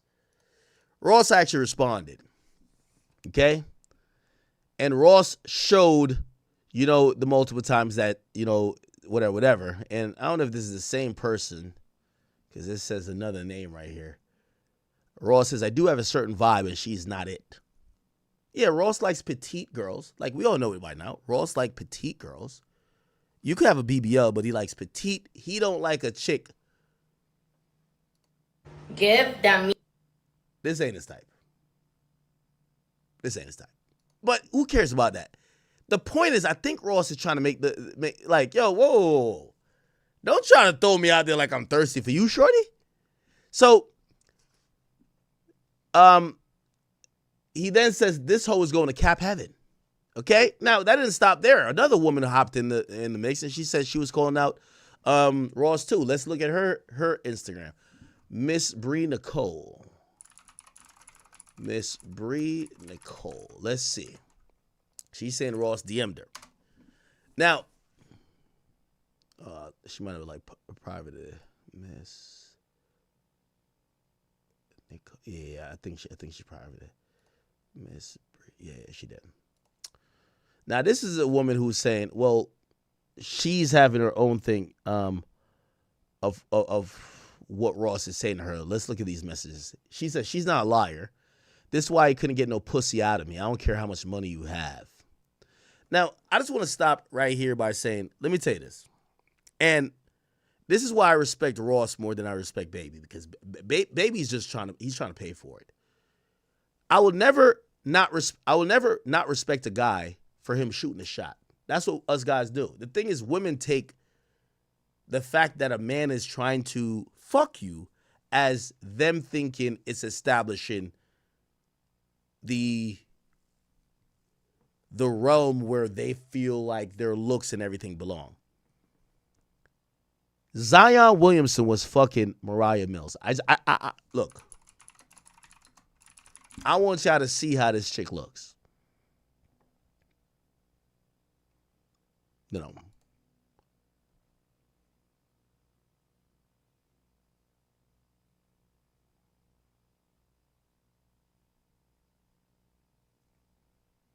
This boy got he got like a $2 million, he got a $2 million contract, and that's what he was fucking, bro. Okay? It's clear. We're men. Niggas will stick their dick in a black hole if somebody promised him it's gonna make him feel good. Please. And I think women know this. Do not think you're getting validation from a man trying to fuck you. If he don't want to be around you, if he's not trying to invest some time into you, he not trying to do anything other than hit you at 3 a.m., please, that's not your caliber. You're just a faceless vagina. If he don't want to be with you, you're just a body part to him. Let's keep it on it.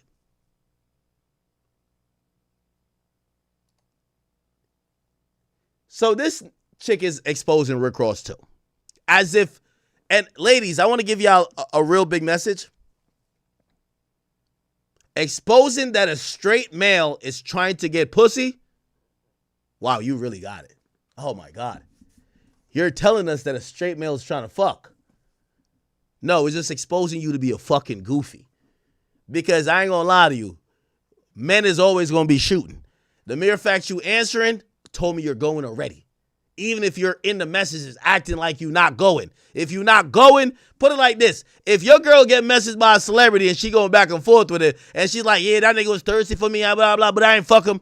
Bitch, why you even respond? You going already by the fact that you responded to a fucking stranger that you've never seen a day in your life. You don't know Rick Ross. He just hit you from a goddamn DM and you responded. You're going already. You're a bop. We ain't gonna shame niggas for trying to get boxed. That's what the game is.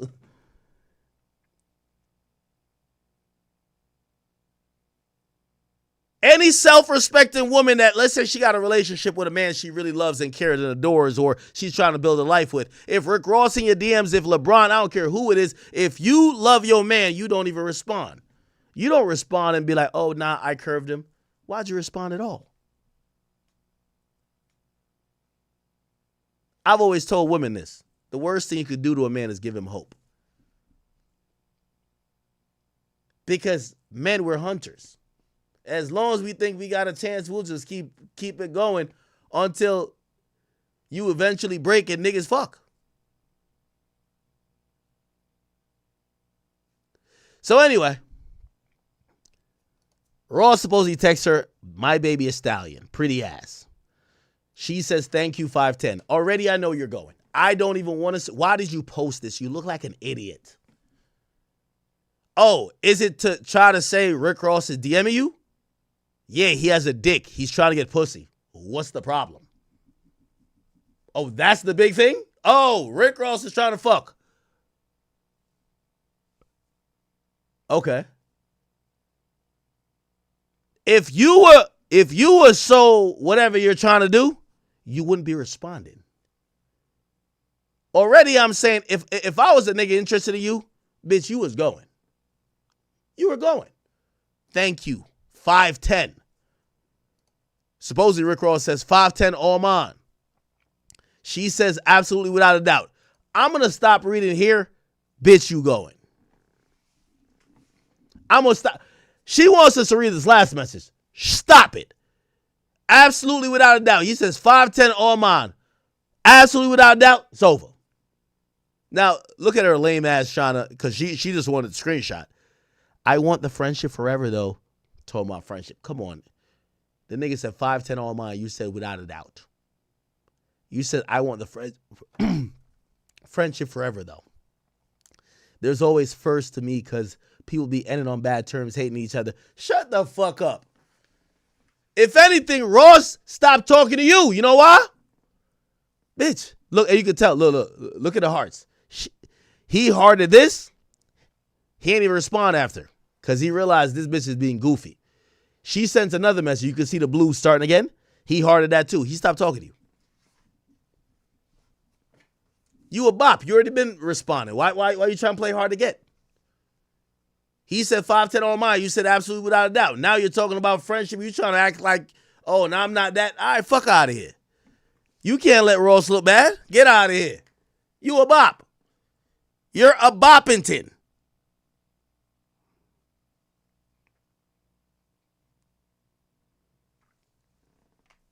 Gotta keep it on it.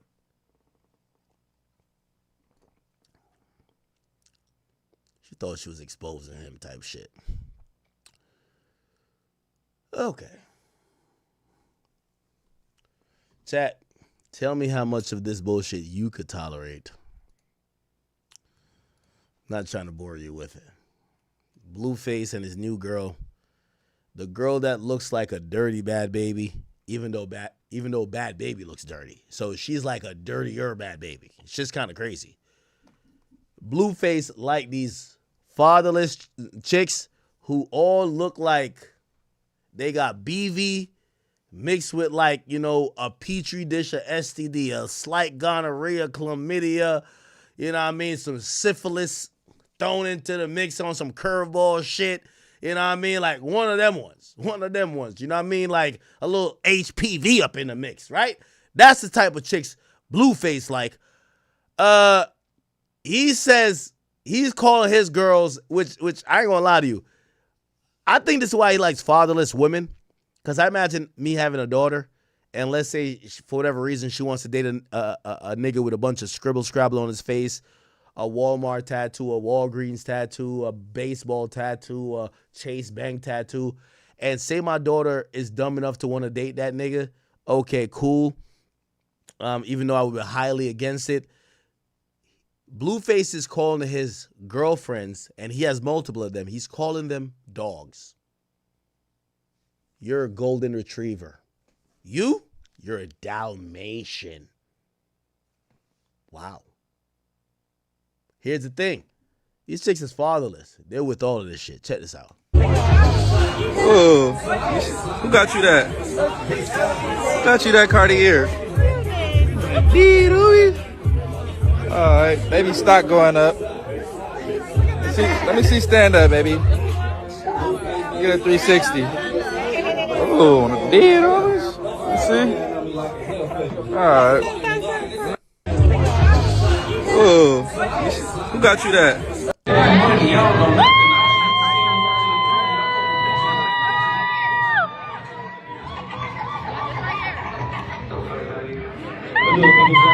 What the fuck? Oh, baby girl, that ass so back from the back like a pea back.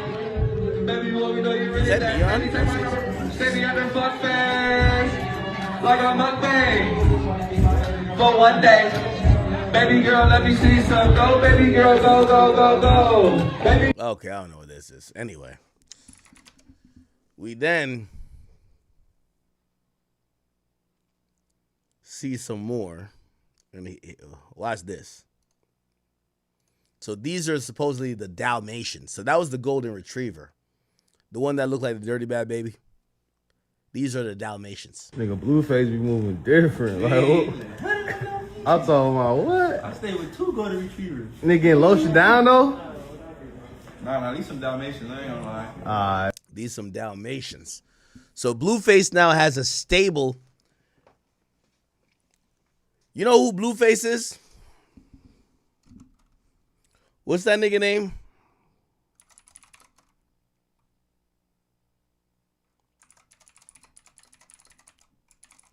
He's Craig Dad from Friday, Willie Jones. Rest in peace, by the way, to John Witherspoon.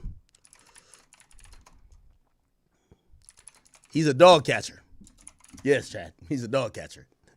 Y'all ever see this? This is a dog catcher. Hold up. It's a dog catcher. Friday. Yeah, against them. Hold on. Here we go.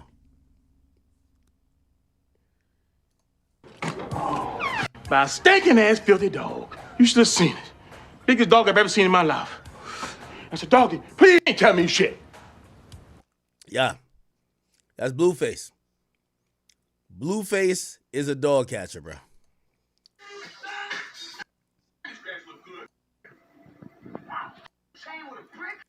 Blueface is a dog catcher. He got Dalmatians, golden retrievers, all type of shit, man.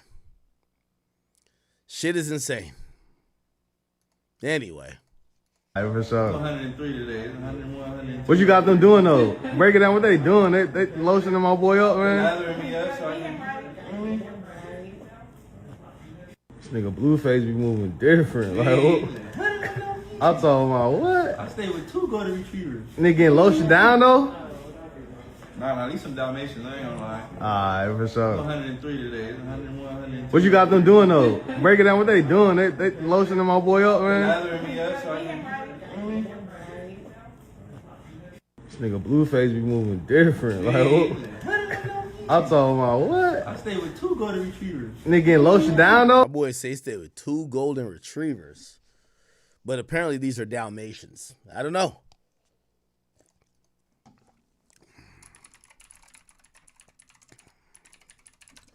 I gotta say, Blueface is definitely. Let's see, Blueface. He definitely specializes in kind of farming fatherless women. The woman. The most hurt I've caused women? Probably going too deep in that coochie. Too deep, just thrashing her. That's about it. Why you got the baby bottle? Because I'm a crybaby. What you got in the bottle? Like, you got It's some Diddy drink? juice. Let me see you take a sip. I think you gotta like show how to take the sip. Let me birth you real quick. Come on, open your mouth. No, you need more. Yo, we're gonna have to have a future conversation about whose wife in these bitches that's going on these 20v1s. You're going on 20v1s getting embarrassed by Charleston White, 6ix9ine, Lil Woody, Blueface. Like, which future mothers or future wives are these?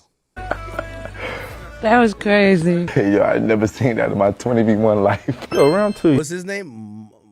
Mike Delaboo. Let me see. Mike Delaboo. Who the fuck is this guy? Oh, all right. I think we found him. Raise him up in your language. In French? No, in. Okay. You feel me?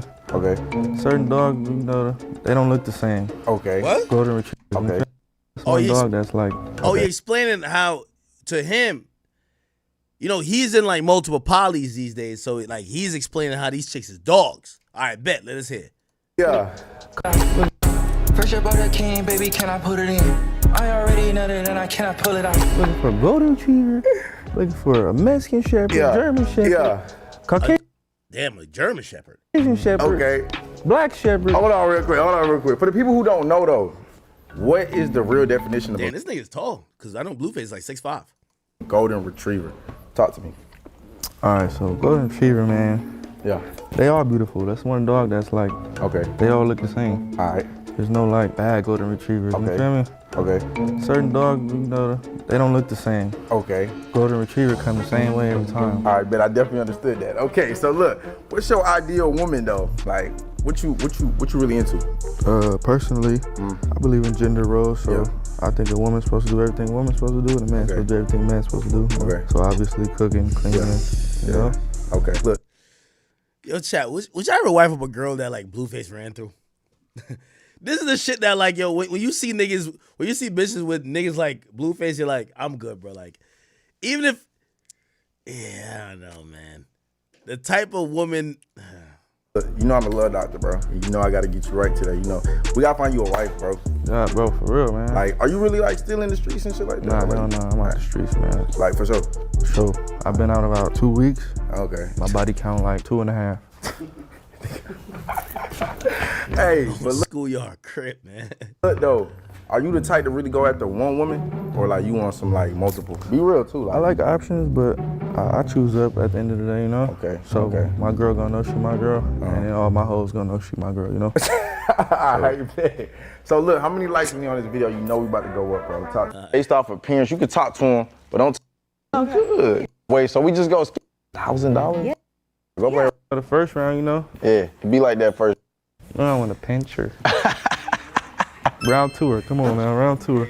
Okay then. Doberman Pinscher. Hey yo, how you feel about He said she's a Doberman Pinscher. all women though? As long as they not taller than me, it's good. You know, even with the heels, you can't be taller than me with heels either. All right, bet. Let me get my next lady to the floor. Uh-oh. Hello. Hello. How you doing? What's up, Blue What's Face? up? Baby. Hey, you all right? Yeah, I. How old are you? I'm 22. 22. What's your name? My name is Amy. Amy. Where you from, Amy? I'm from San Diego. SD.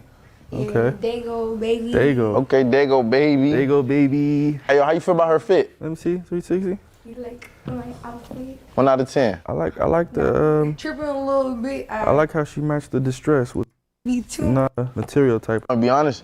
And hold on, man. That's probably Houston. Hey, I look at me guys. Nah, what you throw? Big. So like, Yo, chat, pray your girlfriend never been in a 20v1 with Blueface, bro. Oh my God. Yeah, you good?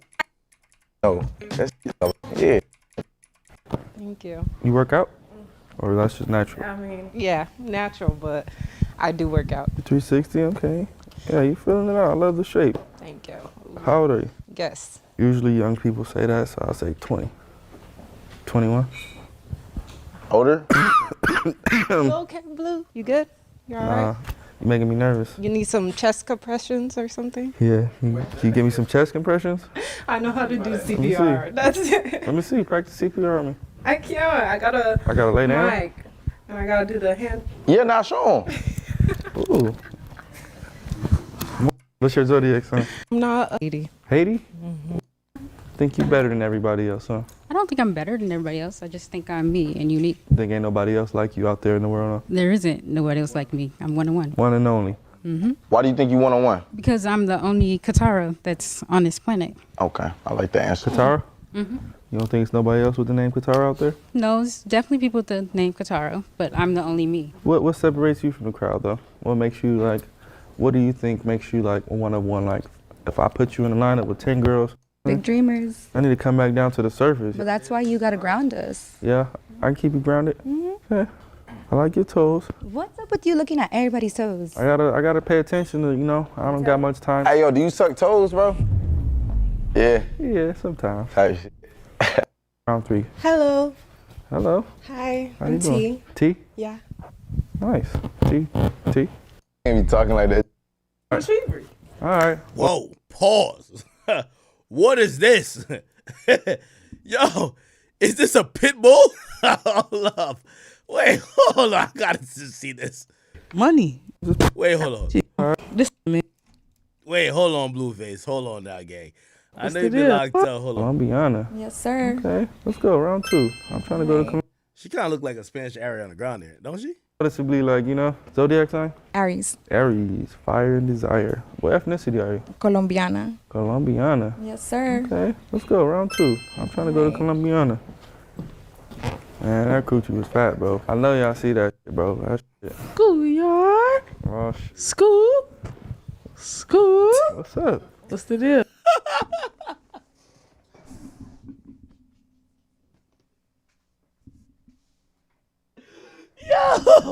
Yo, why Blueface? Yo, Blueface kind of looked down like he was looking for the bulge. Look. You see when he started looking down? Started looking for the bulge. Schoolyard. Look, right here. He started looking down. He looking for the bulge. Yo, what the fuck? School. What's up? What's the deal? Yeah, what's up? I like your little your chain. Damn, I like your little shit too. What's poppin', man? We could share clothes and all that. I could put you in some shit. Yeah, golden retriever. Wait, I'm confused. Are you raising him up or what? You raising me? I was just giving you a compliment. Like, let me see a 360. You feel me? This a fresh jersey right out the pack today too. So Fresh out the pack and all that? and all that, you know. It's money. You like guys? I like bitches. You feel me? Yo, some of these little 20v1s be funny though. But like we could talk. We could do something. We could collaborate. Collaborate on it. All right. I'll bring them to the table. Money. Yeah, well, I'm gonna just pop you then. Fair. Wait, what was your purpose today? Money. You feel me? I'm a networking. I like business. So you feel me? I seen them, you know, waiting to meet them. It's right on the So I feel that just like. So like you bust. Yes, when it's come, I'll be like. All right, bro, let's get you up out of here. Yeah, you feel me? That's crazy. They didn't experiment it. At least you know now. Yeah, that's crazy work right there, man. That nigga need a golden retriever, nigga. Not no fucking. I don't know what. Hey, next. Thing I could tell you later, you know, like I could tell you later, but like right now, I'm just keeping it like a maybe kind of sorta. Right, like y'all think y'all the real blacks in it. We just like whitewashed. Hold on, why you say y'all? Why am I in it? You African. But why do I have to be in it? Right. Why do I have to be in it? You ain't in it. You know, in it. What's zodiac sign name? I'm a Virgo. Virgo. Damn, there's a lot of Virgos in here. What can I say? Okay, I'm with it. All right. No, these are. You drew the freckles on there? Yeah, I like them though. I think they're cute. They are. Thank you. All right, I'm not mad at it. Zodiac sign? Aries. Aries. Stop. Oh, go ahead, Becky. Just drive off. When the last time you Krishan? Oh, wow, we taking it there. Right, like 3 years ago. 3 years. You sure? Maybe 2. I did 2 years.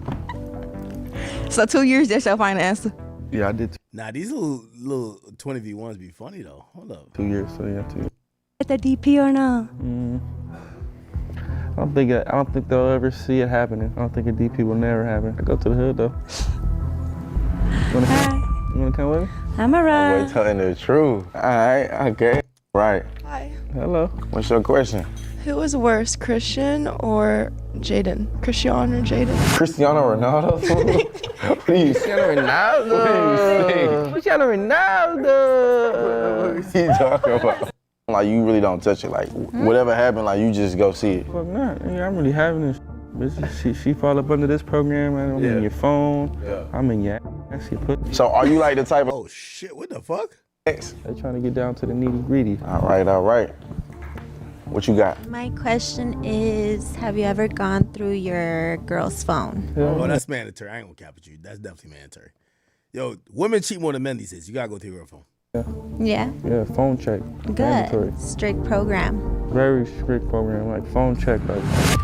Okay, so like you go through the phone. Consistently. Yeah. Hell yeah. Okay, wait, so like why you do that though? Cause I heard like as a man, like bro, the phone, like you really don't touch it. Like whatever happened, like you just go see it. Fuck not. Yeah, I'm really having this. She fall up under this program. I'm in your phone. Yeah. I'm in your ass. So are you like the type of guy like I need all the passwords? Nah, I don't need the password. I don't need the password. Yeah. Just give me that motherfucker. Yeah, it's time. Okay, all right, that's smooth. How do you feel about that strict program though? Like, is that something that you ready to be in for the rest of the life? I love that. Forever? Yes. Easy. So if he asks you for your phone right now, you'll give it up? Easy. Right now? Yeah, she on Quagmire time, and I get it.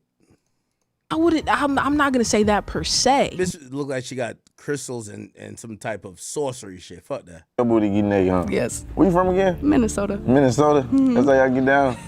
I don't know. Eat the booty first. Minnesota, boo. Damn. Hey. I don't know about it. Okay. How you feeling about that?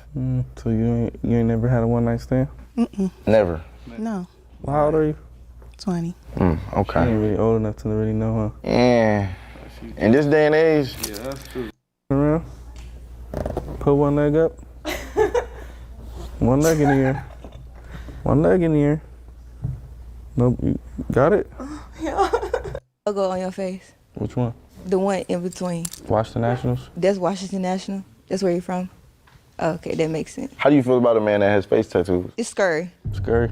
I'm from Memphis. Sorry. Okay, yeah, I heard it. I heard that come out. Yeah. That looks scary. I don't know. I think I'm pulling it off, right? Yeah. I still. It's like you can see through it, huh? Tight shit. You still T. That's what's up. Okay. Famous question. Would you go on the first night? Oh my God, damn. Everybody supposed to get a pussy away? Nah, I think that you want to know. You know what I'm saying? I ain't gonna lie, you might pop. I'm not finna on the first night. Okay. Yo, chat, I don't know why I'm watching this. I'm sorry. I know we got topics to get to. Fuck. These shit's kind of engaging. Yo, you know what's funny? Yo, rappers rather do a 20v1 than a podcast. Number one, these 20v1s be paying mad money. Yo, somebody offered me like $40,000 to do a 20v1. Like, these should be paying. I kid you not. Because the thing is, look. This is an hour and 51 video, Like, I know we don't really got views right now, but this shit gonna have 1 million. Facts. It's always gonna have 1 million. Like, 20 view ones always gonna have 1 million because it's mad engaging content. And it brings out, like, a different personality of these guys. And I think they kind of tell these dudes, like, Blueface, like, yo, bro, yo, we're gonna bring people to troll you. You should troll too. Like, this is all about content. This is nothing serious. Yeah. Your dream vacation, let's start there. With him, like if you can go with him. For sure. I've always wanted to go to Rio. I want to go to the parade, and I love the culture there. So I feel like you're very spontaneous. Rio, Nevada? Like Rio de Janeiro. Oh. Okay. Yeah. Oh, that laugh. I wouldn't say I'm not toxic. I think we're all a little toxic. I think if you got emotions and you feel and you really care for somebody, that could drive you crazy. So if he was to cheat on you, like, what would you do? I want to know why. I just want to know what turns you from loving me and chasing me and with me to, okay, I'm gonna just turn myself to somebody else, because what do I do not give you? Like, what is you missing? Let me know, because like maybe I can change it and maybe we're not meant for each other. It's cool. I like those answers. I don't want to be standing there looking crazy, be like, somebody laughing in my face, be like, Are you gonna cheat back? hell no. I don't cheat. I like these answers. At the end of the night, would you let him crush the first night? I think that's like, depends on situations. Sometimes it's right, sometimes he ain't. You can't really like force it. If it's not it, it's not it. Well, I mean, we just chilling, we cool. We had a good night, you my dog. I go home, I call you the next day, we hang out again. Maybe it's just like be that passionate, crazy shit, and I move in that night. I had both situations. I will not judge nobody for whatever. Yeah, let's keep her. I like that. All right. Okay. So, say no, I don't think I'll see myself doing that. You'll get way further in life by doing that than I mean, yeah, that too. You know what I mean? That too. I'm gonna throw it out. This look like a chick you meet in the library. Yeah. So ask her again. Yeah, now let's rephrase. No. Yeah, this is a chick you meet in the library. I ain't gonna clap. Just by her outfit. Whole outfit. This is a library chick. I'm gonna ask you the same question. So if they asked you, whose is this? Would you snitch on him? I mean, if he asked me to do it, no, because you said in the beginning. You said in the beginning, yeah. If you ask me and I say yes to you in the moment, yeah, I guess so. But if you don't tell me like, hey, like don't say it's like, just be like it's yours. I'll be like, okay, all right. But like if you're telling me like, oh, hold it and like that's it, I guess like that's his. He gave that to me. So we know. Okay, I bet we know. We know what she gonna do. How you feel about her, bro? I love how normal she is. Oh, thanks. I love me a normal girl, but I need to teach you a lesson today. Tell the truth always. I did tell the truth. Tell the truth. Okay. All off looks. I never did it because it's like too fast. She's a little too smiley. Okay. It's crazy. Now it's starting to get crazy. Yeah. Any final words? Now it's like your cheekbones ain't hurting. Story. It's literally Oh, just... I'd love to hear it. Please tell us. Yeah. I got my... This person, he'll be like... That's how it works. You say probably a month. Yeah, a month. 3 months ago. 3 months ago. My birthday, October 16th. What's that, 4 months? No, we're in November. October was last. We in December, man. Oh, we in December? No, we in November. No, we in November. There's a whole lot going on. November? Okay. Yeah, so that's like 3 weeks ago. Okay. Yeah, all right. In May. May? Okay. This is embarrassing. Last Christmas. Last Christmas. Whatever, it's the truth. Got all that coochie in here talking about last. I keep... Y'all came together, huh? That could be that. Okay. All right. Respect. Man, I think it's about time to pick, bro. Yeah, pick one. However many. Ideally, one. All right, all y'all turn around. Yo, I ain't gonna lie. Yo, Blueface is a movie. I ain't gonna lie to you, brother. He is a movie. Yo, we gotta get Blueface at like 6'9" to be cool or some shit, bro. Like, this nigga is a movie. I gotta keep it 100, bro. That nigga is... What the fuck happened?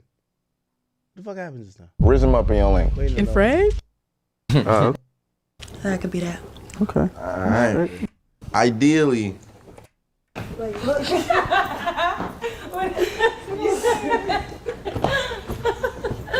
That's where we going off, Chet. Oh, lie. This nigga picked the one with mad tattoos, look ghetto as hell. This other one look like a boy. This one, I don't know. Yeah, Blueface got a type, man.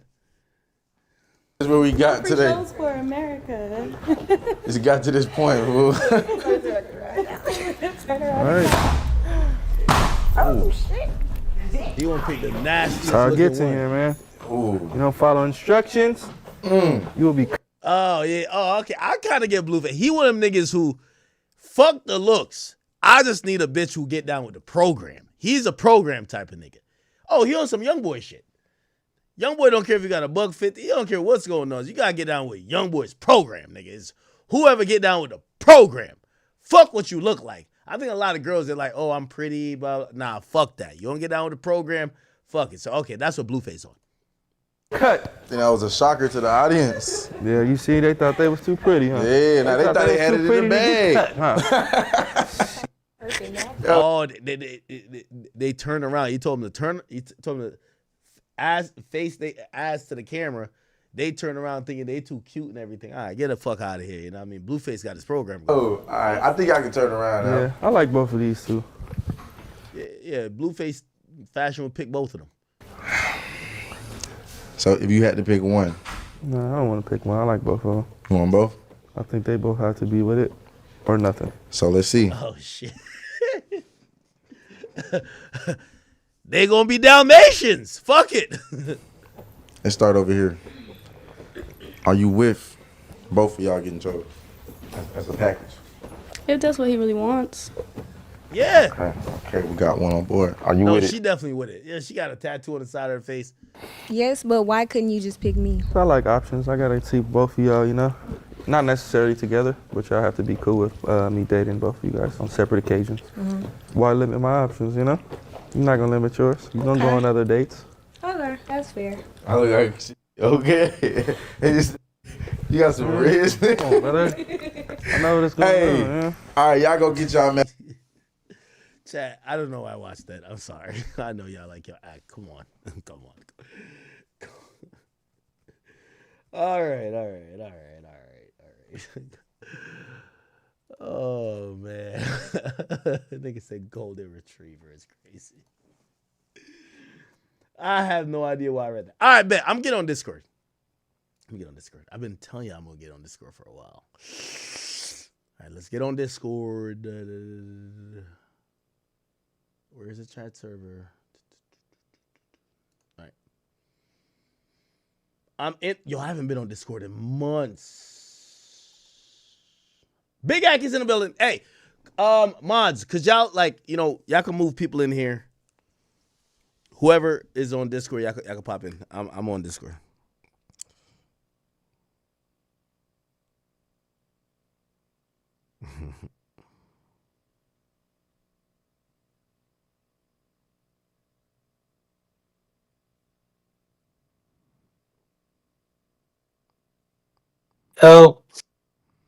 Yo, we got a big AJ in the building, man.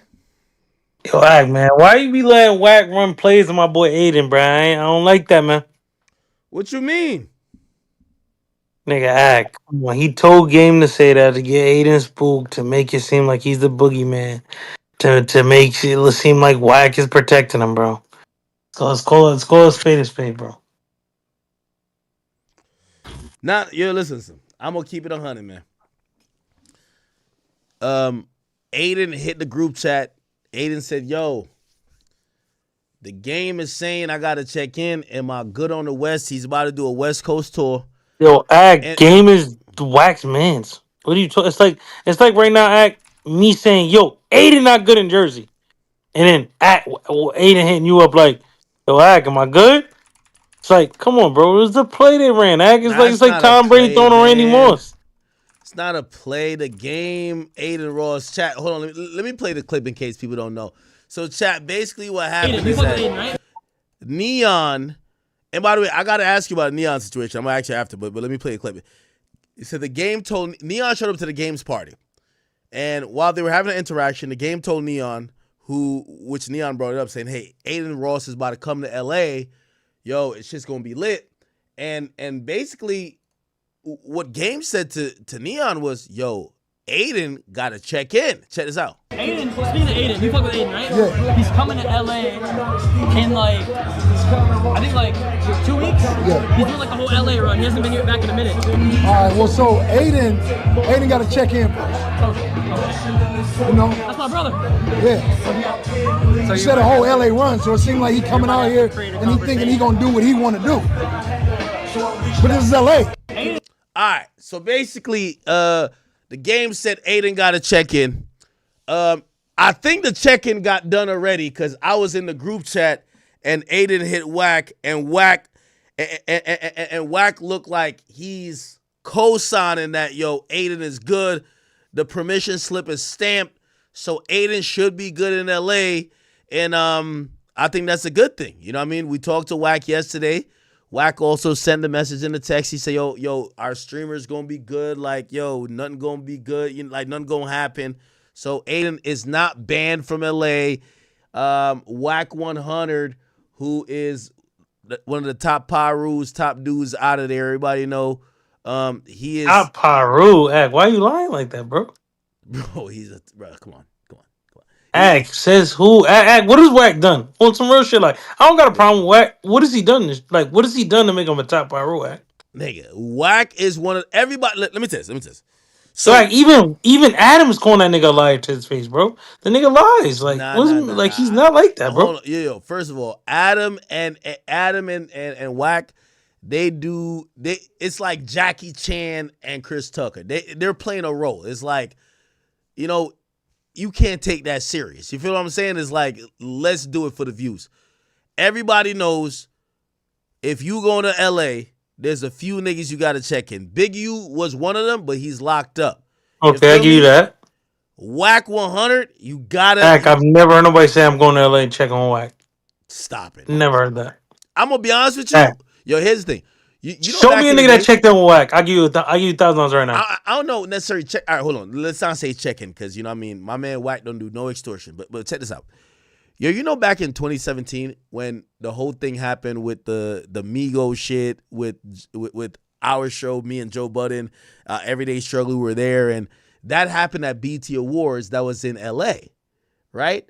When that happened, you know who called me expeditiously? Because I think the Migos reached out to him and, you know, because he's the big Piru out of LA, he was trying to figure out what's what. Trolling. No, I'm serious. nigga, I talked to him at the airport. I talked to him. Well, correct. That don't mean That means he has connections. I don't mean he's tough. He's done nothing to nobody. Nigga. 1 minute he's saying loose skin is his man's, and he's seen him do it. He's tough, this, that, and third. Next minute he turned on him and put him in jail. Like, yo, the nigga's not like, bro. He tells a lot of fibs, and it sounds good, but bro, it's not true. Like, he's a liar, bro. Like, he's a liar. I got no problem with him, but like, what? The nigga's not tough. You know what's funny? I hear people say so many things about Wack. They're like, he's a police.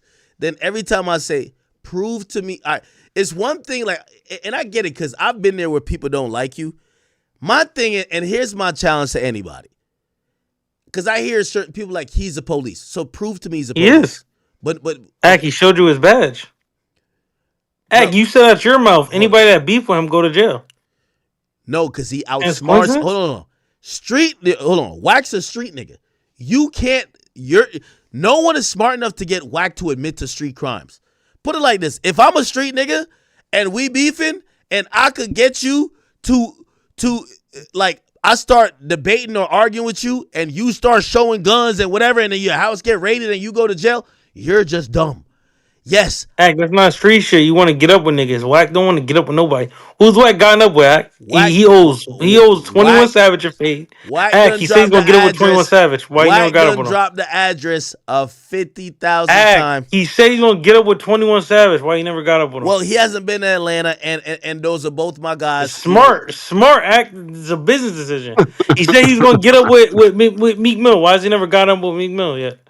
He said he's gonna get up with mad niggas. He owe mad niggas fades. I don't know if the niggas credit. The niggas credit is up there, nigga. He hasn't paid his credit bill yet. Wack went to Philly and copped a cheesesteak during their battle, I think they got up. Niggas know where Meek is at. If you want to fight, if you want to get up with Meek, he can pull up on Meek and get up with him. I don't he think he want to get wants up to with fight. nobody. I just think that he wanted to get a cheesesteak during the battle. He's ducking T Grizzly right now. That's what I was gonna say. I agree with all of that gangster shit until the T Grizzly shit for real. The niggas ducking T Grizzly, Wait. Oh, yo, we got facts in the building. Yo, hey, by the way, hey, Ray J, I heard you say it.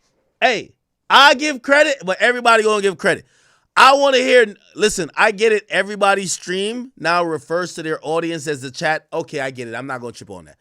But if y'all now take our slogan, ain't nothing bigger than the chat, we gonna have problems.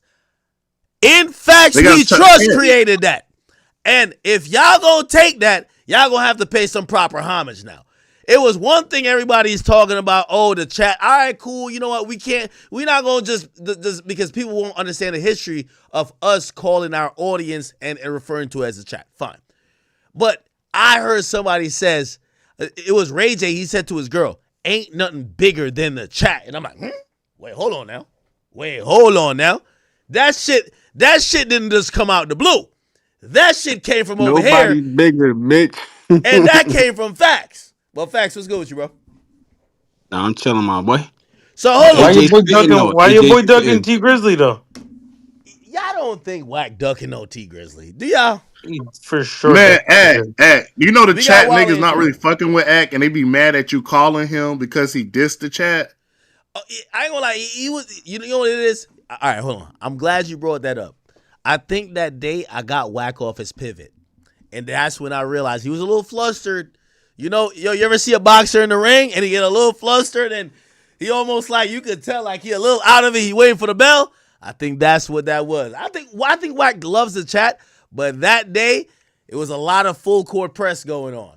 But wait, yo, Ack, it's even like this. Ack, he just be running his mouth like that day when you put me on the phone with him with Cuff him and Aiden put me on the phone with him and shit like that. Yo, I had eyes on his girl. You know what I'm saying? He's talking crazy. He wasn't even with his girl. Niggas could have did it to her. You know what I'm saying? I could have got some girls to go do it to her that day. You know what I'm saying? Like, chill out. Yo. You know, Ack, I'm telling you the truth. Ack, I'm keeping it 100. All that gossiping going to get his girl hurt, him hurt, somebody. No. Bro, he's making up lies. He's gossiping. Like, yo, that's AJ, not real nigga shit. This I know AJ's smart. AJ's smart. But AJ be capping. AJ capping about this, but I know AJ's smart. I'm going to tell you why AJ's smart. I think if anybody realized in the last, like, maybe couple of months with Wack, if you know, me and him, we talk, we have a rapport, like, he'll say certain shit, I'll say certain shit. There is something, I think his ops noticed, too. When you mention his woman, he gets a little bit more flustered than normal, which I don't think it's a good thing to let people know because they're going to target her. And I think that's why you Ack, it's not about that, Ack. I got a picture of her, Ack, at No, the you warehouse, don't. nigga. Stop it. I got a picture of her at the warehouse. I could have did to her. Niggas asked me, like, yo, you want me to get some girls to do it to her right now? Wack's in the other room. I said, nah, I gave her a pass. Stop. And shit like, a nigga ain't gonna be as nice as me. Like, a nigga like T Grizzly people, if Dogface was in that room, nigga, she's done. Nigga, she might be, we might be calling her Kibble. You know what I'm saying? That nigga Dogface is treated like Kibble. I'm gonna keep it 100, bro. Wack doing all the talking and like running his mouth, bro. It's like, yo, and these niggas is ducking me. I would get in the room with Wack 1-on-1, live on stream. Let me ask you a question. He won't talk to me no crazy way, because I slapped the shit out of him. Like, where the bro? You know what I'm saying? Like that. Wait, like, let me ask you a question. Do y'all think that Wack? I feel like people been waiting for Wack to catch a L. Like I ain't gonna lie to you. I was watching the No Jumper podcast. I was kind of shocked how much Adam was just like, yo, bro, yo, Wack, I'm not buying half the shit no more. And I was very shocked by it because I'm gonna be honest with you, and I think some people be like, yo, Ack, are you playing stupid? Listen. Ack, you're playing stupid. No, I take Wack on face value. Wack to me is entertaining. Like, he's entertaining. And when I call Wack, it's prime content. And I take it as that. I think Adam was pressing Wack on this last episode like, you're a liar. And I was like, wow. He is though, Ack. Act. Having people like Whack on your platform Wait, what do you lie will about? What do you lie discredit about? your And shit. see, we gotta ask these questions. Act, he said T Grizzly was a snitch. He said he will put up bread. You don't T Grizzly, I got 50,000. Oh, nigga, I got the paperwork. What's up? Nigga, T Grizzly, word? I got my 200,000 to your 10,000. Let's lock it. Okay. Nigga don't want to do it. Act, he just makes a million excuses. No, Act, you I'll don't say put this. certain. No, I'll say You this. don't put certain like that shit like that on niggas if you don't got facts, Act. I'll say this. The T Grizzly shit is the first time I've seen Whack kind of like it didn't look the best. I'm gonna be honest, but in every other situation, Act, and that's why I say like you be like feeding into this shit. You be trolling with him. Act, you think he chased Future in the airport, my nigga, with Ciara, and there's no footage at all? Come Chad, y'all all Come heard on, the Act. story. Whack and Big U caught Future and Ciara at TSA, and he chased the nigga into the fucking jet bridge, bro. Come on now. Act. Act. After 9/11, nobody going into Act. It's me and a girl I'm rocking with run to the jet bridge fighting, nigga. That shit's gonna make the news. Act like, bro. So you saying two famous niggas ran to a jet bridge unattended and nobody got a video of that? Come on, Act. Come on, bro. Nigga, they got Diddy fighting Cassie in the hallway and butt naked, my nigga. Like, you don't think they got that? You don't think that would be out? Come on, Act. Like it's like, yo, it's a lie, bro. Like he's lying. Like he's lying, bro. I Like, think people want Whack to catch a L right now, and honestly, not about catching now. You know, I realized it's at a saturation point, and I wonder what Whack is gonna do because in reality, you know, I rock with Whack and he's cool and everything, but I think people you get to a point where people either want to see you put up or shut up, which means they need Whack to do something to make them believe him again, or they're going to keep saying he's a liar until I don't know when. He is a liar, though, Act. When you're lying. Okay, tell me something else he lied about. about. His credibility is shot, bro. All right, hold on. All right, tell me something he lied about. Just told you two things, nigga. Literally told you two things, Act. The Future and T Grizzly. Lying, bro. Like, he's just flat lying. Nigga, Act, he got on your stream and said Meek Mill got held at gunpoint at the concert. Now he says that he never said that. Did he say that's three things right there. No, that was Loose Cannon that said that. And a Whack came on here and vouched the story. So that's true. He said that's facts. I have the clip. He said it's facts. And now he says it's not true.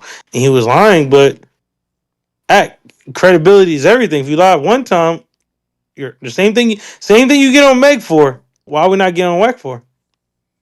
So you think Whack's a liar? Yes, Whack is the male version of Meg Thee Stallion. Stop it. Yo, Facts, what do you think about this? And Wally, I know you in here. Man, I'm gonna be real with you. AJ kind of spitting, but at the same time, Whack be making his point sometime. Like we did see Whack catch a fade with some niggas outside of other plays. He didn't fight nobody. He didn't lift a hand. That was Loose Cannon. Nah, he got in a fight before this. He got Bro, Whack fought for 3 white people that look like a fake video and stitches, bro. Like, come on, bro. Like he's old 10 black niggas fades. He's never caught none of them. Never caught any of them. Literally. He's old mad niggas fades. Never caught him. When is he gonna go get some fades? Bro, I'm gonna beat your ass. Never Whack beat his ass. Yo, I pop niggas. Yo. You don't pop niggas. Yo. Like Whack saved what's his name again? 42 Doug from getting beat up at a dice game. Remember that? That was a lot. That was a lot too. Yo, stop it, man. Like, yo, why do y'all want Whack to be a liar? Man, it's not want to be a liar. It's he's been lying. I'm not saying everything he says is a lie, but like, well, bro, Act, when you're lying majority of the time, when you're saying shit, nigga, how can we ever take you serious? Act, you said this to yourself. Act, your credibility is the biggest thing because once people think you're a liar, always a liar. He's literally the Meg Thee Stallion of fucking Like literally, the male Meg Thee Stallion. He just lies for no reason. Yo, Wack, Let's what'd be you eat honest. this morning? That nigga could have ate eggs. He got eggs on his plate, nigga. Yo, I ate a waffle, bro. Like, bro, nigga just a liar, bro. I don't know what he gets out of it. What he, bro, nigga's a liar, and you know that. Like, so nigga, he trying to run a play on Aiden. Nigga, that's why nigga I was gonna hit Aiden and tell him like, nigga, fuck Wack, bro. The fuck, nigga, you good in LA, nigga. I personally go Aiden to LA, nigga. Anybody touch Aiden, I kill him in GTA. Wack is somebody who, if he could kind of guarantee a safe passage for you in LA. No, he can't. No, he can't though. Act. He can't. Nigga, how you mean he can't? Nigga, Act, who? Nigga, Act, you got an audio recording of Wack saying he gonna call the cops on me. Release that. Yeah, cause I got it. Act. Release it. Let me know if you want me to release it. Wack is not gonna call the police on you, bro. Come on, Act, Wack, Act. You heard Wack say he's gonna call the police on me, Act. You heard it. You hear him say that? Wack says he's gonna call the police on you. I'm trying to. Act, you didn't hear the call? Nigga, it was me, you, Ray. He said he's gonna call the cops on me. Did he not say that, Act? So now you act like you don't remember the conversation we had. Wack was trying to meet up. Wack called me one time and be like, "Who is this guy, AJ? I want to meet up with him." And yeah, I tried to facilitate the conversation. I think Ray was trying to do it, and y'all never met up. Wack was down. He said he's gonna call the cops on me, Act. Everybody heard it. You know, Act. We got Act. I think I got the recording. Act. Don't make me release the recording on your man's. Don't make me do that. Why would AJ link up with a nigga that be butt ass naked laying on the bed with his ass up on Clubhouse talking? Why everybody hate Wack, yo? This is crazy, bro. He dissed the chat. We don't like liars, nigga. We don't like niggas getting on here capping. That's the whole part. Like, if the nigga was keeping shit 100, oh yeah, that's cool. But bro, the nigga be lying. He act overly boom root. Like, bro, like nigga, you like we've never heard you do nothing tough. Nobody got no tough stories of Wack. Stitches. Yo, Act, bro, I could knock out Stitches, bro. Like that's not saying much, bro. Like, nigga, Act, he owes 10 niggas fades, bro. He owes 10 nigga fades for years. When is he gonna catch them fades? All right, then name of 10 people. Yo, it's 21 Savage fade, right? I don't know about that one. Do they? Act, what are you talking about? He said he's gonna give him a fade. Literally. Even 21 Savage said it, Act, on Clubhouse. Okay. Yo, Wack, you said you owe mad niggas fade. You talking about you gonna give me a fade, nigga? You didn't say that. All right, who else? He owed Meek Mill a fade. Like he said, these are people he said he's gonna fade. Do you think Meek Mill is gonna catch a fade with Wack? I never said Meek Mill, or I don't think none of these people are gonna actually legit fight him. But he said, "When I see you, I'm gonna fade you, bro." He said he want to do some shit with Jim Jones, Trav. Mad niggas act like, bro. He doesn't do nothing. Like, yo, AJ, you cooking right now, my boy. Like he doesn't. Like he just talks. Wait, hold on. He just talks online. He runs his mouth. He doesn't stand by nothing he says, and that's why I don't respect it. Because you just don't enter this shit at this time. Facts. What do you think about this? I think AJ has a personal vendetta against Wack. I ain't gonna lie. I used to think that Wack was like a gangster too. Until you don't think Wack's a gangster? No, so look, listen, I'm gonna keep it 100. I used to think that he was on some gangster shit. Like I give him his props. Like, I ain't gonna say he pussy. Yo, I don't think he pussy, he's like but the biggest gangster from the West. do listen, the shit where he backed down from T Grizzly homie. Like, I thought that wasn't real. Like, because he antagonized that. So when him he started it. So when that's like you Act. You don't gotta tell me to fight for you. Niggas is behind you regardless. So when T Grizzly homie stepped up for him, I just felt like Wack was supposed to carry it, and he didn't carry it, and it didn't only make me lose faith in him. Wait, it made the chat niggas lose faith. You think Wack copped a plea to T Grizzly? Of course. Yo, they sent me. Wait, what's up, X? What's up? It's Stoney. Did Wack? Hold on, Stoney. Chat, did Wack 100 cop the plea to T Grizzly, man? Yes or no? And I'm gonna shut up. And Stoney, you can go ahead, Stoney. Act knows he did too. That's a funny story. He knows he did. No, I'm gonna be honest with you. Yo, T Grizzly and his homie, they text me I was gonna text him something today, but I ain't do it. But bro, I was gonna be like, yo, bro, y'all gotta let up off Wack. But like, I know Wack would get mad for me to say that. So I'm like, I don't even know. Like, it's like Tigris. I think it's one of those things where like, I think they got the up on Wack, and they think Wack is just ignoring them, and they want to. I don't think it's that. I think that they a real nigga. They is real niggas. Face is a real nigga. I did my research on him. He's a real nigga. And I feel like Wack found that out, and that's why Wack didn't want to smoke, because he found out that He Face did the was a same real shit with nigga. Lil Zay Osama, eh? Are we gonna talk about that? Wack did the same shit with Lil Zay Osama. Hey, get it from a girl opinion. Act how Stoney feel about it. Get it from a girl opinion. No, Fuck me. she could chime in. I want to hear. I just, it's late. What's up, Ak? What's up, y'all? What's up, chat? Hey, what's up? I got a few things to say. I really just, I respect Wack because of you, Ak. I'm gonna say that. So let me start up there. So when I be watching and then he be yelling and doing all that towards you, especially, right? I mean, that's y'all relationship, but I feel like not only me, some of the chat niggas don't like that. So when we seeing him going through, like Facts just said, we seeing him go through some real shit. Niggas is coming up on your ass. Now you backing down. What happened, Big Bag Wolf? Like, no, we not going for it. I don't think you should go for that anymore. I'm tired of hearing Wack voice. I'm not gonna lie. Wait. The chat tired of Wack. Wack caught more pleas than Selena caught pleas for cock. Yo, Ak, did he not cop a plea versus Lil Zay Osama also? I will say Lil Zay Osama kind of. Hold on. Is it copping a plea or changing your mind? Ak, what do you mean, Ak? You say a nigga's a snitch. You say he's 100%, and then all of a sudden niggas, Wack, I'm gonna get on your ass, Wack. Yo, I'm gonna pull up on you, Wack. What's up? I'm gonna give you that belt, Wack. Nigga, Zay Osama wanted to kill that nigga, Ak. And he knew that. And he knew he was lying. So you know what he did? Detroit men don't play either. Yo, he changed it, Ak. Yo, he's a real shot rack nigga, Ak. I So will say I don't Lil Zay respect that, Ak. Osama. It is like he was on some real devious shit. I'll say that. Okay, that's my point though, Ak.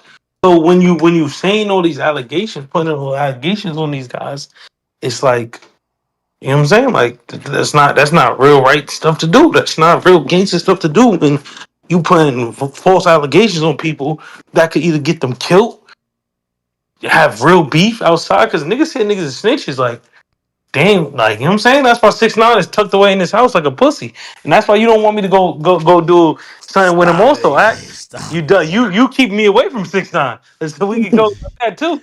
AJ, you think you could beat him? Of course, I could beat up 6ix9ine. Act don't want me to fight him. Act don't want me to do that to him. Act don't want me to do that to him. Act know I do that, man. I've been keeping AJ away from 6ix9ine for AJ's sake, bro. I've been, I think 6ix9ine ready to crash out. I've been keeping them away from each other. Yo, Act. We never seen 6ix9ine crash out on nobody. I would not be the first one. We haven't seen none. We haven't seen him do anything. Listen, nobody. he got a charge that's like violating his probation. He beat he beat a square up. Somebody called him a rat. That's what I said. Act, I will come to Miami this week and pull up to the shit, and he not gonna do nothing to me. I'm gonna tell him like, yo, you a rat, bro. Like, you gotta stop acting like you good in the hood, bro. You not. What if he slap you after you say that, AJ? What if he get slap shot? I've never been slapped in my life, so before he even tries to slap me, he gets shot. Him and Don, whatever his name is, his man's gonna be around. Hey, AJ, I'm gonna be Richard. I think 6ix9ine. I think y'all can be friends. I think if y'all got find, I can't be friends with no rat. But I feel like I'm gonna be real with you. I feel like top 5 will fight you. I feel like personally, top 5. Me and top 5 can fight. I've been asking for that. He don't want to fight me either. Okay, all right. I think top 5 will give you a run. So this is the video, right? That was sent. Bro, let's fight that nigga neck off, bro. So today, T Grizzly and his affiliates sent me this video, and they let me read what they said. By the way, you know why I don't bring it up no more with Wack? Wack told me that, yo, Ak, once they posted a picture of me and my girl in the airport, yo, this shit gonna end up in a murder. And I'm like, oh, he's like, yo, Ak, yo, these niggas, like, yo, on Paru, you know, I get down, this shit gonna end up bad. And we don't know how he gets down. Yo, Ak, we don't know how he gets down. But that's the same way how T Grizzly felt when T Grizzly was called the snitch. That's a fact, right? it's like he started it, but now T Grizzly and them finishing it. That's a It's like fact. you can't have it both ways. You feel me? That's a decent That's point. all I'm saying. That's a Right, decent hold point. on. You said we know how he gets down. Act, we don't know how he gets down. It's like the Namir shit. We don't know how he gets down, Act. Like, we don't. Act, you know how he gets down? We seen online, like, you know what I mean? Like, yo. Act, have you seen Wag do anything? No. Act, you seen Wag do something tough with a tough person? You ain't seen a nigga get stripped outside no jumper? Act, he didn't do that. It was Luke Cannon. Yeah. Yeah, but that's his Act, homie. okay. That was the game. Because it's, Act, he just said that wasn't even his name. Facts. Okay, Like, Act, he said, hold on. his name? Wait, He real did a quick. whole press run about how he didn't fuck with Loose Cannon when he got locked up. Yeah, I ain't gonna lie. Yeah, Right, like, come on was now. a That was little bit mad crazy. shiesty. That was a little crazy. But hold on. All right, so this is what T Grizzly people sent me, and I'm gonna play this video. But they said, by Wax definition, what he did by interviewing the Crip who said that Big U hired him and another Crip to steal the U-Haul truck, film it with Christmas toys, is snitching.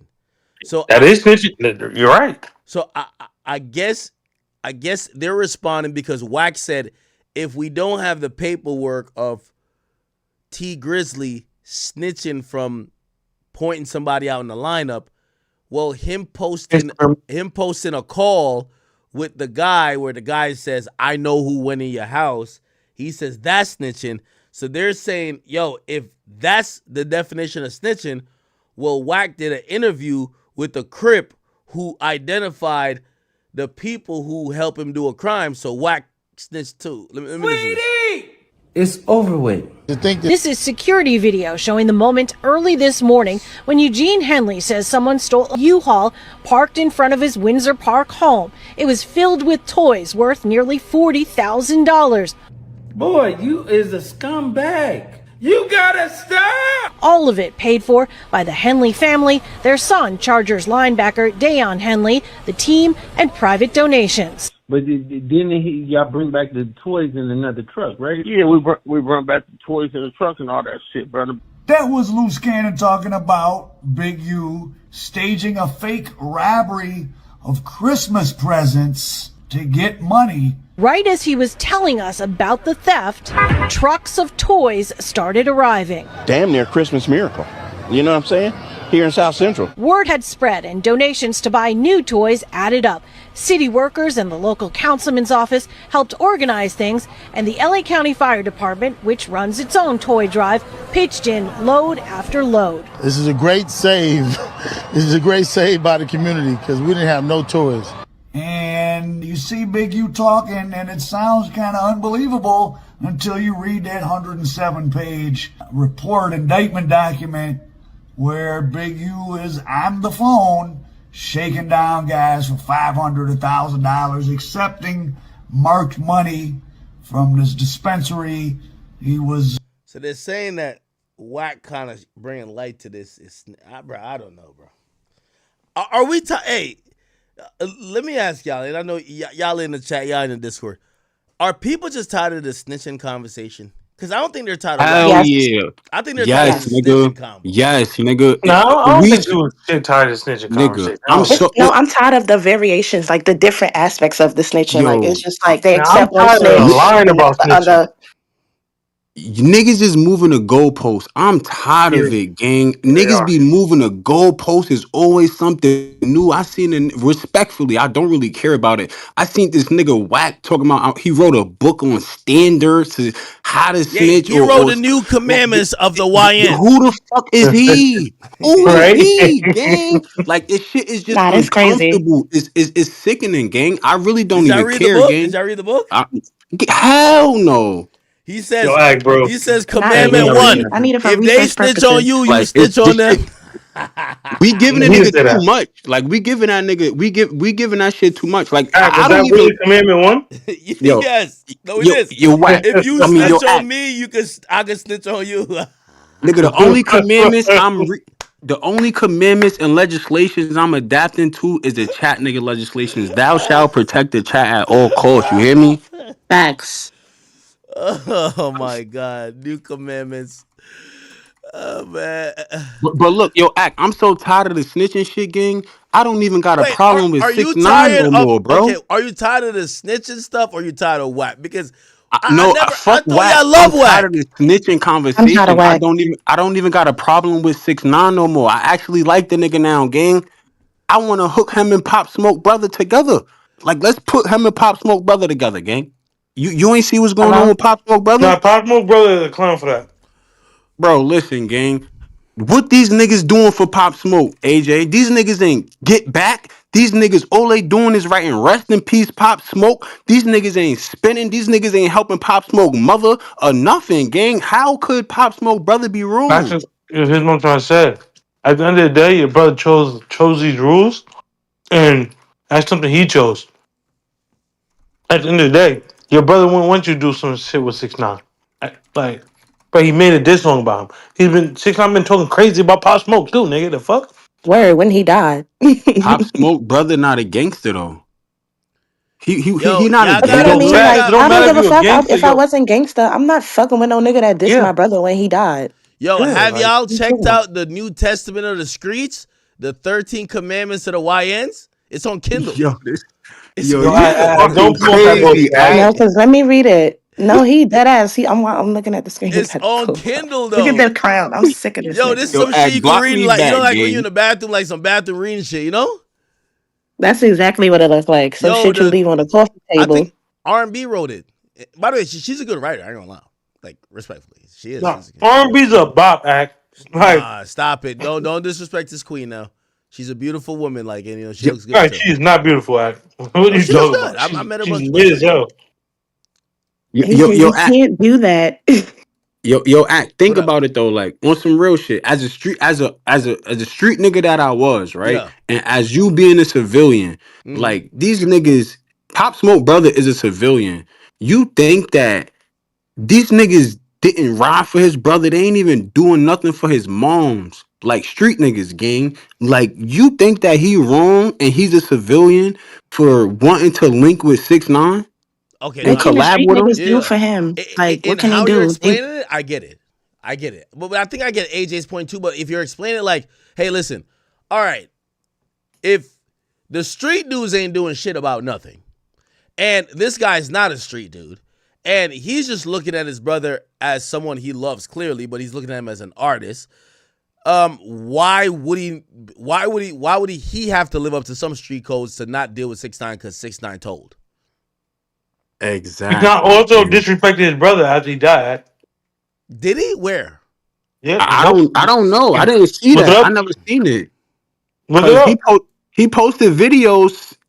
Pop Smoke brother posted videos of Pop Smoke singing 6ix9ine songs and shit, saluting 6ix9ine.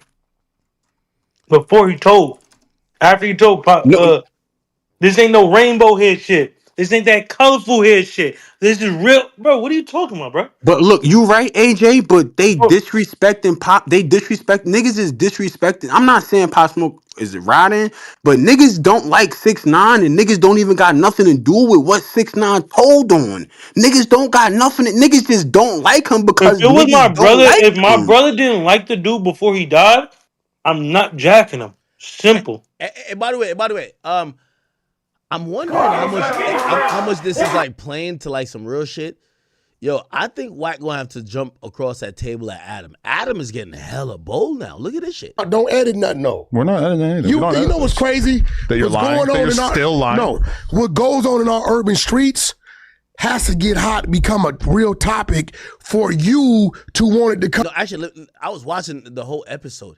Yo, he was just calling Wack a liar. I thought Wack was gonna choke him out. I think that Adam is So, being I'm not- honest. Nah, they got to be running the play. It's no, yo, because Wack has socked niggas out for less. Act, who did he sock out?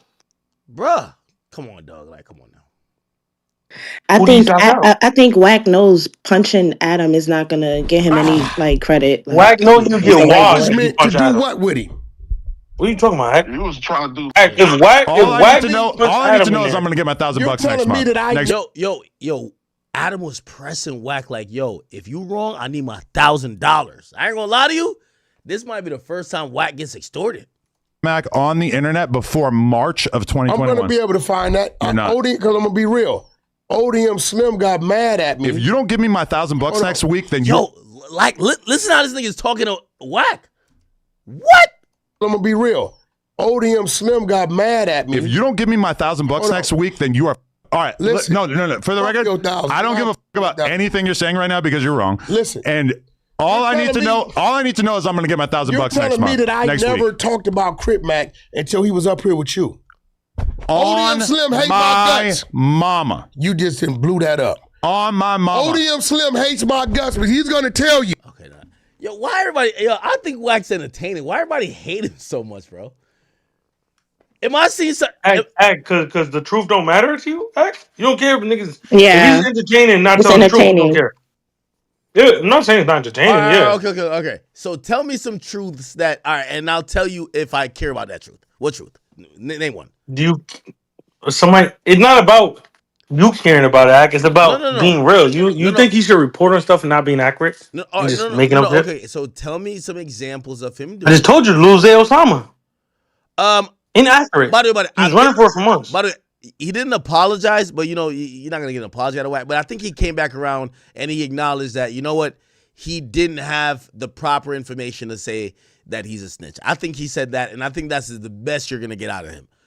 Okay, cool. But what else? What else? No. We gotta establish a pattern that he's lying. Tell me if you tell me, and I'm like, yeah, that's crazy. Now I will say with this T Grizzly thing. I do think that this is probably the most evidence where we were like, yo, Wack, I'm going to be honest, you should probably back down. But, you know, I'll admit I'm watching him double down, but not in the ways that we want him to double down. We want him to double down on the bet. He's like, yo, nah, somebody going to die. And I'm like, wait, nobody has to die. How did he double down? How did he double down? Ever since Dogface has responded, he's tucked his tail, told you stop bringing him up, told you don't bring him on your platform, nor told you he don't want to talk to him. He's literally avoided the situation. He's told And you. that's another thing. I don't up. like when he tell you who you can and bring on the on your. He does that a lot. Okay, like, it's getting excessive. So that happened twice, right? And I'll explain the situation. So, and this is as honest as, and I know some people are going to be like, this is not a play. I'm telling y'all the honest truth. I tell you, I am the TMI streamer. I tell y'all shit that y'all will be like, yo, you probably don't gotta tell us that. So I'm gonna tell y'all the truth. However you want to take it, that's on you guys. So the first time that happened was let me see. I'm covering with the girl, the wife. Yes. So Cherise is calling in with Loose Cannon. Now, remember, I didn't really want to interview Loose Cannon. I thought it was gonna be Loose Cannon and Wack. Wack sent him on a flight. I was wondering when is Wack landing. He never landed, and Wack's blowing up my phone. It's like, yo, could you do this interview? Blah, blah. I'm like, what the fuck are we going to talk about? He's like, yo, bro, he got a Meek Mill story. And I'm like, all right, I guess. And then I ain't going to lie, the interview actually turned out pretty good. I'll be honest. The interview did turn out pretty good. But then I see them, they're hanging out. They're friends, right? And then me and Loose Cannon kind of get kind of cool. So it's like, all right, Wack, you introduced me to these people. They're kind of all right. And then I don't know what kind of happens, but Loose Cannon gets locked up, whatever. Him and Loose Cannon don't see eye to eye. I don't know for what reason. So one day, I think there were, he's dissing Loose Cannon at this point. But of course, because I knew Loose too at that point, I'm not trying to pick sides. So I'm allowing Loose Cannon to say what he can say. Wack calls me one day, and I'm telling you, this is not on stream. And he says, yo, Ack. He says, you're my brother, and I will always look out for you. I need you to be a brother to me. And I said, I'm your brother. What's going on? He says, Loose Cannon is trying to get me indicted and trying to set me up. I said, what? Now, here's the thing. Again, I keep telling y'all when Wack calls in, I feel like it's hilarious content. I don't take everything like it has to be. I'm not saying he's lying, but it don't got to be like, oh, this is, your word is the final thing, right? Not saying I'm trying to promote him lying if he's ever lied, right? But I'm just saying that I look at the entertainment aspect. So he calls me off stream. He says, yo, I believe this guy is trying to get me indicted. I said, what do you mean? He says, Luz Cannon called me and he's discussing a open murder that he's trying to assist the police with, but he is trying to do it in a deceptive way that he could try to throw some accountability or blame on me to help his situation. He's using your platform to get the attention of the police and again, I mean, I could walk you guys through like what he's saying, but he basically saying Luz Cannon is trying to use my platform to put the cops on him and get him locked up. And he's like, yo, Ack, I don't want to deal. He's like, this is not content anymore. This is somebody who's trying to put police on me. And I said to him, and he said, Ack, if you are my brother, you will not indulge in assisting someone try to run a play to get me incarcerated. And I looked at that and I said, well, you're my guy. And I said, Wack, are you sure that this is what you believe it is? He says yes. I said, all right, man, I won't talk about it no more. I'm good. Yo, Ack, that's Ack, he could keep getting manipulation, on gang. talking about Luz Cannon. Ack, he got on the other day talking about Luz Cannon. Exactly, like Ack, so if it's you want a desert situation, so it's not this, that, and third. Why are you picking and choosing how you act? He just wants to silence Luz and Cannon. you're starting. Hold on. Exactly. Wait, did I bring up Luz Cannon? Hold on. Like, you're right. You guys are right. You're a pawn on his fucking chessboard, bro. Literally, Ack, you need to get you need to get on your Adam 22 shit, nigga. Did I bring up Luz Cannon or did he? Because you're right. Because I'm not gonna lie, I did. Like, I heard, because I be listening to like this some dude named Ray Gibbs or something. I'm listening to it one time and I heard this is after Wack, like, because I told Wack, I'm like, yo, Wack, I fuck with you. Like, all right, cool, I won't talk about it because I don't want to, like, I don't want to help, or we're doing content. I think we're all having a good time. I don't want to do some shit and then you're locked up and I'm like, damn, me calling Wack or whatever got Wack locked up. I don't want to do that. But then I heard on like Clubhouse, he was talking about the same shit that he was telling me, Act, don't talk about it. And I was like, wait, hold on now. So, but wait, do you think Wack is still talking about the same shit? Yes, Ack. He just he wants to silence Luz Cannon. Ack, he's want his side out there, so nobody hears the Luz Cannon's part, and that's where he told you that. And that's even what he does. Like, bro, that's what he does. I be Like, scared sometimes, Ack. I ain't gonna lie, gang. I be scared because you my friend, and I be like, yo, I hope my nigga Wack, hope my nigga Ack not like getting extorted low key. Ack, Like even with the play that he ran on you with Troy Ave, he for sure ran a play with you. That shit flopped like a motherfucker. He's the reason why you signed Troy Ave. He pushed that shit so hard. Put Troy Ave. Nigga, that shit flopped like forever, Ack. You don't think he got some bread out of that shit? Ack, the nigga is a goof. Like, he does a bunch of goofy things. He does a bunch of clown shit. Hold on. I respect him as a businessman. I just think that. Hold on. All right, hold on. We gotta go through this sequence. All right. So the Luz Cannon thing, and I'm being honest with you. He basically said so he had said that, and I know this might be confusing to some people. Like, yo, bro, we don't even know who these people are, because I think let me see. Anytime I'm talking about like some in-house shit, I always gotta look at our viewer account, because anytime we have more than what I normally see, I know some people are saying, who are these people, right? So the Luz Cannon thing, he said Luz Cannon's people reached out about a video about a murder. Right? Now, number one, as soon as I heard that, I'm like, wait, this is like some non-streaming shit. He said they reached out about a video about a murder. He sends me the video. It depicts a murder. By the way, the video is already out. Why would he say that though publicly? No, hold on. No, he told me this privately. But I mean, obviously later on, I think he kind of gave the narrative publicly. But when he called me, he said, yo, check out what's going on. I said, what's going on? He said, Luz Cannon's trying to get out of jail. His way to get out of jail is trying to implicate somebody else in a murder that they want to know about. He wants to throw me into the mix of this murder. I say, how do you know this? He said, well, they asked me about this and I assisted them because I thought this was helping him at first, but then I realized that he's trying to use this thing to get out, and he's down to throw me into some shit I got nothing to do with. So I said, okay, what does that have to do with like me, talking to him and he's behind bars? Because remember, he had just helped me he's the one who brought Lil Durk on here, Loose Cannon. Yeah. He said, well, he's putting out this image that I'm somehow involved to try to, and he's been trying to get my hand dirty in shit that the police could pick me up. I said, what?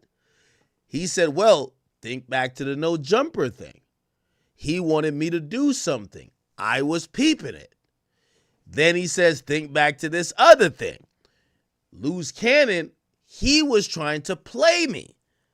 Like, this sounds like some movie shit to me at this point. I'm like, what? Yeah. You're only getting one side of the story. He said some shit to me. He's like, yo, Loose Cannon, he shared his location with me for no reason. I'm like, all right, bet, okay. That's usually what you do with your girl, but fine, whatever. He's like, yo, one day I pop up. The house is empty. I'm like, oh shit, that's some movie shit, bro.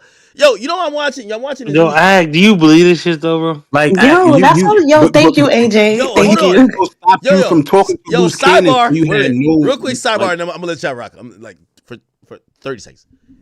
You know which movie I'm watching now? So if you're saying act, how do you believe or whatever? You ever watch the? It's on Netflix. It's called Homeland. Anybody ever watch it? All right, it's white people shit. Anybody in the chat? Homeland. Yo, it's like some it's basically about Homeland Security. They're trying to figure out terrorists, but they think the terrorist is within their system. So they think the terrorist is like it's mad like paranoia shit. I've been watching it. It's just kind of fired. And so that's a blind recommendation. But regardless, that's what he basically put something on my radar. I'm like, yo, so you're telling me Loose Cannon is trying to get you arrested? And he's using me to get you locked up? So I fell back from it. Y'all can chime in. Yo, Act, I just So he manipulated you. Yeah, I ain't gonna lie, Act. Look, yo, blink twice if you. I thought about that, but why take the chance? That's what I thought. Why take the chance? Because nigga, blink. So you look. That's like how he tell you to, how he introduce you to somebody, have you build a relationship with a nigga, then have you cut the nigga off when it's convenient for him. What type of shit is that? That's weird as fuck. Yo, That's toxic. You don't want him talking shit about Whack on stream, but he lined up everything. Yo, go interview him, talk some shit about me. Yo, Act, go interview him to talk some shit about this person. Bro. Yo, Act, go interview him to talk shit about this person. Now when he's gonna expose the truth about Whack, yo, Act, bro, he's trying to get me locked up. Hold on. Yo, and you can't even confirm. Wait, hold on. And then he used you're my brother. Yo, I don't want y'all to think I'm like airheaded. I agree with about everything y'all are saying, but let me tell you this, and this is how I always, even when I mentioned 6ix9ine earlier, I like to say I'm a really good friend. I really pride myself on that. Like, I'm not somebody that I think if you consider me a friend or whatever, that you could be like, yo, this nigga snaked me. Yo, this nigga. I like to say I really try to look out for people who I have a relationship with. So, you know what I chalk that up to? Because I kind of thought a lot of what y'all said. I'm like, man. I'm like, yo. So, it's kind of fucked up. So, my only thing to him was, well, let's not keep talking about them if you don't want me to go back to them to get their response, right? He talked about him yesterday. For me, this is what I said. I said, you know what? This is my friend. He's saying somebody's trying to use content to lock him up. I'm going to give you a one-time pass. This is like a one-time pass. But Act, listen, not only did he talk about him yesterday, he talked about his girl, bro. Right. Getting fucked by another nigga. I got a video. I got the content of this nigga girl getting fucked by another nigga. You want to see it? Yo, post it. You don't want to post it. He didn't say that. Did he? He did. Yes, nigga. Yes, nigga. Oh my God. But a nigga can't even mention is, you understand? Like it's like and that's what I was gonna say next. I love you, bro. Just blink. Yo, Act, blink twice if you getting manipulated and extorted, bro. I got you, gang. Yeah, hold on. Yeah. I love you, bro. I got niggas that ride for you, gang. Wait. Hold on. let's recenter the convo. Okay, it's important for us to recenter the convo. Act looking in the back. No, no.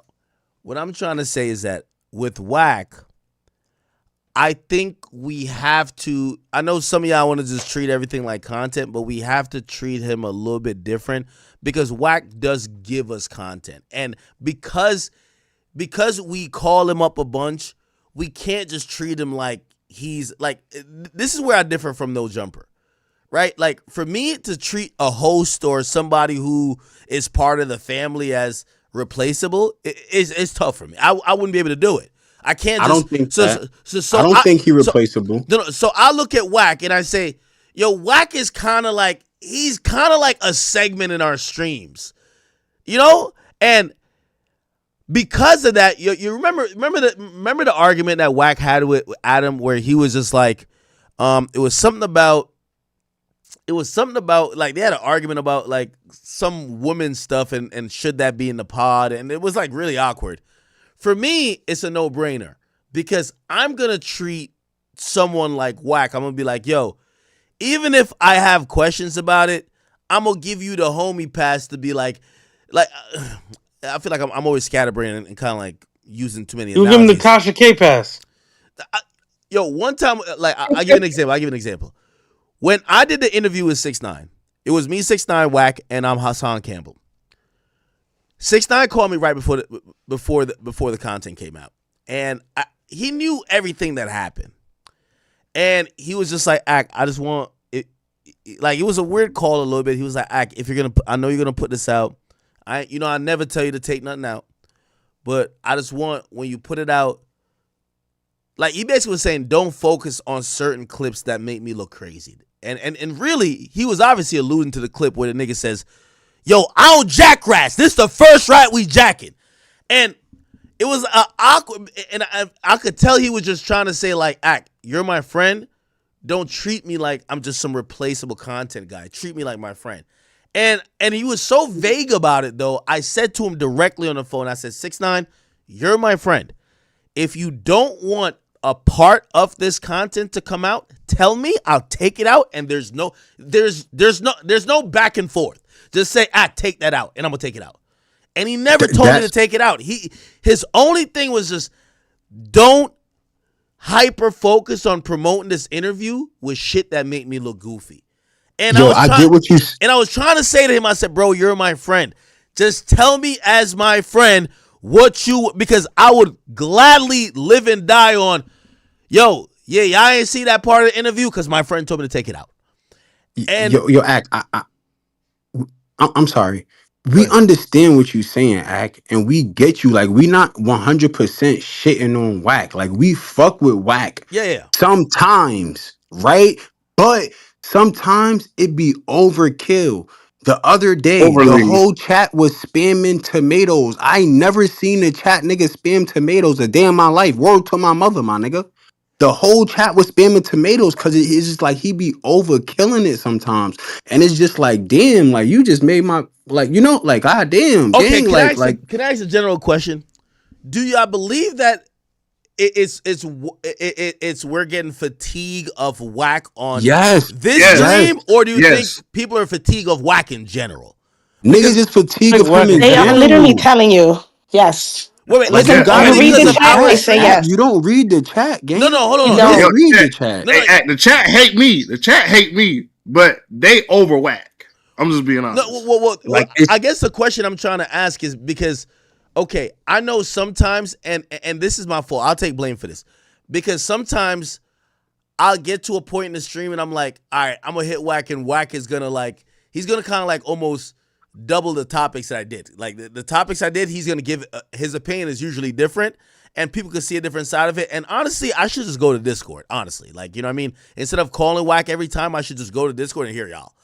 But honestly, I don't think people would be that upset. Is it because I'm calling him, or is the internet saying we're tired of Wack? Because when I look on my algorithm now, I'm seeing mad niggas. It's like, yo, there's a growth of hate channels just for Wack. Like they talk about like he's overdoing it. Act like we. I think it's because he's lying. Like, yeah, like I The think it's shit big that because Adam did is what is happening. That's why it's being pushed back because it needs to happen. Like Adam pushing back with Wack, that needs to happen because niggas don't be pushing back with him. Niggas just let him Yes. say whatever they want. Yes, literally. So yeah, like it's like damn, like bro, like it was cool at first, but it's like damn, you know how you fucking the same girl over and over and over and over and over and over And and she over. don't Like, she don't got no damn, conversation. like damn, like all right, Whack is cool, but damn, call somebody else sometimes, gang. Like Oh that shit just God. be getting dry. No cap. You see how you stop coming to Discord for a little minute? All right, now give Whack like 2 months or a month or two. Like that shit, like that nigga make my pussy dry sometimes. Respectfully, gang. I ain't gonna That's a hold you. fact. Yeah, you might need to give him the treatment you gave us. Wait, is it because of the lies? Yeah, what, Yes, Yes, he a nigga, that liar. shit He's is the, The lies he's and the the male way he version yo, of it's talking Meg. to cool. you. Yo, chat. It's cool. He Yo. could lie. No. He could lie. It's cool. He could lie, but at least give the nigga pushback or let the chat niggas give him pushback. You just let the Yes. nigga say Yes. anything and run with a Yes. Yes. narrative. And it's And Yes. like, then when you nigga, you address don't them, see it's like, oh, everybody fuck out saying of that. here. Yo. Hey, by the Yeah, way, like, Now and then act when you get somebody to give the pushback, you know what he does? Like, oh, I'm trying to talk to him, he just hang up the phone. Or you just, oh, yo, I'm out of here. Yo, all right, kid, I I'ma don't know him. kill Like, you, nigga. Fuck like your mother. Hey, by the yeah, way, yeah, he just start talking Yeah, he's about the like, you know what I'm saying? female Like version just of Meg. random Yo, shit. he's the hey, by the female way, version of Meg Thee Stallion. is there Cause you know any Meg Thee Stallion a nigga. is there any pro Whack people in the Discord that we could have, like, because I'm here, this is a great Wale, conversation. drag nigga Dimmicks. Okay, yeah, all right, bet. Nikki could join. I don't know where he at. We need to have a balanced conversation. Act, why don't you give Whack pushback is the question. Okay, pushback on what? All right, we got to be specific to certain stuff. On the Act, come on, Act. You hear the lies he tells, Act. Like you don't When give when Wax starts to raise his voice at you, Act, I feel like you start to switch up of how you want to he be like, explain yo, something to Paru, don't him. play with me like that. You a civilian. On Paru, don't play with me like that. I don't Yes, like just when he talks to like you that, like that. AJ, Act. just like that. I don't like that All shit, right. gang. I don't like that shit, Now nigga. I'll I'll I explain be want that to a slide bit. jump through you. the Nigga, screen my like, stop mother, playing with nigga. my nigga Act. Yo, Like, now who you I'll talking explain to? it a little bit. I think there is there's a million ways, or I forgot how the saying goes. There's a million ways how to skin a cat or whatever it is. But listen, in certain things that I'm really firm on, the idea is not to outtalk him. Sometimes I allow him the rope essentially to hang himself because I know how it's gonna be perceived. It's not about winning a ego battle of ad hominem insults or even out shouting each other. I know, oh, he's switching the conversation. And I know him well enough at this point. I'm like, oh, he's switching the conversation. Oh, I know I already won. He's switching the conversation. But He's now getting disrespectful, or he's saying, yo, Paru, this and third, or yo, you square with it. And I'm like, okay, I get it. Ain't gonna act. I get it, gang, but it ain't gonna be so much times. How am I gonna accept a nigga? You gave me an opportunity, gang. You changed my life, gang. How could I keep on accepting a nigga calling you a bitch? I violate any other nigga that call you a bitch or Why disrespect don't you, call me gang. a bitch? I gotta keep on hearing this nigga call you a yes, nigga. I gotta keep on hearing this nigga Chad. violate all the time, gang. Chad, Hey, Southside he calls Chief, me do a you square. agree with that? He called me a Southside. square. You trolling What's right up, now. man? Hey, Southside. How?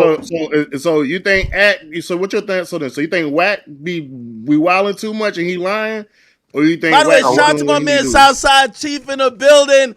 Hey, shout out to Much love, Minnesota. man. Hey, Wack do be wilding. I will say that much because like it was this thing that was going on like in Clubhouse Yeah. back in like 2020. He was talking to some niggas from up here in Minnesota, and them niggas ran him out the room, and he ain't really like he ain't I really was in that came back room. since.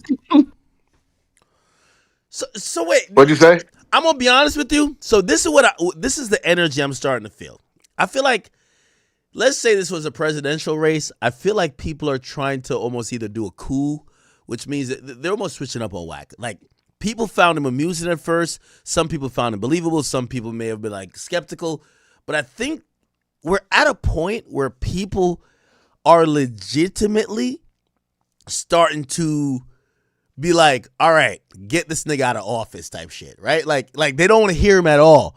And I Like hear it's y'all not with that some of that the people don't lies. want to hear him. I'm hearing y'all with some of the lies, but it's like, what could he do that y'all could be like, oh, okay, he's doing some solid shit? Is it?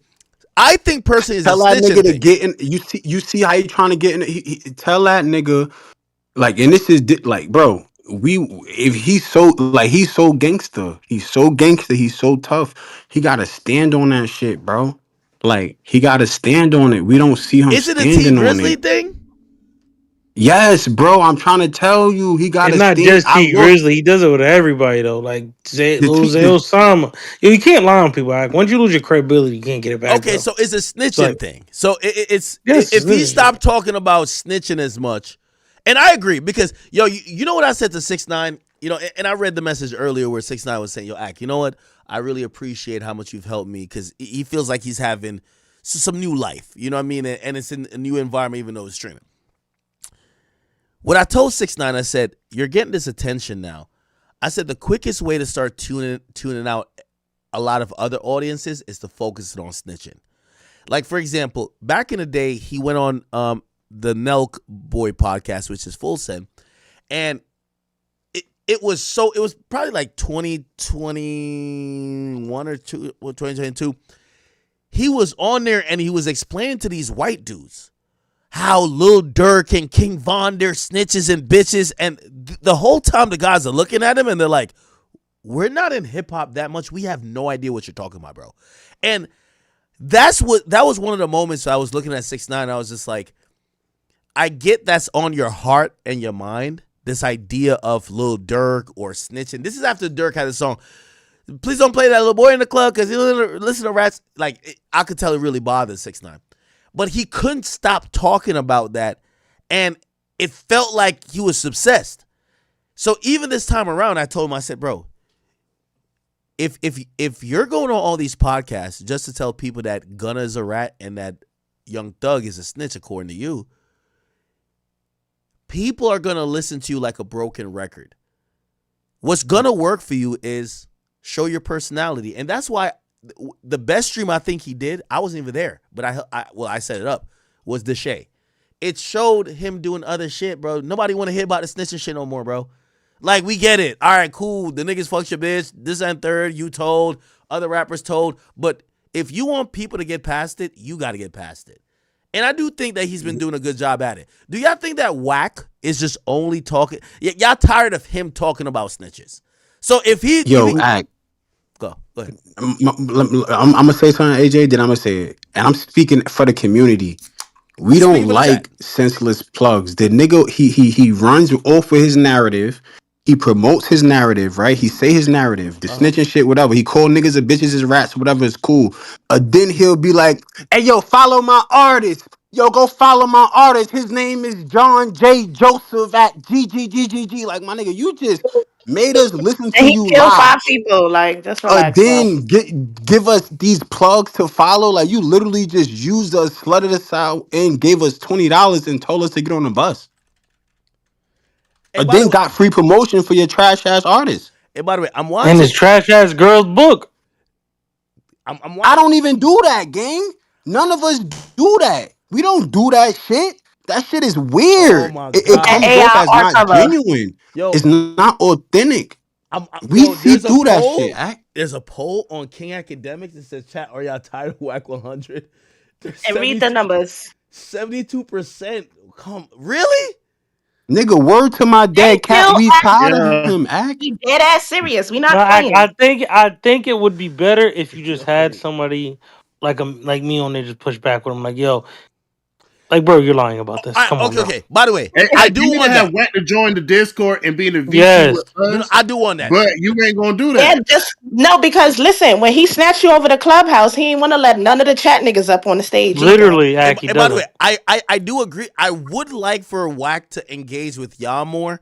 I know me and him have a dynamic, but I get it. The pushback, and by the way, that's why I go to his platform, right? I go to Clubhouse, where I know maybe Wack won't give me some pushback, but I might talk to some random person that's a Clubhouse person that might give me. Yeah, I would love for Wack to be on. But Ack, you don't be lying. Like, if you was like flat out, yo, Ack, he's like Tasha K, bro. Like, If you had Tasha K on here just lying it up a storm, you would like, come on, like, this is a lie. He Bro, do he two truths and a sits there lie. and lie. And he would never No, come one on truth. Discord. He would never come on Discord and have a conversation. You know why? Because he knows he's lying. He never will do it. What you do, he will not do in return. He talks to you one-on-one. He makes you talk to everybody. That came in, yo, Ack, why you do four shot right, bro? Why you do this? Ack, why you do this? Why can't we ask him the same questions? Yo, whack. And every Yeah, time I talk to the nigga, he just hangs up the phone to me. Literally just let the hangs up the phone. football wolves get him. I'm gonna be Literally honest just with y'all. hangs up the fucking phone. I'm gonna be honest with y'all. I've never seen the. Well, I guess I have, but yo, I'm reading the chat. Yo, they're like, yo, these niggas is spitting facts. Hey, you don't be reading the chat. Two, you don't be checking in with your little homies. Cause whenever you be doing all the stuff with Ack and stuff, niggas can find me. Niggas hit me up. They cuss me out about it. So it's like one of the things you don't be checking in. You just be in that bubble with what?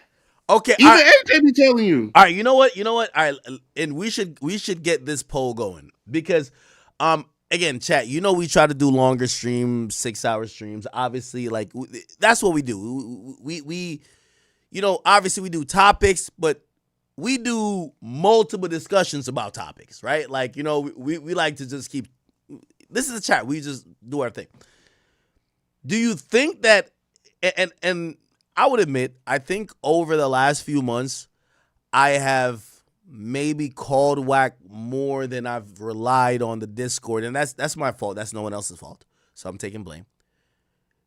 Do you think that I should probably start focusing on that much more as opposed to, kind of just like, calling whack and then pretty much there's like an hour of like his soliloquy about whatever.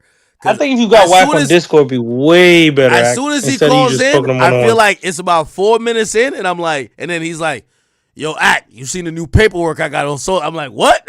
wait, paperwork on who?" And then I'm like, "Who called a snitch? He called a snitch. The nigga that's got jail in New York, Max B.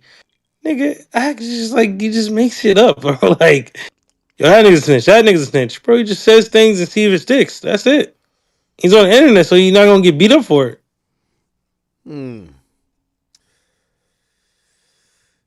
Oh man, I think some people there's some like synergy here. People are like, hey, listen, we don't hate whack, but like whack should be more ingratiated with the chat because I would love to have whack having a conversation with AJ, Wale, and even Fax. I would love for. I think Fax is pretty. Number one, Fax is always chat centric. Number one, right? But number two, I think Fax is fair. And I think maybe you could see the thing with when me and Wack talk, he'll be like, Ack, you're a square, you don't get it. And then at that point, I'm just listening to him. I'm gonna be honest with you, right? Because like he's gonna tell me about some street shit or how they view some guy as a snitch that I'm like, well, that doesn't make sense because I'm moving on logic. But he's like, Ack, you won't get this. This is some street nigga shit, and this is how it goes down. That nigga's a snitch. I'm like, oh shit. Yo, Ack, even with the top five shit he did, nigga. Bro, yo, that was Ack, it's Dom the Great from Twitter, bro. Dom, what up? They not really understanding the dynamic, the gimmick that Wack is running. Like he's running a gimmick. Break it down. And it works out. Break it down, Dom. Bro, you gotta realize like everyone has a different dynamic. Like think about Adam and Wack show. Like he pretty much lets him get shit off for the content. Ack is kind of sitting back. It's like when Ack plays dumb. You know when Ack is playing dumb and you know he knows more than what he's actually leading on. Like the content, like we've all seen memes of Wack with content. There's the AI joining him with the paperwork in his hand. Like he kind of has to let him get that off. You know what I'm saying? Hey, by the way, Dom, we definitely understand that. We don't want lies on the stream, bro. We don't want to listen to lies. You are, by the way, again, the chat is incredibly smart, and you guys know me so well, and this is why I love even this because you guys know me, and I love it so much. Dom, you're absolutely right, but I also agree with them where it's like, even if it's a dynamic, we have to have the wow factor of the pushback, right? Where it might be someone in the chat, it might be an AJ, it might be a Fax, it could be whatever. Because yeah, like with me and Wack, like I think we do great content, but also I don't want it to be a thing where it's like Wack gets to run the narrative on Ackstream, right? Yeah, that's all. We're getting great content. Like, yes, we're getting great content, but I think we could also program in the pushback that could also be even better content. Better content. Right? Yeah. Again, Yeah. I agree with that. There should be a little bit more of a balance to it because it is getting a little bit played out when he's just spazzing and whatnot. So I get both sides. And by the way, Dom, I think in most other situations, like for example, that's what I was saying about Adam. Like for me, there's been times that like, you know, I'm the middle. Like y'all know, we've seen this mad times. AJ knows this. I'm the middleman and the chat is the person giving the pushback and I'm the middle, right? Like with Adam is doing the pushback because, you know, I mean, obviously he has his audience, but the chat isn't as interactive. So it's like, I think maybe that's where I've been slacking. I should have had you guys much more vocal than just in the comment section, just like saying whatever. I should have you guys a part of it where, yeah, I'm still going to play my role, but I should have you guys' voices to say, Wack, cut the shit.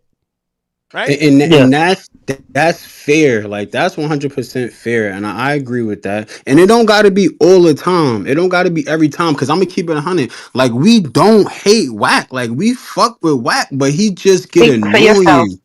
Like yeah, like he just annoying, and we see through you gotta him. speak Like for yourself right there. Facts. We Yeah, I don't. went I'm AJ. fucking I crying. went AJ. I'm crying. I don't Yo, hate the are nigga game. people really this fatigued to Wack? Yeah, Act like cause it's yes, Act. I ain't gonna lie. And let me say this: his business side, I respect it all the way. But the street life, You're he not trying going. to like all that gang shit and all that bullshit. You 50, cut it out. It's over. Like it's That a shit block. whack. Wait, so you're You not can't believing do. that he's the biggest Paru? Yo, No, Act, we hell never seen him no. do nothing, bro. The nigga mad niggas What you getting. mean? Hold He on, y'all. pieced Hold up on. Hold stitches. on. He pieced them The up. nigga upset that Bro, nigga nigga sent him a fought a picture of rapper. his girl. That's tough, bro. Yo, well, let me just say one thing. The nigga, you can't. I'm gonna keep it official. I'm great. You hear me? And I don't even speak on that. But respectfully, like you can't be the biggest Paru gang, and you're not even invited to the biggest Paru walk, a peace Literally. walk of the Paru. Period. Like that's like Literally. whether Wait. if it's a like nigga, they don't Who said that? respect Who Wack. said that? YG, none of them niggas respect Wack. No Not even big just the blood nigga, older Paru bro. niggas They out don't. there. Act, he YG didn't love get Wack. invited to Hood That Day, nigga. Act. YG love Did not Wack. get You invited ain't to gonna Hood Game drop Day, love that Act. Wack. homie name, yo. They don't like that nigga Wack. That's part of the Respect. gimmick though. And plus, That like you it's got to look not. at the West Coast as kind of like a circus. All them niggas is like 40, 50, 60 years old. It's like niggas from the East Coast, because I'm assuming most of You're us not from the gang East banging like Coast. Yo, my nigga I Dom don't is think looking It's at like, this like damn, are this is these niggas WWE. serious? That's what makes it so funny. Like if he was a younger nigga, it wouldn't be as funny. But it's like these niggas are dead ass. Bro, nigga, he he didn't want get that invited respect to that Hood Big Day. U Yeah, get. why he ain't get invited to Hood Day if he's big Paru like that? What's a Hood Day? What do you mean? What's the Hood Day, Act? It's a hey, Act it's a never been there, OG. y'all. Hey yo, you hear me? It's a OG name. The nigga name is what? Alatola Marv. Yep. I wasn't Alatola gonna drop Marv. his name facts. I wasn't gonna do it. He the big. Now I know from like he a big Paru gang. Now Him and Wack probably on the same respectfully, level. nah, gang. He No, bigger they than are Wack, not. bro. Why He way get Wack bigger on than Wack. Discord right now? Wack not going. He not coming on, No, gang. no. I'm gonna get Wack to download a Discord app. That's what. Again, it's not that I don't think he won't get on here. It's just like Wack's like an old head, bro. Like, yo, you know when Wack sent me He a doesn't even screenshot? have Discord. Yeah, hold on. This maybe he does have it, but yo, you know I know Wack's an old head. When Wack sent me a screenshot, bro, the font on his text message is like. It's like 72 bold, like italics. Yo, this shit is crazy. I'm like, yo, this is a nigga who you could tell his eyesight ain't that well. Yo, You see 3 or 4 lines of text, and then you gotta scroll. That's how big his font is, bro. That's what, like. So one time I was gonna tell him how to get Discord, and I was like, bro, never mind, just call. So act. Clearly he don't got good vision. How he gonna catch a fade with anybody? Act. Bro, he been trained since he walked mad penitentiary yards, nigga. Act. We never seen him walk no penitentiary yard. Act. Bro, come on. Act, we've never heard him do anything. Act, why he ain't get invited to Hood Day? Yo, Act, if he's AJ. Paru, why he ain't get invited to Hood Day? Yo, AJ, you gotta realize he had the biggest beef with Big U. That fucked up the whole check-in game. The main check-in nigga, Nigga hid from Big U for years. What are you talking about? And they was about to do it to him at that concert that everybody told niggas about. They ran that nigga out. Withdrawals. That's not true. I mean, what is the nigga ISIS? You wanted him to beat up like 10 niggas? He said he had the showstopper. The showstopper. Act, and the show didn't get stopped. Like, they ran that nigga out of town. Get up out of here, bro. Nobody touched him, though. Nobody touched him. But he had the showstopper. Yo, act. Niggas ain't never ran me out of nowhere, nigga. I don't care if it's 20 niggas, 30 niggas. I ain't gonna know. Niggas not gonna play with me like that. Act, he's clear. Man, even Muhammad Ali took an L, yo. He could take an L. It's a part of street life, you could take a. It's You could nothing for wrong sure with take taking a an L. Like, it's nothing wrong with taking an L, but you can't be too prideful, gang. Wack just act like he God, bro. He talk like he God. And that's a fact. He talk like he invincible. He talk like nothing can happen to him. That's like, a he part just of the talk gimmick. And it don't match. No, it I'm not doesn't match. match It though. doesn't match. It don't match, bro. It could be a part of the gimmick if you actually pulling up. Linking Yo, with Jim Jones. Yo, I will tell you though. I will tell you. Yo, Jim Jones needed his fade. Why he? Yo, I will tell you. Wack Wack did message me about something. I don't remember telling y'all this. I will tell y'all this. Look, Wack did. He did message me about this. And let me see. So Wack messaged me and he said, "Yo, bro." Anytime he says "Yo, bro," I hear it in his voice so crazy. I can't lie to you. I just hear it in his voice. Yo, bro. That's how the message started. Yo, bro. And he says, "Why you disrespect me like this?" And then you know what he sent me? I'm gonna play the clip. I'm gonna play the clip because he sent me on Instagram. I guess you seen it on Instagram, but this is what he sent me. and I'm gonna read the whole text message thread. I'm gonna show you what he said. Okay. But while you pull that up, I mean, if he was one of the starting niggas off Clubhouse, he could figure out Discord. So that can't be an excuse no more. That's true too. Yeah, it's literally the same platform. Damn near. Like, he could give that nigga a fucking guide or some shit. You know what I mean? Bro, have Give his that nigga a thought do this step-by-step shit. guide or some shit. You said his what, AJ? Yeah, have that thought do it, bro. She gotta gotta have do some the respect shit. for his queen, bro. Yo, act, bro. That's not a I'm queen, gonna be honest bro. with you. Like, Yo. No, he really loves her. It's yo, act. I know some niggas that clap that shit in Vegas. Facts. Mm. All right, Yo, stop. I don't. No. Yo, act. I don't. This is it right here. This is it. I think this is it. Right? Is it this? Let me just make sure. Give me a second. I'm going back to our text. Like, this is like out the blue. Act. One of my mans fuck white bitch. Facts. Bro, stop it, bro. Stop. Oh no. Nigga, All right. before he's with her. All right. So this was the clip. And he texted me about this. Hold on. I don't know if they got the drop on Wack. Yo, look what they sent me. Okay, so I guess this is when I posted. I think Wack might have messed with the wrong dudes here. Here we go. Look at this. They posted a picture. They claimed this is Wack. I don't know. Said, tell that nigga Wack we let him skate. By the way, I'm mad federal, right? Yeah. Don't send me a crime. Yo, Wack, you gotta send your Fed Connects these shits. You feel me? To send the same nigga that locked up Big U these shits. So that's what he got. So he texted me. And he said, "What the fuck you mean Fed Connect?" That's what he said. Right? That's what he said. Now you be trolling him. Like, so this is what I said. So this is what I responded. I said, "Yo," I said, "LOL. It's a joke." I said, "It's like when you pulled out a badge, right?" I said, "It like when you pulled out the badge, it was a joke." When I brought that up, it's a joke. I was like, niggas can't be that stupid. Nobody thinks you're actually a Fed Wack. And then Nigga, he I says, actually think he's a Fed. bro, Nigga, a lot but of that's niggas think why he a Fed. Like, yeah, he actually. hates that image, act. So even with you really? even joking, if Yeah, he was your real friend, he would know you're joking. no. But hold on though. If he hates that image that much, he wouldn't do the badge thing. Because the badge thing was like the biggest troll. I don't think I think it was an accident. Nah, see, y'all falling for the gimmick. That's the thing. See, it's Yeah. working on y'all. Here's the thing. Y'all haven't brought this up. Ack be rage baiting the shit out of Wack for those reactions. So you can't really be mad that was just a joke. when he's I race popping bait shit him off. sometimes, but that was a joke. Hold on. Let me read his response though. And then you can go. Hold on. He says, nah, bro. I'm a street nigga, bro. That's not a joke. What you say people run with. If I start calling you a pedo, trust me, it wouldn't sound right like it's a joke. Remember, you my brother.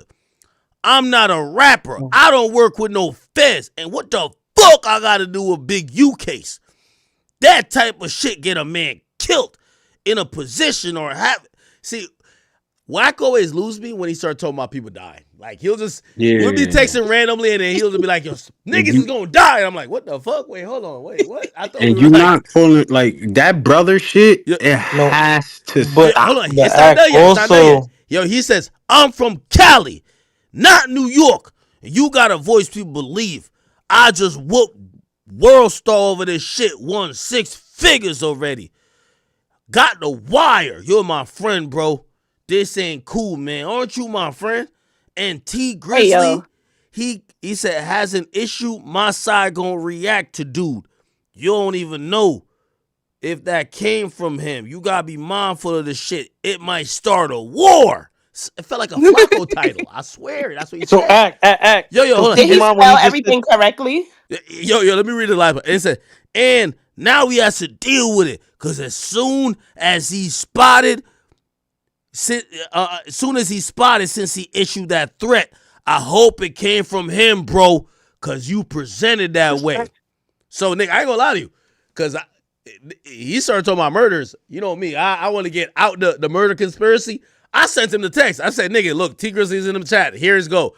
Nigga, T Grizzly sent me. I ain't gonna lie. This is the message I sent him. In the message, nigga, T Grizzly says, get that 5K. This was the stuff I presented from Dogface.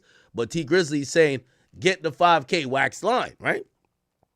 And I said, bro, T Grizzly's co-signing Dogface to speak for him.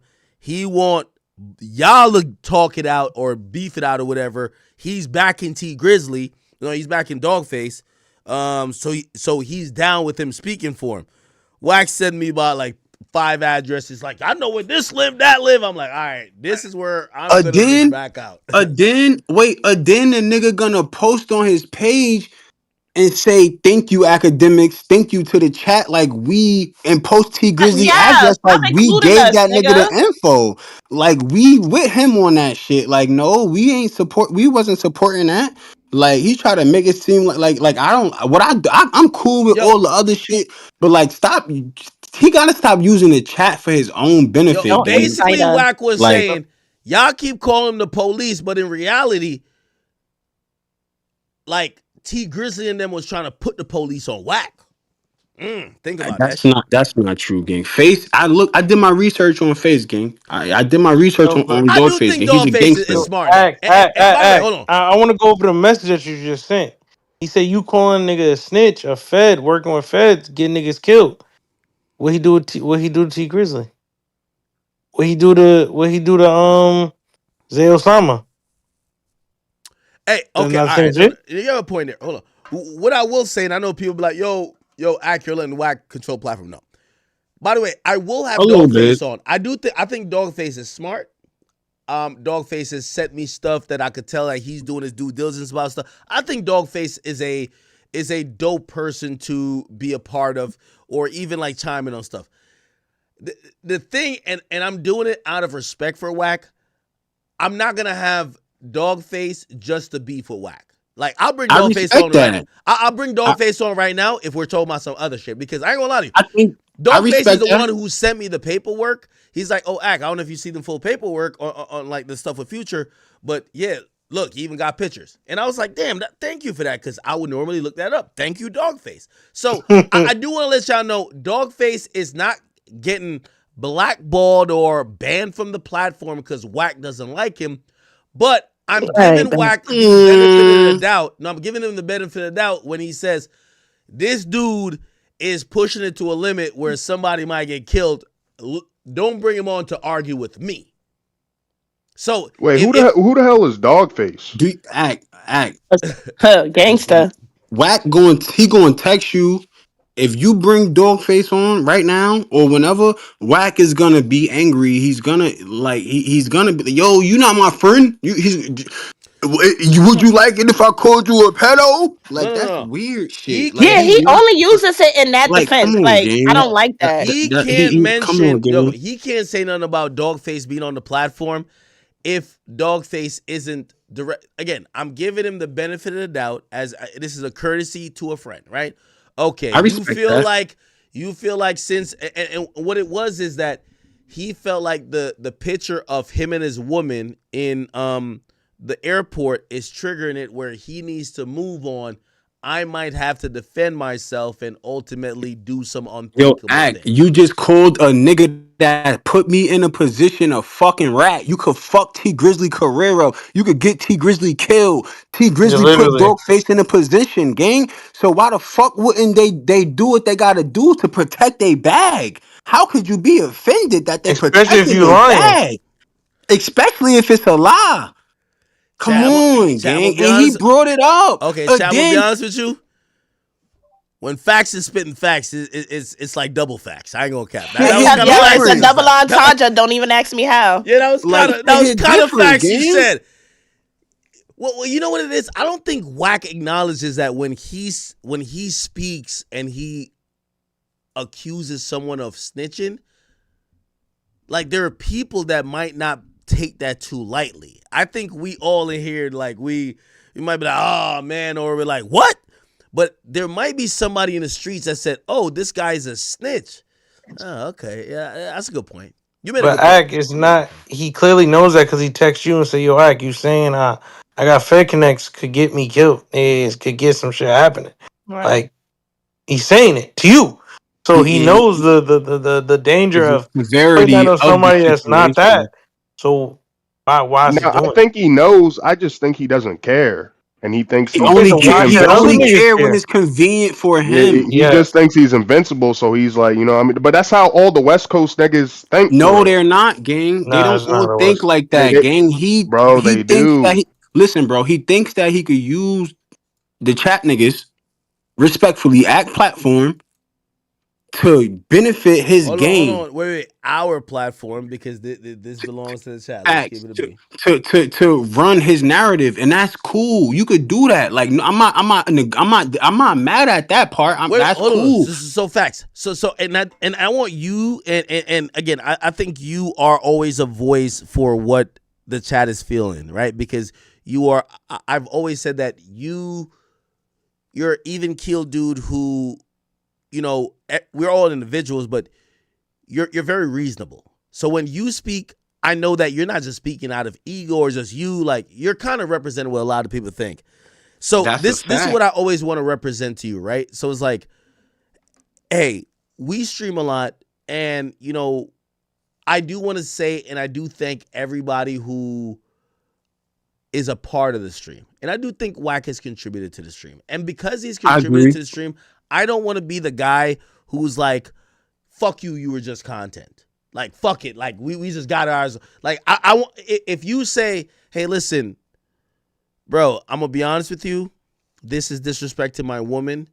And, listen, I've helped enhance your platform, or I've helped whatever. Could you not do this? That I'm not going to be like, nigga, fuck you, nigga. Like, this is my platform. I'm going to appreciate what you've done. And I'm going to say, whatever. Like, facts. That's cool. If you came on here, by the way, you know, particularly, we won't talk about it, but you know, particularly, there have been certain people who wanted access, and we love facts. Facts is a part of the chat as any OG or anybody has ever been. I told someone, I said, listen, we could do something on camera, but facts got to be a part of it. That's a fact, and I respect that, and I love that, and I appreciate you for that. But what I'm also gonna say is this: I respect the part where we're not gonna bring up his woman, right? But also, if we're not gonna bring up his woman, let's not have him bring up another nigga woman and try to, you know what I mean? Like it gotta be fair, you know? That's clearly his sensitive part of him, because you seen Adam 22 bring up the shit. Exactly. Yeah, he What are you doing, Adam? He kind of let Adam talk to him crazy. What are you doing, Adam? Bring her up.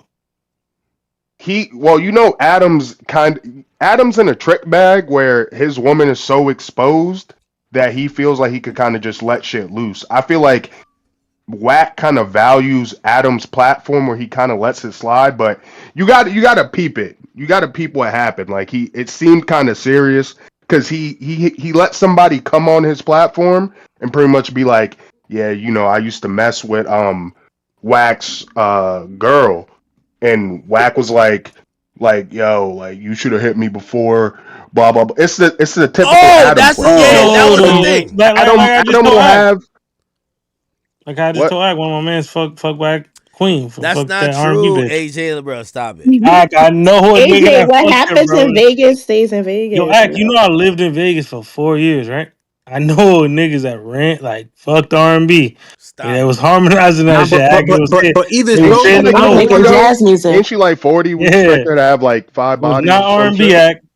But even so, gang, it's cool. I don't feel like niggas probably hate him. I don't know, but I'm just saying it's draining sometimes. Like it really is. Like the nigga Max B just came home. Shout out to Karen Civil because she doing her thing with him. He just came out of nowhere picking on Max B. It's just wild.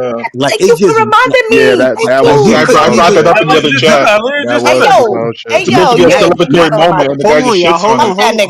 Hold on, y'all. Like Karen Civil really doing her big one with him, gang. They just handed out mad turkeys and shit to the people, gang. Shout out to Max B. I don't even think Max B was out for a week, gang. And it's this nigga's a rat. This nigga's a rat. Like my nigga, okay, respectfully, even if he is a rat, let the nigga be a rat. I don't know, I don't care, but I'm just saying, I'm not jacking that. If a nigga like, rap, let us know. Either way, Max B isn't a rat. I don't think that. I don't think Max is a rat. But what I'm saying is this. But let the nigga, he just did 17 years. Let the nigga let him come home at least. Well, facts. Hey, by the way, hold on, real quick. Let me chime in on something. And again, I think this is me taking accountability. This conversation is so refreshing, and even watching the audience be this engaged, yo, nah, this is some real shit that we gotta again, we've covered topics and they're like, nah, move on. I'm reading the comments and they're like, no, this is what you need to hear. Yeah, no, I'm about to say, I would have you share the screen right now. I would give you my Instagram password. I will let you go inside of my Discord password. Pull my shit up on the screen, nigga. Every time he's on, whatever academics do, with anything that you do, gang, in the chat, hit me yo, facts. I get a million messages, nigga. Okay. A million messages. In fact, hold on, real quick. Hold on, real quick. And I just want to say this because, again, facts, I love you. Wale, I love you. AJ, I love you. Stoney, I love you. I love all you guys, all right? And in reality, really, it should reflect on me because, again, we all know the motto, nothing is bigger than the chat. And if the problems here obviously shouldn't be Wack is someone who should be within our world, but our world is bigger than Wack. Respectfully. Yo, Act. I'm honestly, I'm happy that you said that. I'm gonna mute my fucking mic. That's all I wanted you to say. That's my nigga. No, chat. Spam the fucking Scorpions right now, nigga. We got what we fucking wanted, nigga. That's all we wanted to hear, nigga. That's perfect. What my mother, nigga? Perfect. Yo, in fact, I feel like that Max B It's shit. bigger than hold on. put the beat on your Hold on. platform is Not insane, only man. is it I feel like bigger, not Hold on, only wait, is it y'all. bigger Hold on. than you know, what anything to do with whack. I think this is where I owe, and I want to sincerely apologize to everybody in the chat, and I want to apologize to everybody in Discord. This is where I've been lacking, right?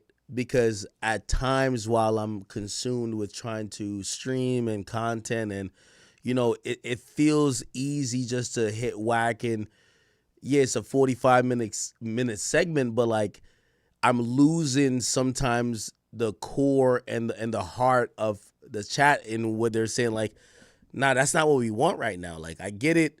You're on for 4 hours and you're trying to get through the 5th hour hitting whack, but there's more engaging content. And like, for example, like we were talking about verses before. I should have definitely, and this is an apology, honestly, this is an apology from me to the chat. I should have definitely really commissioned, whether it's Wale, whether it's Fax or whoever, be like, yo, grab a couple people and we're going to do verses here that we could judge it. Or we're going to do something. So I want to take accountability.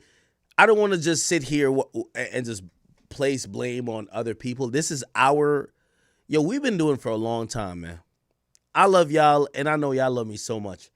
And I don't want to make this about who we shouldn't have on here. I want to take accountability because I do think it's kind of unacceptable. I don't know when's the last time I've been on Discord, but I do think that's unacceptable. And I want to apologize. So, yo, you know what I think the solution is? I think it's because you always call whack out the blue, it's hard to coordinate when to have somebody there to give them pushback. I think you gotta 24/7. I know how to get me. Wait, hold on, wait. It's not about calling whack. And I guess that's what I'm trying to say. The point is this.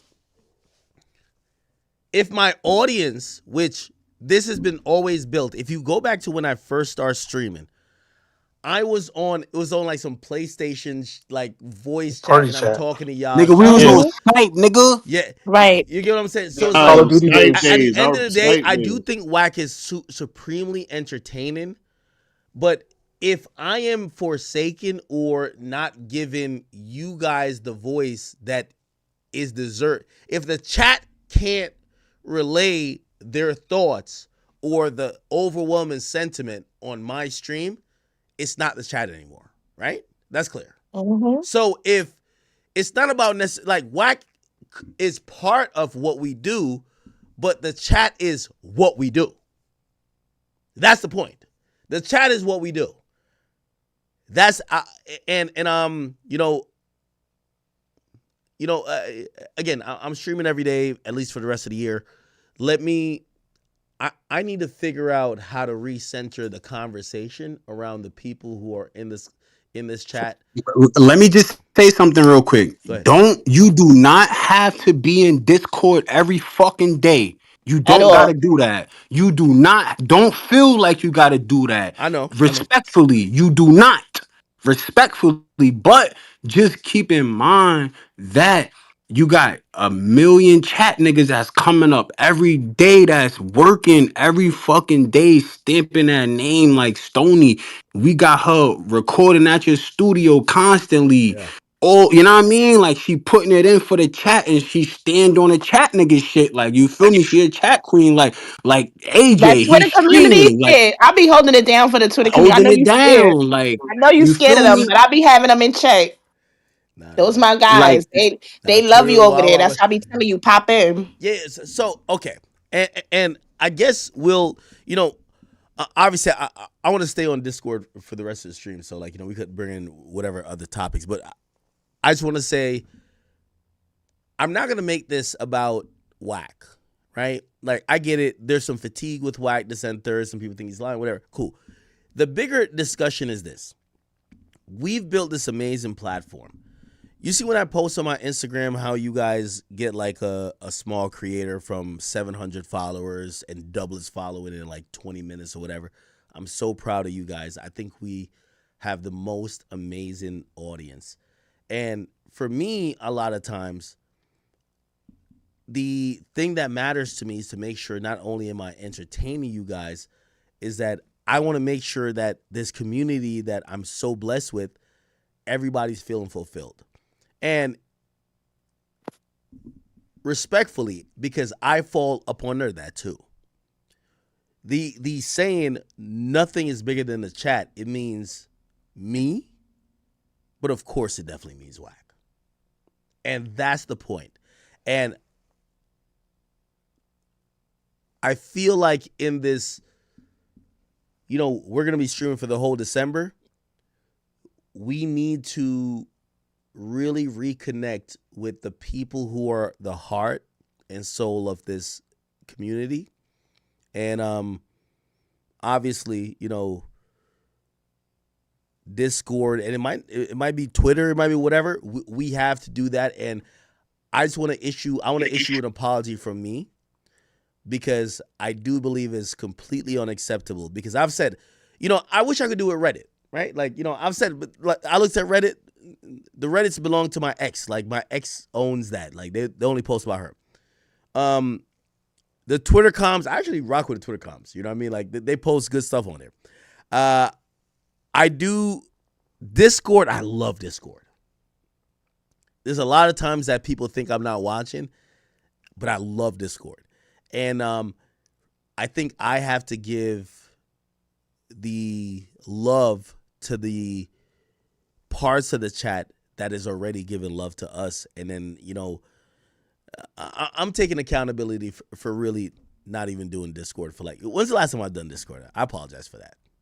It might have been the Beginning Cardi of the drop. year, nigga. It was the Cardi drop. Yeah, I apologize for that. I just want to say, But it's cool. It's cool. That shit ain't about nothing. But I'm just saying, like, it's niggas in here like TJ. You got TJ. That nigga, he work like these niggas just working. They gotta revamping show the that. Discord, like they Like doing their thing. they doing their thing, bro. For real, bro. And I'm so happy that you able to say that shit, because I swear, is like, I get millions is OD, but I get hundreds and thousands of messages all the time. Like, and I'm so happy that you able to say this, because they think that I don't be telling, like, I'm just happy that you able to say this shit now, so that, not saying that they could leave me alone, because I love them and they don't gotta leave me alone. But I'm happy that you could say this shit. So, you know what I mean? So it's refreshing, and like, yes, he love y'all niggas. Gang, he hear y'all. Gang, yes, I tried. We did it. Yes, we fucking love y'all, gang. I'm so fucking happy that, bro, this brings fucking joy to me. Dead ass, man. Hey, facts. Again, and the reason I'm apologizing is because, just like as I sat and I'm listening to what you guys are saying and I'm reading the comments, the idea behind everything we did and what we've done is just like Fact said. There's nothing bigger than the chat, including me, right? So I could come on here and act like and make up 30 excuses, but the reality is that I'm never too busy. I should never be too busy for you guys. I should never be, relying on outside people to talk to you guys. So I just want to apologize for that. And let's do better. That's it. Let's do better. Now let's move on. We don't got to do this emotional shit. Niggas understand. You we over there. now. We don't got to do this emotional shit now. Now, look. Now, let me just say one thing real quick. Hold on now. Now, my motherfucking Cowboys going crazy right now. Nah, we ain't rocking with no Cowboys. Wait, hey, you're but I a will say Cowboys this fan? act though. Nah, we ain't rocking Hell with yeah, I Cowboys. fuck with the Cowboys. I ain't gonna lie, they got the Super Bowl, and I feel We're like gonna you have to bugging talk out. a little bit. You taking it way too far now. Facts. We're gonna have to talk a little bit more because you're This nigga in a tweaking. But dream. hold on. Hey, yo, since we got Wale here, and obviously we do care about hip hop a lot. I know I haven't covered number one Wale's album. Great album, by the way. I've been hearing that. Am I tripping? I'm gonna tell you what. I'm gonna tell you about the album. As concert, who's Wale? Chat. I want y'all to tell me, and what people don't know is that y'all have also kept me abreast. Pause. vocabulary word. Look it up. Y'all I know. kept me up to speed on some good shit that sometimes I'm not in tune with. There's two people. Wale intern been DMing me, yo, act that Wale album. I'm like, this nigga, man. Okay. And also, AJ's been telling me that Meek got a heater. I want to hear these two niggas Meek out got a real quick. heater, Act. He does. Meek is cooking. Hold on. Yes, I'm not gonna lie. Meek got a heater, Act. Okay, all right. Wale, what's going Wale on? album was really good too. Wale intern, what's going on with Wale right now, bro? Wale dropped the album that real Wale fans and kind of like what people been wanting for Wale over the last probably like since the Shine album, and even what Cole was telling him, yo, do what the fuck you need to do and quit worrying about everybody else. And he finally did that. He kind of gave us like the vibe that the samples, the R&B samples, and how you pretty much do everything that we've been wanting for Drake but haven't got it. He did that. Whoa, hold on now. They'll try to throw a Scud missile in there. So, okay. So you're saying that Wale... Okay, so you're saying that in terms of an album, he fucking delivered. Yes. Okay. And it's to the point where, like, I guess, like, he been hurt. The first line of the whole album was, my baby mama got a husband now. I guess she moved on. Wild. First song. What? That's not a good selling point, nigga. Right? No.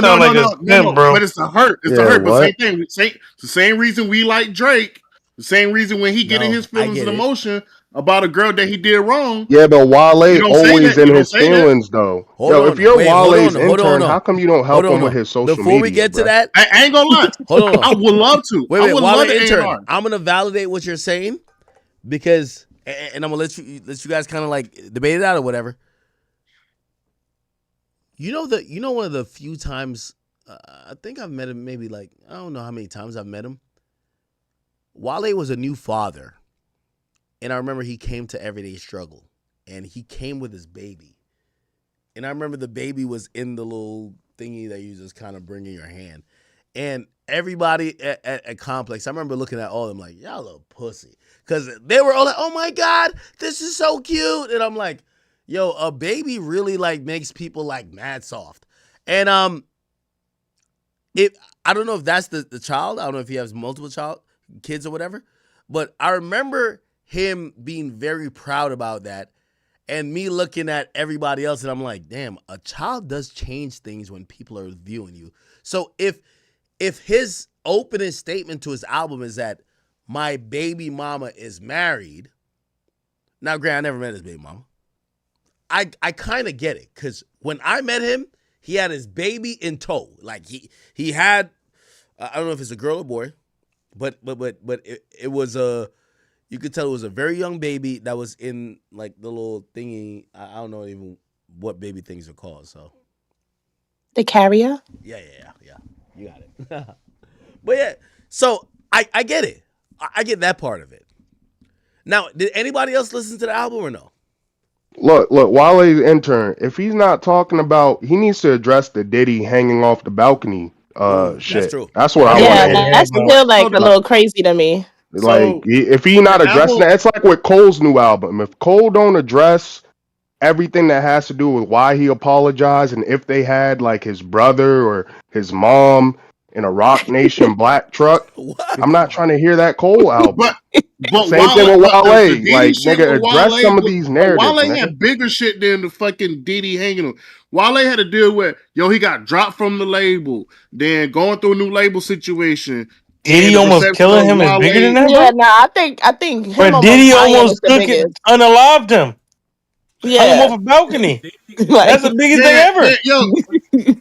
What's that nigga name? Sean Glizzy homeboy said that. We don't know if that's real or not. That was Glizzy. And Glizzy, mad believable. I feel like he was not. Yeah, I don't think that story was a lie. If that was the case, how come none of this showed up in none of the trial? Because it wasn't about Wale. They brought up Kid Cudi. They mentioned Kid Cudi, but Kid Cudi was fucking Cassie though. Yeah. Like that was relevant to the case.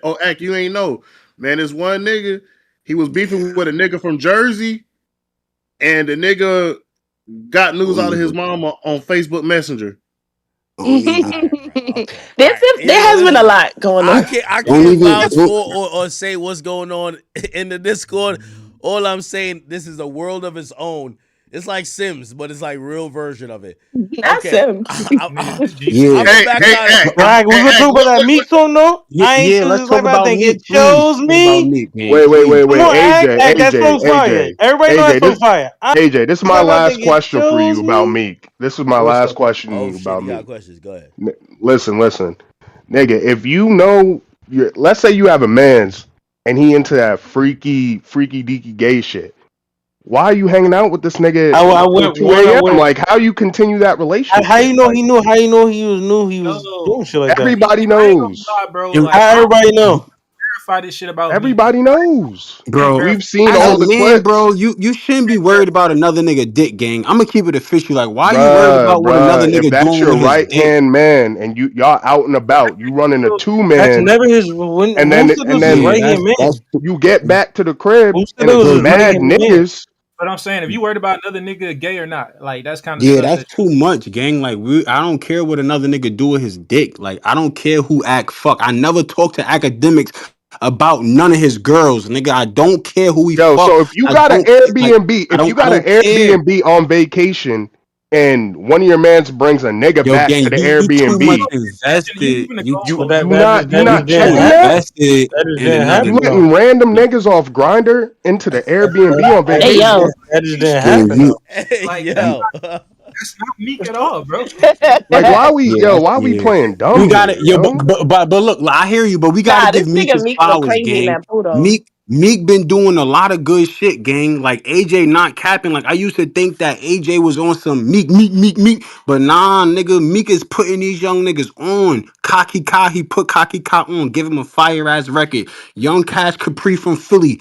Meek put him on, showing him love. Like Meek is really putting on for these young niggas, and he giving them fire songs. Rap is Yo, the image is important. I can't listen to Freddie gang, Gibbs because gang, that nigga's butthole was spread on the timeline. bro. Yeah, I'm I not trying can't to. listen. All I of that, can't even I listen can't to listen that. to Hood Rich no, no. Pablo I mean, One. he's what I'm making a point. saying, I gang. Image can't is listen to important. Hood Rich Pablo One because that nigga got robbed like 7 Yo, times. Like, Hey, Dom, not too much on Hood Rich Pablo Dom, now. listen, see, y'all listen. always And don't defending forget these Boss Man Make-A-Wish D-Lo. rappers. These are Make-A-Wish rappers, Yo, nigga. Nah, hold Don, on. where you from? Speaking on Hood Rich Pablo, man, you can't be from the South saying no nothing like that. On Nigga, I'm God, from Maryland. like I'm from Atlanta, bro, and I'm just telling you, like niggas still bump Hood Rich Pablo. I be pulling up to Yeah, shit, bumping Hood Rich Pablo. That's cool, bro, but I'm just saying you gotta have some standards in But what terms I'm of these saying is rappers. this Like the though. image is Listen, though. important. Listen, I hear what you're saying, but listen, we're talking about music right now, and we're talking about Meek Mill. Hood Rich, Pablo, he cool. All them niggas is cool. Atlanta cool, but we're talking about Meek. Like it was a time where Meek wasn't dropping no good records. He wasn't on that. His freestyles is fire now. He's dropping hits. He collabing with these young niggas and putting these young niggas in situation and changing these young niggas' lives. Meek hopped on a record with Cocky Kai, went to Cocky Kai Hood and blessed Cocky Kai, nigga. Now Cocky Kai is Man, signed that with sounds like hold when on, Drake. gang. Yo, gang, hold on, gang. Now Cocky Kai is signed with QC. He changed his life, nigga. Like we gotta give these niggas their flowers, gang. Like it's cool You to hate still got a and dick label? ride It to talk sounds like about when Drake called bullshit. out But Kendrick. hey It Drake, sounds like when Drake just called dropped out Kendrick the for snippet not for giving back to Iceman. the hood, and then he went and spoke at a college, nigga. Nigga, my Ack had nigga. Meek's homies on talking about he don't put on for the hood, and What do now you he mean want to Meek put niggas homies? He never on. had Meek homies on. What are you talking about? Yeah, this makes Well, no sense. niggas from Philly, Bro, the you Philly Okay, niggas nigga, in the we he ain't street. can't spoke to him from the opposite side. They ops. You ain't see, bro, nigga. What do And you he mean? like like come have but on, gang. If he niggas We've have heard don't like Bucks me, on. we've heard a lot of testimonies. They said yo, Maryland gang, lame as hell. He still come put on, County Hey, bro. out, yo, not bro. too He much. Hey, still yo, put not too OT much on Maryland. 720. Shout out to my boy Corday. Like this That's nigga my still Yeah, cousin. he was beefing with on. Like what they are we talking OD about, on bro? Yo, Maryland like act. that. How far I came? That song's fire though, act. Tell me you played Yo, that one yo, time. yo, yo. First, of all, I've been on for 6 hours. Hey, listen, I'm gonna give everybody everybody gets 3 minutes just to get their shit off. By the way, again, the apology is sincere to the chat. That's what it matters. And I know Like, people, you ain't whatever, gotta whack. keep No, apologizing, no, bro. no, We no, no. love you, gang. Well, the apology has to come with some recourse. We should be doing much more Discord conversations. The fact that we haven't had Wale on, Facts on, you know Fuck what's me, crazy? act. It's bigger than me, bro. We got No, no, Stony no, you're here. right. No, We no, got Facts. AJ absolutely. here. Yo, let me tell you this. I went to Complex Con. AJ's been with me in real life. They know AJ. Like, I know. When AJ was like, yo, you know they know me from the stream? I was just like, wait, how the fuck Yeah, do they know nigga. you like that? Duh. AJ's lit out here. So, you know what? Yeah, fact. I apologize for that because a part of usually I get my shit off in the streams, and then we get to the conversation that involves the chat. And sometimes it's y'all debating versus each other. Sometimes y'all debating versus me. Y'all know how I go. So I just want to apologize for that. That's the only thing I'm apologizing for. But I want to give y'all couple minutes each. Everybody get their shit off. Yo, And, all right. So look, yo, act, yo. I don't even want to get my shit off, gang. I just really want to just do me one favor, act. That's all. All I ask you is just do me one favor, gang. What? Just one favor. I don't even want to. I don't want to do too much or nothing. I just Meek, like I just want to give Meek his flowers because if it wasn't for Meek, I wouldn't have known this young nigga. His name is Young Cash Capri. YUNGKASH. Okay, it's spelled. T. I'm gonna put it on screen. Please go on Instagram. Go on Instagram.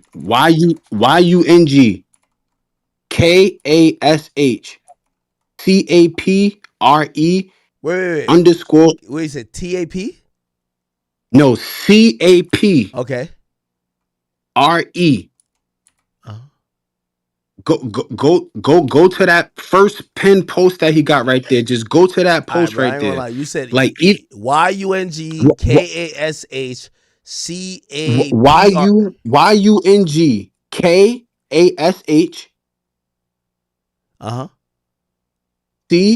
CAPRE. Young KASH Capri. Okay. All right. I'm gonna just Google it, bro. Like, we're gonna find it. There's some I underscores. just sent it to you. No, there's some underscores. I found it. It's some underscores. Oh yeah. I found out that goes my cousin the other day. On the back end, That's like, I want to hilarious. ask you about Atlanta, bro. Like, He's from Philly. Hold on. He's from Philly. Yeah, he's from Philly. He's from Philly. Okay, I never heard about him until today. Thank you. All right, yo, act. I just want to say that young nigga, act. Just go to his shit real quick. Any one of them, I if see you you could. follow. I don't know if you. By the way, this is Fax's account. Y'all go follow Fax and troll Fax, man. Fuck me. I just act that young nigga, bro. Listen, let me just tell you his story real quick. Meek put me onto him because Meek liked his pictures and it came up. That young nigga, mom's died, right? In his arms. Then his brother killed himself. His younger brother killed himself with his gun. Then he got locked up for it. The young nigga, he's young, bro. Young nigga. I found him through Meek Mill, gang. That young nigga is a star, bro. That young nigga need a chance. And he got it. He's a star. He's already lit. But it's just like I found him through Meek. So when AJ said Meek, it's like, bro, I gotta give Meek his flowers, gang. Cause I wouldn't have found this nigga, bro. I love that nigga, gang. I don't even know him, gang. And this nigga's a star. So I fuck me. That nigga. If chat, y'all do me a favor, bro. And go to that nigga page and support that nigga. That young nigga What's got your a favorite story. song? What's your favorite song? Because nigga, you are selling the shit out this nigga. What's Yo, the gang, song? I'm just on some real shit, gang. He's a star, gang. I could give you a few songs. Amber Rose is one of his songs. Amber But the Rose. song right now that he pushing is Same Way. Young Cash Capri, Same Way. It's hard. I promise y'all. I'm not gonna fail y'all. I won't promote They that. gotta give you a marketing job, nigga. Hold on. Yo, chat. You know. Obviously, again, I'm also into showing a lot of love, man. Yo, salute to Fax. Fax is one of us. You know, and this is a guy who he's fucking with. Yo, the song Same Way is the 5th post on his Instagram. Go show some love over there. You see Fax in the comment section, just be like, yo, bro, Fax hooking us up. Yo, the chat, we trying to check you out, man. Go show some love. Yo, Fax, by the way, you know what I love about everybody here? And this is why I understand why y'all say about, like, whatever with whack and, like, promotions. Like, I see y'all not do selfless promotion. I see y'all trying to help other people. Fuck me. It ain't even about me. And he not paying. That nigga ain't paying me or nothing. It's just genuine love, gang. I like that nigga's story. And if the like it's real shit, gang. Fuck me. Chat, I love y'all niggas. Just go show that nigga love for me, chat. That's all I Yo, ask, facts. If this bro. Amber Rose song is trash, bruh, Yo, fuck I'ma the Amber be. Rose song, bro. Same I way, my swear if nigga. it's Go the trash, same bruh. way, gang. I Same promise you, way. you're not gonna be angry. Go the same Hey, way, bro, gang. I promise you. real Yo, word, even fact. yo, wait. Hold on. If Act play it on stream right now and anybody don't like it, I'll send them $500 right now. If Act play Let's not get too same deep, way brother. Yo, this is right now, crazy. This got to be your word to cousin my or mother, something. nigga. If This is Act play wild. same way right now on Come stream, on, Give and me yo. niggas 500. don't like it, I would pay. I Come would give on, y'all yo. Dog, $500, what nigga. you say? What you say? Word to my mother, nigga. You heard me? Don't do that Hey, to him, dog, you fact. know what's funny? Facts introduced me to this nigga, and I saw like his government name. I was like, nigga, you related to me? We just started talking. Oh Hey, fact. man. Send me his Yo, info. They saying sidebar. play a track. Act. They saying play a track. They literally saying play a track, bro. But yo, After you Act play just this, you gotta just play play Meek a Yo, after segment. this this is of our king. crazy, Here we bruh. So go. I don't even do it. Do it on your own time, chat. Fuck that. Fuck that. Yo, Nah, yo, you Yeah, gotta you ride know, it talk sidebar, out. that they want sidebar. their This is money, this they is my said. last question. This is my last question. So y'all mean to tell me in terms of what I said about Hood Rich and Meek and all that? Bro, If niggas. y'all saw some TMZ clips of young boy at like a gay Bro, bar, niggas trying to y'all push not it. gonna Like listen you to his crazy. music Bro, differently? you Yeah, focused on the young news. boy Yeah. has a I don't million care Tripping? about views. if a nigga gay. Yo, I'm here's a what big we not gonna do. YB Here's what we not fan. All gonna do. y'all You niggas too is gay. focused on Yo, these hold on, niggas hold on, hold dick, on, hold on. gang. Here's what we not gonna do. I My Bro, fuck nigga with still young boy. listening to Boss Man D-Lo? Yo, hold on. I'm a Yo, Dom, so you want D-Lo? me to play it? Dom. You fuck with young boy? Yeah, I'm Wait, a Act huge young playing it. boy Hold fan. on. Be quiet. Be Yeah. quiet. Let me say this now, cause Yo, be I quiet. Hold fuck. on, AJ. Act playing Huge it. young boy fan. Wait, hold on. Yeah, hold on. Your BMC wants me to play real quick. Let's give it a minute. 60 seconds. Hold on.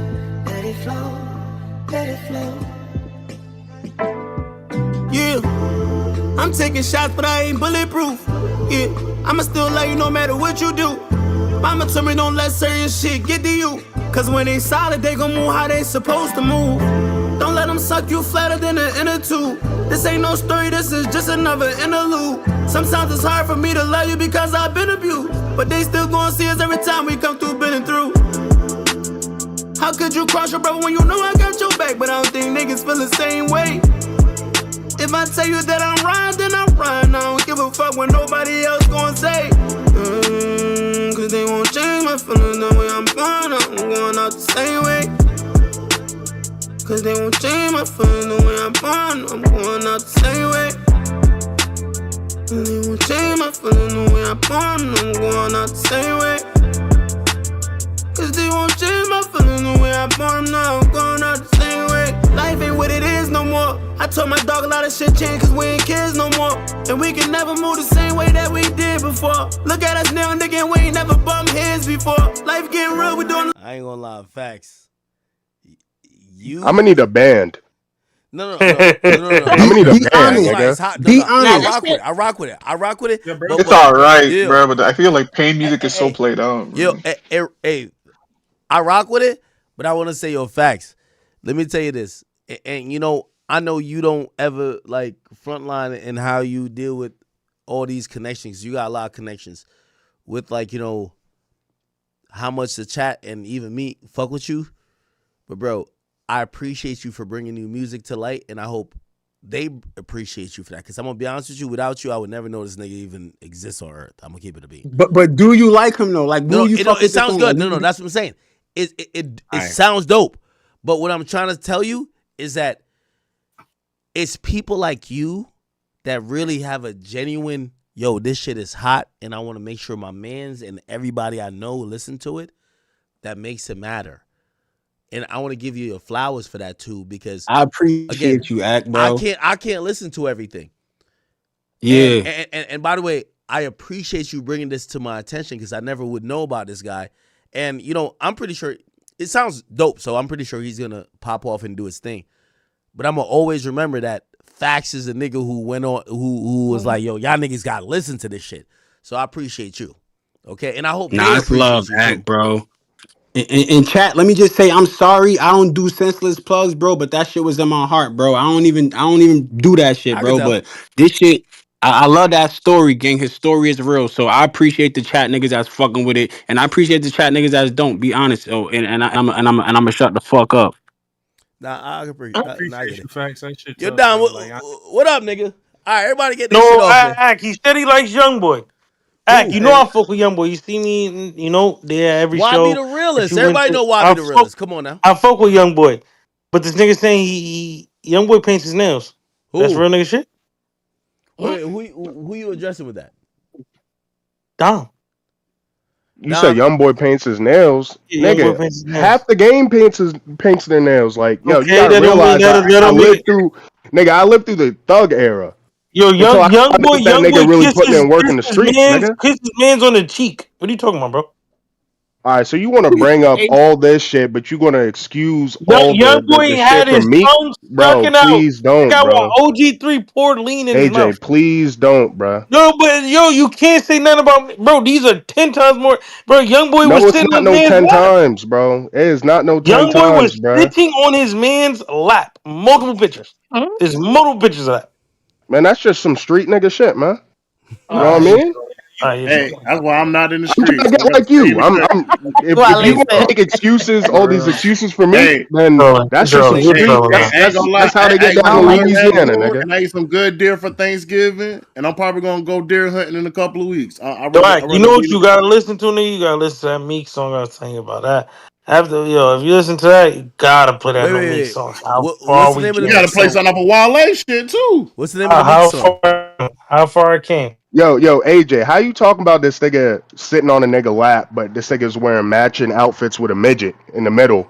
What was his excuse for that anyway? Bro, you can't even answer this shit, bro. We on the next topic, Yo, man. Ack, you feeling that Oh, Drake all right. That's snippet? what. Yeah, now we on to the next topic, man. I How got a far great we came, man. That's the bro. song right there. It's a Right Meek Mill there. song called "How Far We Came." Yeah, just dropped. Nigga, it's going viral everywhere. Movie time, Act. It's viral. Yeah. Viral, Act. I'm telling you. I How ain't we choose feeling this about life. I that? think it chose How we feeling me. about the Iceman snippet?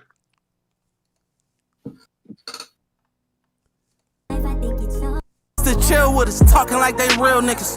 And they dead crack. Once you niggas go against the game. Wait, is Meek at a cheesesteak spot? Oh shit! No, this is a show.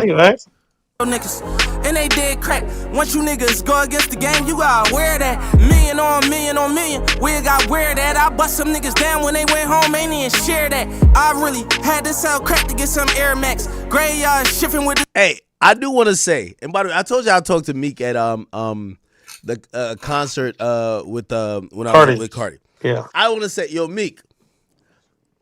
Honestly, you know, by the way, I have liked your music in the past. You know, obviously we've had, you know, little dust ups or issues, whatever. I want to say this. This nigga AJ is probably the nigga who has every single time I'm like, all right, good. I'll never hear about this nigga again. This nigga just pop up, be like, yo, this shit is popping. I'm like, yo, could you stop talking about this nigga? AJ is one of the people who loves and supports you more than anybody I've ever seen in this world. I love to say I'm one of the biggest Drake fans ever. I think it's more than, you know, fandom with AJ because he knows, you know, like his family and everybody be locked in with Meek. Meek, this your nigga over here, bro. I hope, you know, and I do know Meek or whoever else watches. This nigga AJ really rock with y'all niggas because I ain't gonna lie to you. Every time I'm not trying to hear Meek, this nigga brings up Meek. This Glick felt like Fairfax. Backdoor thing now, you gotta be aware that he bragging about lining his dog up, he need his head cracked. I was taught locking with your guys and don't never cross. They don't wanna grind and wonder why they never turn a boss. I got like 1,000 wins, only got a couple loss. Oops, I mean a couple less. Niggas ain't gonna never catch Chevy with the double S. Now we stepping double R. Yeah, I know niggas wanna kill me in my hood. They motivated, see me come this far. Who wanna kill me? Everybody wanna kill Meek. He's gonna kill him, man. Was that recent? Was that Now recent? the best part about it, you about to get the best part. I ain't choose this life. I think it chose me. Now I'm pulling up a double rosy. Nah, that's the best park out right there. I ain't gonna That lie to nigga you. still talking about his watch. I ain't choose this life, I think it chose me. Now I'm pulling up, I'm going rosy. Remember I was sitting in the Sitting in nosebleed. the nosebleed. Now I'm saying courtside the billionaires, my OGs. Yo, I'm telling you. Sound like All nursery right, rhymes. man. Okay. His OGs had him bunny Nah, hopping. Dom That is beefing with not me hard. heavy.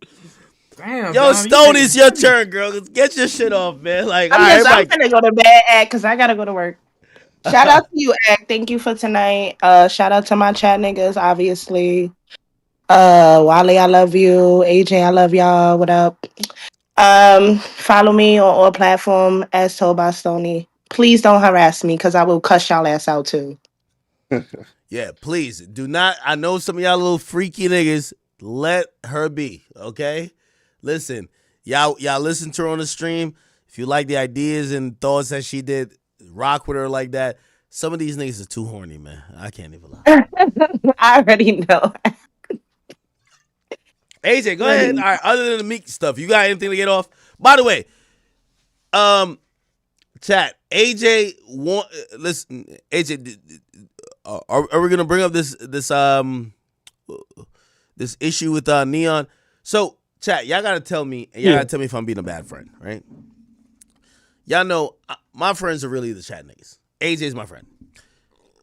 Neon done scammed AJ, Neon the streamer. And every single time I'm either in close proximity to Neon, AJ tells me like, yo, Ack, are you hanging with the nigga who scammed me? Now you got scammed by Neon. Come on now, he Indian. Yeah, You know that's their bro. bag. Bro, three That's the niggas right. That's that the act right no got culture to scammed do by it. him now. Now it's three niggas that got scammed by Neon act now. It's up to three now. Neon's scamming everybody. AJ played I the game. mean, you rock with Meek and Meek threatened Act. So I mean, y'all kind of even, right? I mean the difference is I knew Meek and Act at around the same time. So it's not Oh really my me god, around Meek, it's really the people that was around. you didn't Oh even man. sound confident about that explanation, nigga. It's What's the whole it's situation though? completely Is different. that like All he right. like And I tried to get Act to what's his name? To get fuck with me, do this. Me and Meek are like that old couple that really hate each other, but we're at marriage counseling. Okay, I got on the phone with Meek like 2 weeks ago, and Meek said, "Yo, Act, this is the fourth conversation we had," and I was just like, "Yo, I ain't gonna lie to you. Just hearing that, it was just like, yeah, this shit kind of getting old. I ain't gonna lie. I'll be honest with you with that. But yeah, by the way, everybody knows that when it comes to like AJ rocks with them, but I've never put AJ in a position where it's like between. And by the way, I know AJ's really cool with Meek and everybody else. I've never put him in a position like that, and I would never do that. And he's never had them put him in a position where it's like, hey, if you rock with us, you can't fuck with Act. So, it's one of those situations. And y'all know I have situations like that. It's like Savage. Like, shit. Savage love me and Savage love other people who might not like me. You know what I mean? Yo, I always told what y'all, I went to Vegas one time and I was like, yo, Savage, where you at? He's like, yo, I'm over here. And I'm like, yo, I'm about to pull up. He's like, yo, Ack, I love you. But I ain't gonna lie, Metro's already here, and I don't know if whatever. And I was like, yo, this is why I love you, because I would never put you in a position where you got to pick between friends, and I know he would never do it. We love you, and it's really nothing but whatever. Love that. Yo, Ack, let me ask you this. but So if you AJ asked you to set up the backdoor play on Neon, you setting up that backdoor play? No, I'm for him not to get his backdoor shit guy. back? No, I'm not backdoor guy. I think people who do backdoor type of situation should die. Everybody.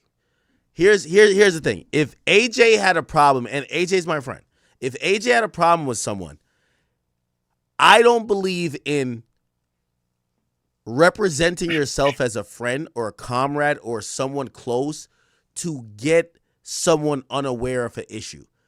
If I would rather AJ say, hey, listen, could you tell Neon I want to deal with our issues at XYZ? And I would set that up. Okay, yo, AJ want to deal with his issues at XYZ. Y'all both deal with that issues. People who do backdoor shit are the slimiest, most. This is why I'm so mad about that girl, Alicia Andrews. I think the person who does the backdoor is more culpable than the person who pulled the trigger. For sure. Yo, like Migo said, niggas try to send a thought. That's the only way to plot. Yo, so No? for me, I'm not into that. So, you know, if AJ was whatever about Neon, I'd be like, I would hit Neon and be like, yo, Neon, yo, listen, AJ feel this. You know, that's my guy. Yeah, I'm cool with you too. But like, are you down to meet up with him at this, whatever? Now, that might get tricky because he might be like, are we meeting up alone? Or are we meeting up with homies? Or are we meeting up with security? That gets tricky, but I'm not into backdooring means trying to get somebody in a comfortable space because you're their friend and then inviting somebody that doesn't like them or has bad intentions to try to hurt them. I think that's the most scummiest shit you could do, and I think that's coward. And anybody who does that type of shit, I do believe, regardless if it's woman or man, I think you deserve death. Yeah, I feel that. Hey, If I got a AJ, problem with somebody, are you in Neon? Go ahead. AJ, are you in Neon's weight class? Maybe you could set up some with Aiden Ross boxing match. You in his weight class? I love to do that. I lose weight just to do it. Hey, yo, Ak, I got a question for you though, bro. Oh, what up? So I'm in Atlanta, man, and where that Who is shit this, happened buddy? with You Future gotta Brother. say your name, bro. I'm Moderate TBH. Oh, okay. Where the shit that happened at, like where he got booked at and all that shit, I'm in Forest Park, so that's like Clayton County. They saying that shit might lead up to Future. A Future Brother casino. Ooh, okay. So I'm trying to figure out, like, they saying shit leading up to Future type shit. Like, I don't know if it was true, but they said apparently Future crib got raided. You think that shit going all the way up the totem pole? Are they saying that? Yeah, I seen some shit saying Future shit got like ran into by the feds. Okay, I don't know if that's For- true. For what? Drugs? I don't know what it was for, but apparently that was just an article I seen on fucking Twitter. But you know you can't take that. Yeah, like, if you see on, all right, so that's probably false. Here's the thing, and I'm gonna be honest with you. The thing about the streets, they tend to snitch on themselves, and I'm gonna say less, even though I'm not in this type of life and I don't care, and I'm just a commentator.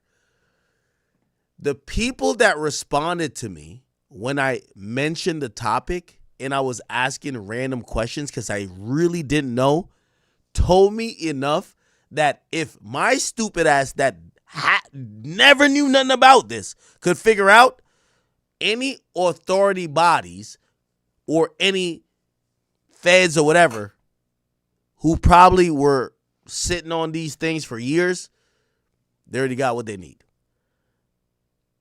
Damn. Yo, Ak, how you feel about that Drake snippet? Wait, hold on. Let me just finish that thought. All right. So when I said, there was a bunch of niggas from Atlanta, because I was literally asking a legit question. I'm like, damn, why is Future's niggas constantly caught in trap houses? That doesn't sound. Is Future not sharing the bread? You gotta be. Yo, here's the thing. This is a random thought by a nigga who isn't a street dude, me. You can call me a square, it's fine. I'm not offended. I saw a bunch of, because I got tagged in them, I saw a bunch of Atlanta street niggas saying, man, that nigga act, yo, he pussy. He don't know the streets. He don't know what's really popping. At that moment when they all start tagging me saying that my commentary was devoid of knowledge of what's going on in the streets, I knew the feds was going to be on these niggas' ass. Because I was commenting saying, that just sounds odd. I don't know anything else. Their disdain of my commentary told me there was much more that was to be revealed, and probably I wouldn't know, but I guarantee the feds would. I'm going to leave it there because I don't want to. Again, I might not be that street smart, but I'm smart. I don't want to spell out. Smart, I don't want to spell out exactly what their reaction told me, that if I was a federal investigating authority or body, I would probably look into. And then when y'all tell me about raids, I would probably try to connect dots with it. I'm going to just leave it there. But that was alarming. Yeah, the shit got hot out here for sure. I'm gonna shoot you shit when I hear about it, but yeah, that shit kind of had me throw. Cause I'm like, damn, like they ran in Casino Trap, and then that's little brother. That shit definitely get hot for him. Yo, Ack, how come you didn't react to Kendrick's weak ass leaks that got taken down within 24 hours? You peeped that? The thing with Kendrick stuff is that because his team, like even the DJ head nigga, right? Like we don't know what the fuck really ever comes from Kendrick. And I think this is why Drake's audience sometimes have like some disdain for me, because they're like, bro, I'm not in cahoots with Drake to create some mysterious figure. Like, yo, if I ask Drake a question and he answers it, and he answers it in the sense of this is a public question, I'm going to tell the public. I'm not here to create some mystical mystique thing. Most of these artists, including Kendrick Lamar, why do you think Kendrick Lamar is like he's do you think that he's so busy? He got nothing going on in his life. Do you think he's a great father? Nigga, he ain't doing shit. He's on. I keep telling y'all, rap for me changed when I realized that even the rappers who claim they never are online consume all the online shit. So Kendrick is equally, in my opinion, tuned into the conversation. He just doesn't choose to participate. So here's the problem.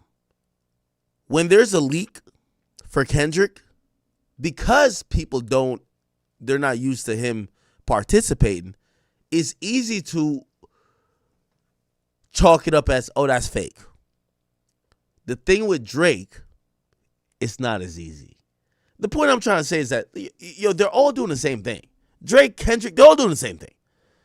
But I see why people don't react to the Kendrick stuff, because he's so absent, we just chalk it up as fake. With Drake, yo, you know mad songs that came out that niggas like, oh, that's Drake leaking it? Nigga, I know how it got out.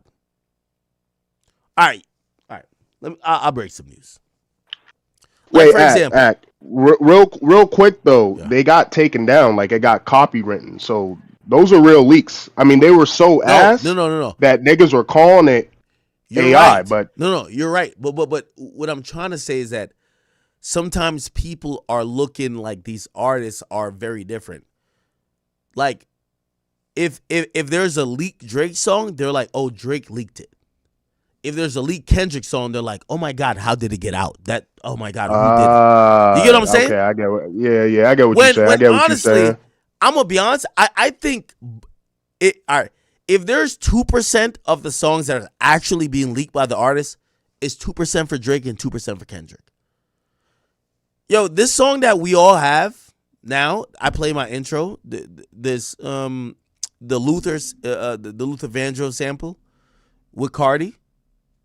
I told y'all, Cardi played the song for me when he was previewing, or he played it the night before his album come out, I Am Music. Says, yo, these songs are on it. I remember when he played the Drake song, I'm like, oh my God, you got to put it out. He says, whatever. I told y'all the truth about it. Like, Cardi's never came out to Sam Line because he can't.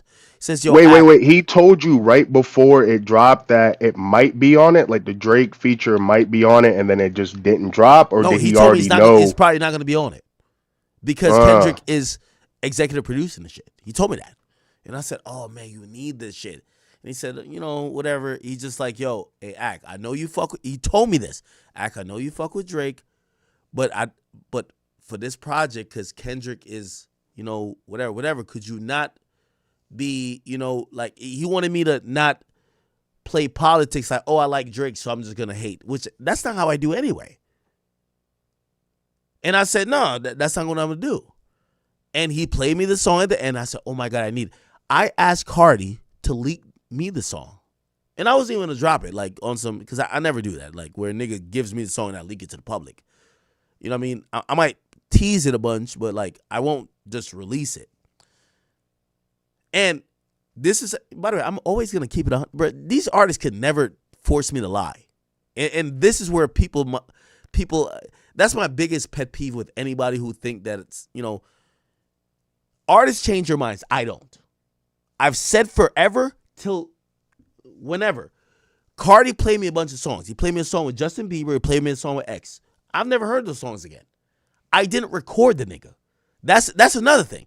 You know why artists trust me? Because I'm not a fucking guy who has the recorder just sitting there like, oh, okay, I got it. So when Cardi played me that song with Drake, and he said, nah, it might not come out, blah, blah, blah, whatever. I had talked to Drake about it. I said, yo, Drake, you got a song with Cardi? And, we had that conversation I won't tell you. But I was trying to get the song from both of them. And they both were kind of saying it wasn't going to come out, right? That song eventually came out. But I didn't get it personally from any of them. And supposedly people said that it got bought.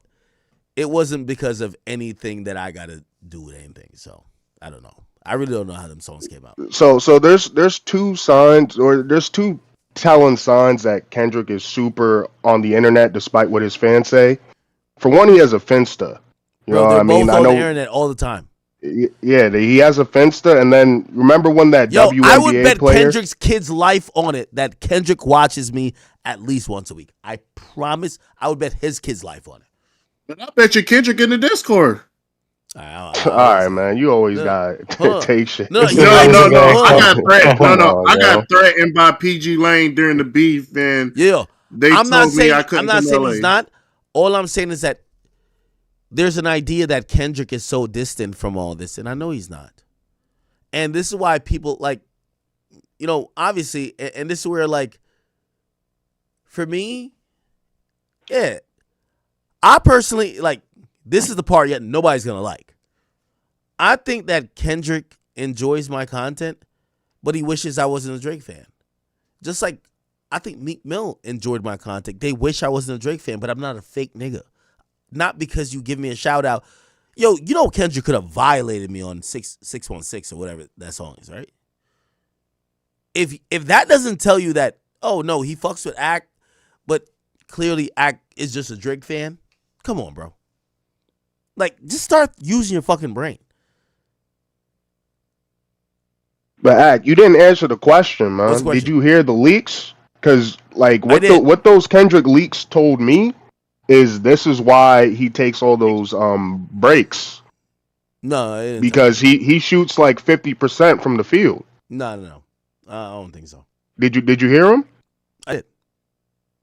What did you think? I personally believe that Kendrick has so much equity when it comes to putting out music.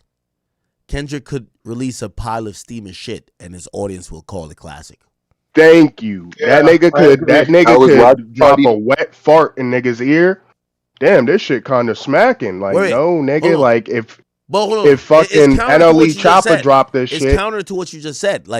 I don't believe that so there's an idea where people are thinking that Drake is leaking shit to see if it's hot. I don't think Kendrick does that, needs to do that, or would ever do that. Why? I think Kendrick will release whatever he wants to release, knowing that the outcome that is suitable will be people just saying, oh, if we don't get it now, we'll get it later. You are so smart. And, I can't knock it. Let me ask you this. Wait. I said I was going to go to bed, but I got a question. Do you think Iceman is still coming out? And what do you think it's going to do? No, Iceman's going to do ridiculous numbers. It's going to be crazy. Now, here's the thing. I'm losing faith that it's coming out this year. Again, sometimes you hear people like me who, when we hear about the album and how it's coming, we already kind of, they don't tell us dates, right? By the way, Drake never knew the date. The last couple Drake albums, he hit the label up when he was done. Same week or the week before it dropped. So it's not like he was a pre-plan. So people been asking me for the whole year, when is Drake dropping? Well, if I'm telling you that all his other albums, he's kind of figured out when he's dropping like a week or two before. How could you ask me in July when is Iceman dropping, or how could you ask me in August when Drake himself has only made these decisions a week or two before, right? So Iceman is absolutely dropping. I'm losing faith that it's dropping this year. Okay? It would be dumb to drop this year. You think your It's first about to be quarter next Mariah year? Carey. Yo. Mariah Carey time. I have a week that I believe, well, you're right about that, but I have a week when I think it could drop, but I don't think Drake wants to It's like drop Christmas. It wouldn't be Christmas. It would be post-Christmas, the week going into the New Year's, because the Mariah Carey shit goes away. And not that he'll be competing with Mariah Carey, because Mariah Carey will... Drake is going to do 400 to 600. Facts. This ain't the 300 album. This ain't a collab with Party Next Door. Next album is doing 400 to 600. And honestly, if I could control Drake marketing, he would have been doing 750 constantly. But 400, 600.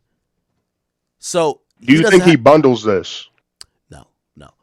I thought they said he was, but I thought that was the point of the Amazon thing. I think he needs to bundle this because it's like, why? Like, you already had the industry against you. You never bundled before, and he could drop a bar in the album. I'm not saying this like I know. I have so much issues with Drake releases. Okay? I'm telling you what I think. And by the way, I'm pretty sure I'll get like confirmations on certain shit. So like, allow me to, I'm telling you everything I'm saying now is what I think. I haven't asked, like the last time we talked about Drake messaged me during stream and he's like, Ack. And I guess, maybe he wasn't watching the stream, but he saw, our pages, shout out to Grand, we had posted where I'm like, yo, I talked to Drake about the album, which I try not to. And he was like, I'm cooking. And he's like, I'm finally off tour, I'm cooking. And then Drake responded to me saying that because it was posted, and he hit me directly and says, Ack, yo, the stove is hot. And I said that. So again, I haven't been talking to Drake about the album. I'm waiting for it. It's gonna be amazing. I know it's gonna be classic. So I'm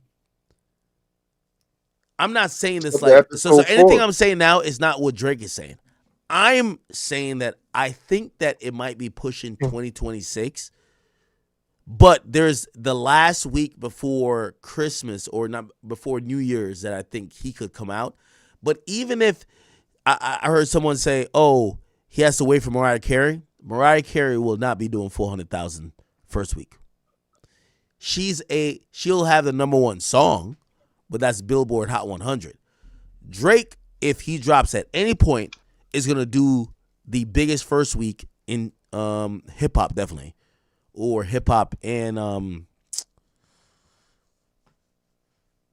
hip hop and R&B. I think if he had a Meek feature, he probably would. Right? I'm gonna be honest with you. I don't think Drake knows who Meek is right now. Like, stop it. He's trying to be poppy. Bro, you should be glad he even blessed him with was it Going Bad? Like, nigga killed him and revived his career. Like, that's embarrassing, bro. The only part of that song we remember is Meek's part. I can feel like any wrecks in my Marys. I'm not gonna lie, that is right, kind of man. disrespectful. If you had a world tour or your girls tour is like one of my favorite The whole lines. industry, bro. Like, I don't see no features but Central C. Yeah, Go ahead. You seen that Giants player that got suspended? Hey, we're gonna say no, I didn't. Give me the breakdown. He got suspended for two drives for watching, for gooning in practice. Yo, I'm a Giants fan, bro. That's not what happened, bro. Stop Bro, it, literally, man. that's I'm literally a Giants fan, bro. No. He was watching porn. He got suspended for it. That's the rumor. He sat out for the quarter. He didn't do that, man. He want to be an Eagle. He really an Eagles fan. That's why I didn't want him on the squad. Okay. Anyway, listen, we've been live for 7 hours and 30 minutes. I want to give everybody the last word. I'm getting the fuck off of here. I'm gonna take one more shot for y'all. Don't do me like the real Wale, but I got something for y'all though. All right, Ack, I want to say thank you so much for everything. Also, I was going to say people do need to join the Discord. I got Grammy-winning producers, platinum producers, I got label A&Rs in here, even down to like managers of big artists, to the point where, hey, if you want to do something, you can do it. To the point we even having events where we're giving out stuff, and we're even giving out. Oh, dope. I know you've been seeing stuff for the we're doing the mic series for the Academy. You'll be able to book those. You can hit up me, AJ, Leaf, Claudia. They'll be able to do that. Also, you should listen to Wale album, Play Belly, and also too, man, check out Wale Intern on YouTube. There's a lot of different stuff going on. Hey, Now, Wale did put me on the bruh. No, Hey, Wale by the be way, doing that motion for sure. yo, Shout chat. out my boy Wale. Shout out to my guy who sends me so much.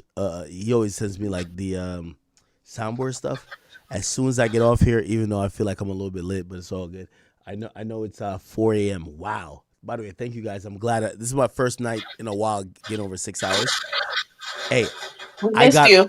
They sent me all 4 episodes of the Diddy joint. I'm about to play it until I fall asleep. So I got it. Oh, it's out? Yeah, you can't stream it. Watch that right now. No, Yeah, when that shit dropping, twin, we need that. It's out right now. So hold on. I'm gonna watch it, and then for tomorrow's stream, I'm gonna try to see if I can. Crazy. I'm gonna see if I can crop like the important parts, and we're gonna get into it. It's 4 episodes. Wow. And by the way, they dropped. They said Daphne is mentioned, and Daphne Joy. Yes. So his Nigga, you would not watch it. It's an hour. It's an hour episode, nigga. Oh, it's on Netflix. I'm finna go watch that shit too. Yeah, no. Yeah, I'm finna get turned up and watch Bruh, it. nigga, I gonna be asleep by 5 o'clock, nigga. Yo, hey, by the way, hey, we're back on stream tomorrow. Listen, everybody here in the Discord, if you're watching this, you're not on Discord, please get in Discord. And tomorrow, yo, I wish all you guys return, and we keep this shit going tomorrow. All right. Yes, Sirski. Hey, final question. Have a good night. All right. Hold on, final question, Ak. You still on Fortnite? I'm still on Fortnite, man. You don't want no smoke with me, man. I'm giving out bad. Yo, I'm on bad timing on there, man. Hey, all right, I'm gonna add you, Brody. Chat. Hey, Ak, you need to tell Wale he need to hire me to help with his PR because I've been getting criticized for being a Wale fan since Skype days. I'm the only nigga publicly get crucified for Wale. Yo, AJ get crucified for me. I be getting crucified for Wale. Yeah, he definitely does. Hey, for everybody who's watching, man, thank you guys so much. It's nothing bigger than the chat. Shout out to Wale. Shout out to my nigga AJ.